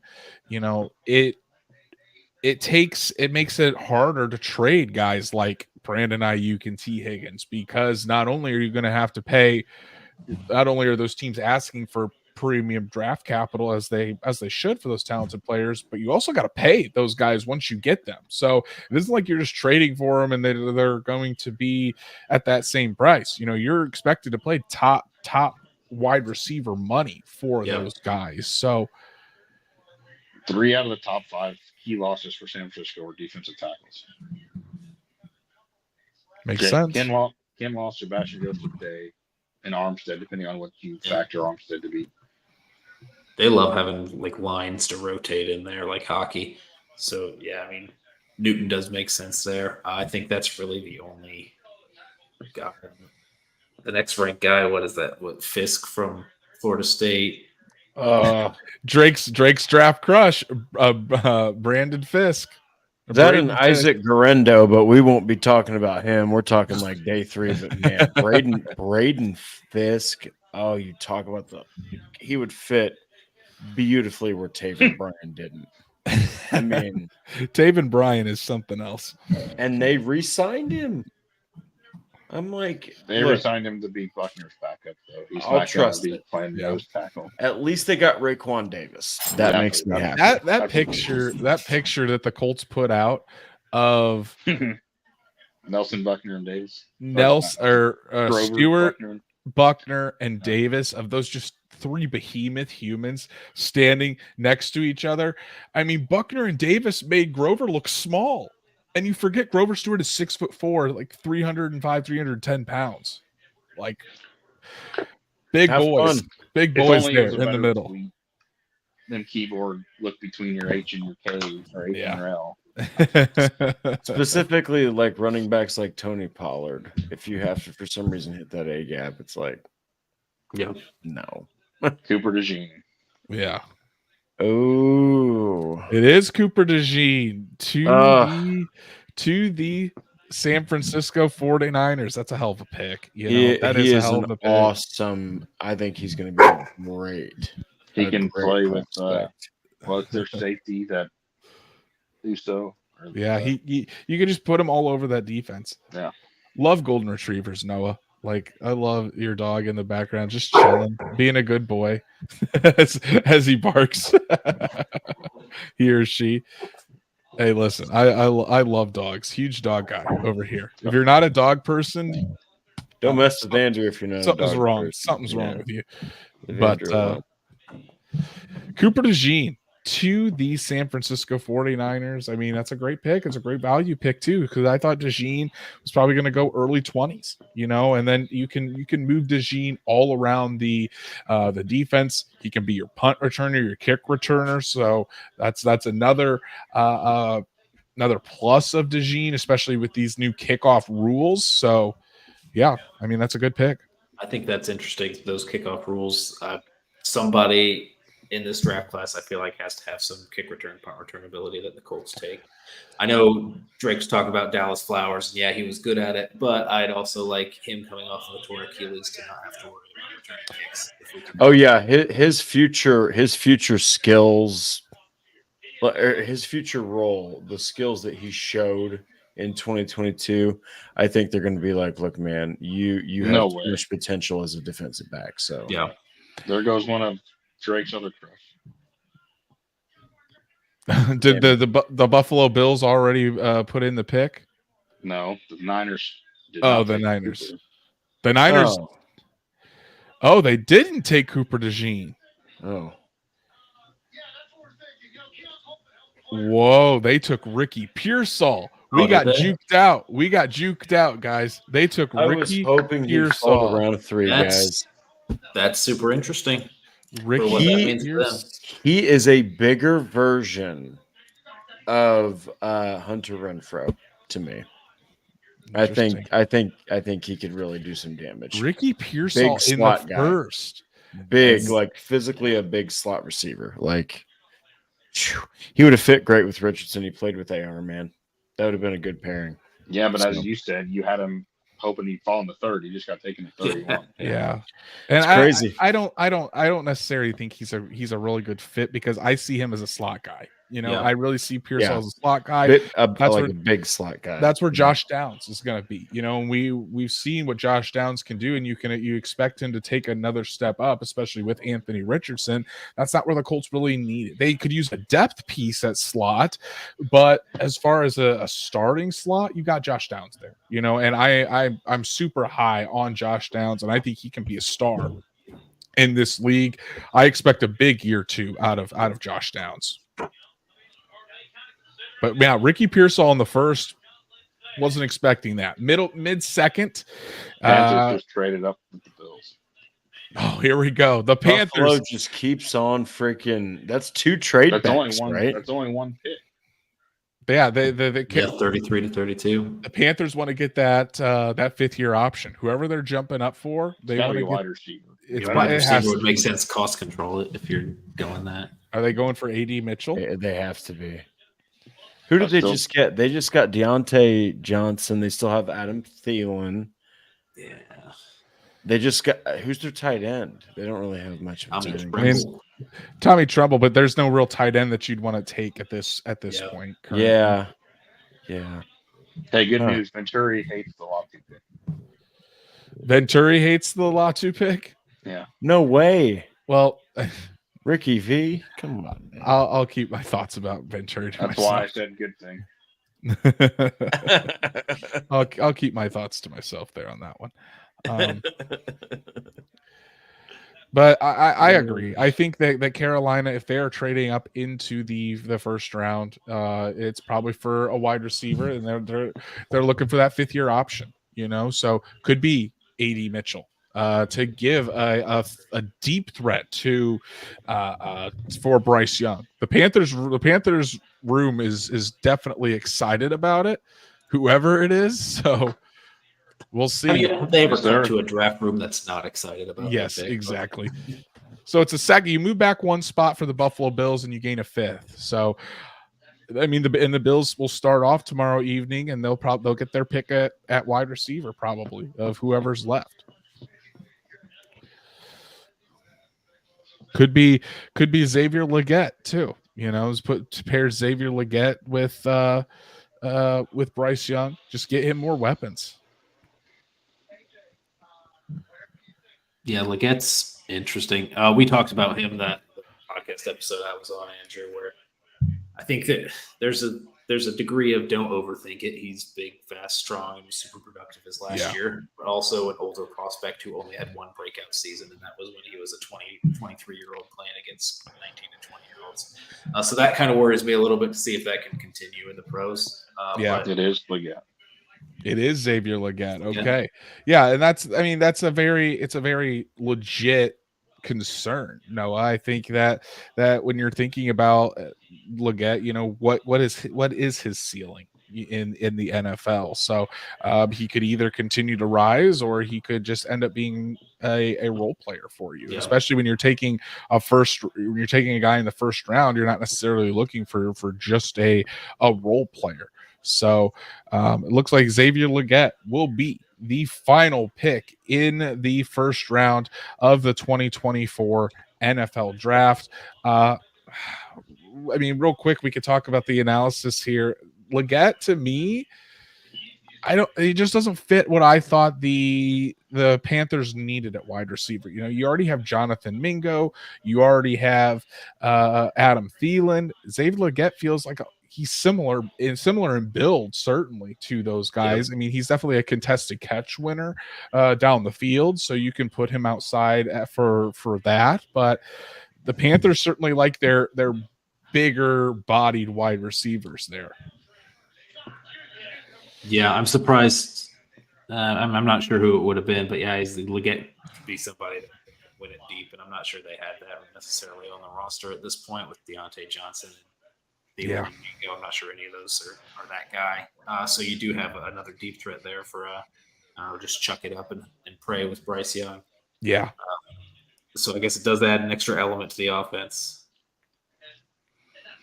I'm surprised they also didn't try going for offensive line, to protect Bryce Young. They certainly don't have very many. They certainly didn't do a good job of that last season. So especially with all these offensive linemen coming off the board, you're gonna. And I understand Carolina picks again at 39, I think it is. So I think you'd look for offensive line help there potentially, but. I just don't know about the fit for Leggett there with the Carolina Panthers. I think Leggett has good potential, but I just unsure if the fit is right, or if Leggett is going to be able to reach his full potential there with Carolina.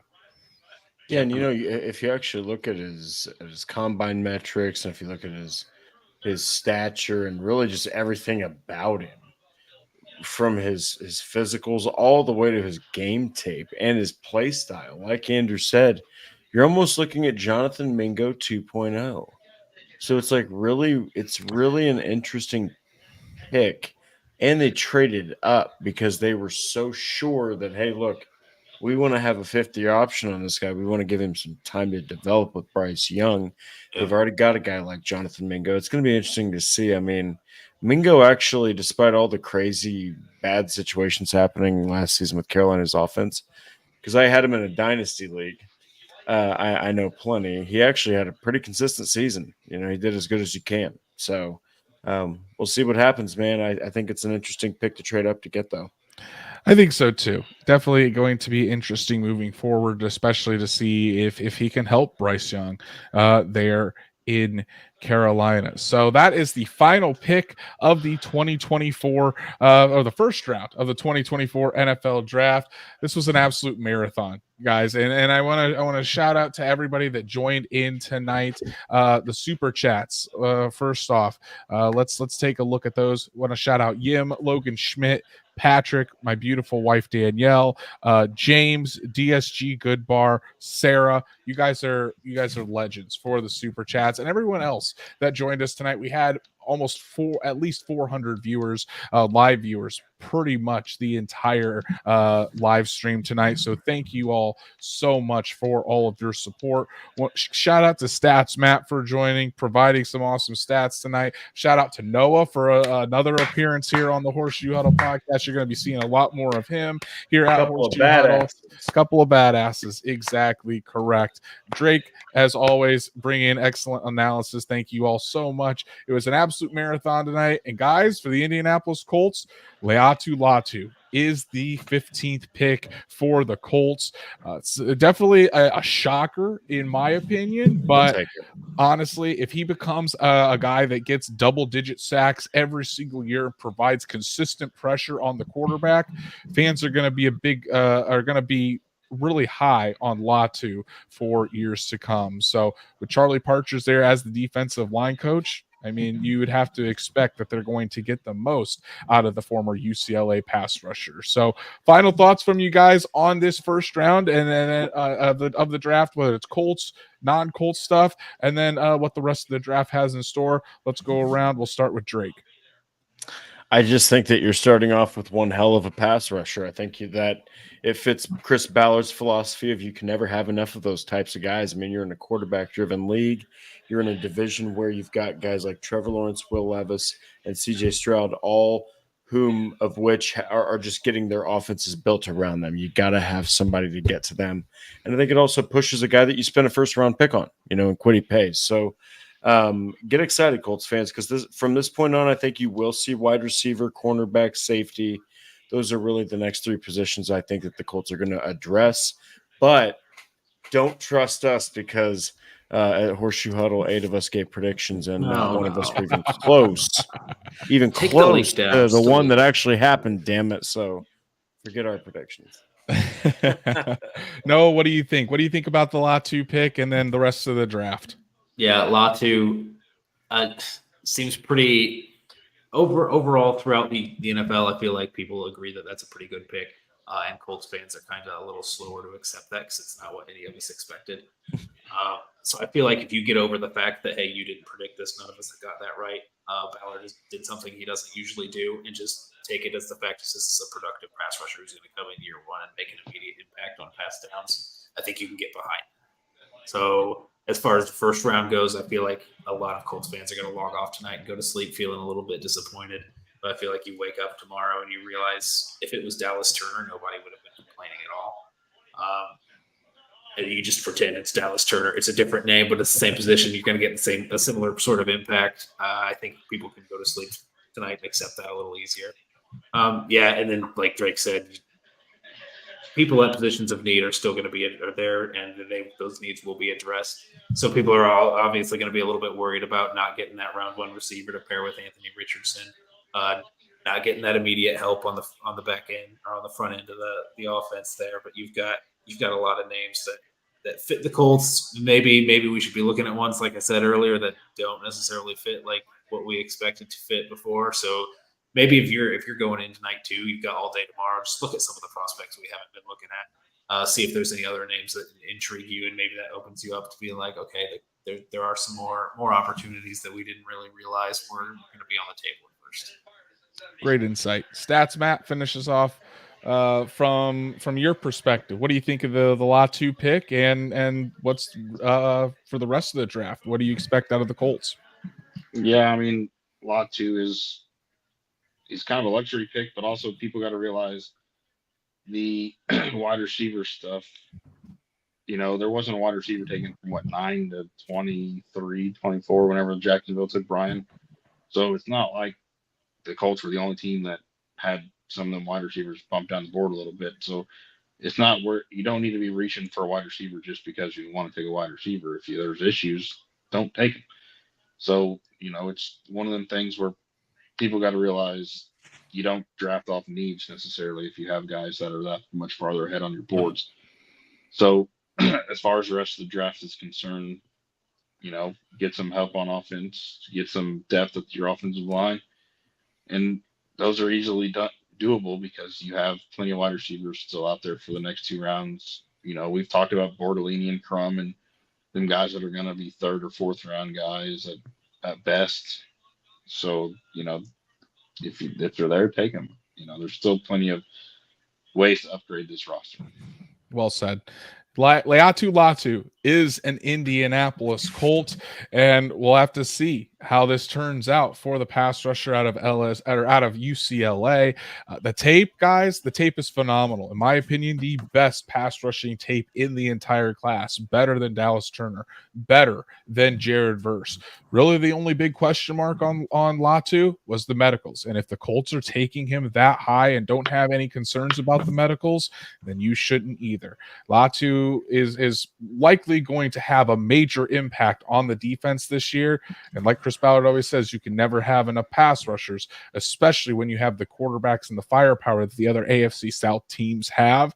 You're going to need to get after those quarterbacks and get them down on the ground. That's exactly what Latu does, and he's going to be doing it for your Indianapolis Colts. So that's our show for tonight, guys. Thank you once again, everybody, for tuning in. You guys have all been fantastic. Make sure you subscribe on the YouTube channel. Go follow us on all of our socials. Go follow Drake at DWalsterDrake. Go follow Noah at Noah Jaber. Go follow Stats Matt at Stats Matt. Is it at Stats Matt? No, it's at M. Maringer 5. M. Maringer 5. There you go. Go follow Stats Matt if you're not already. And guys, Drake and I will be back here on Monday night to recap the rest of the draft for you. Tomorrow night, I am going to be live on the Bleacher Report app. Do it with a representative from the Tennessee Titans, the Jacksonville Jaguars, and the Houston Texans. Give them hell, Andrew. I'm going to be in the chat. As we watch rounds 2 and 3 together. Going to be talking some trash, analyzing some picks. It's going to be a fun time on the Bleacher Report app tomorrow night.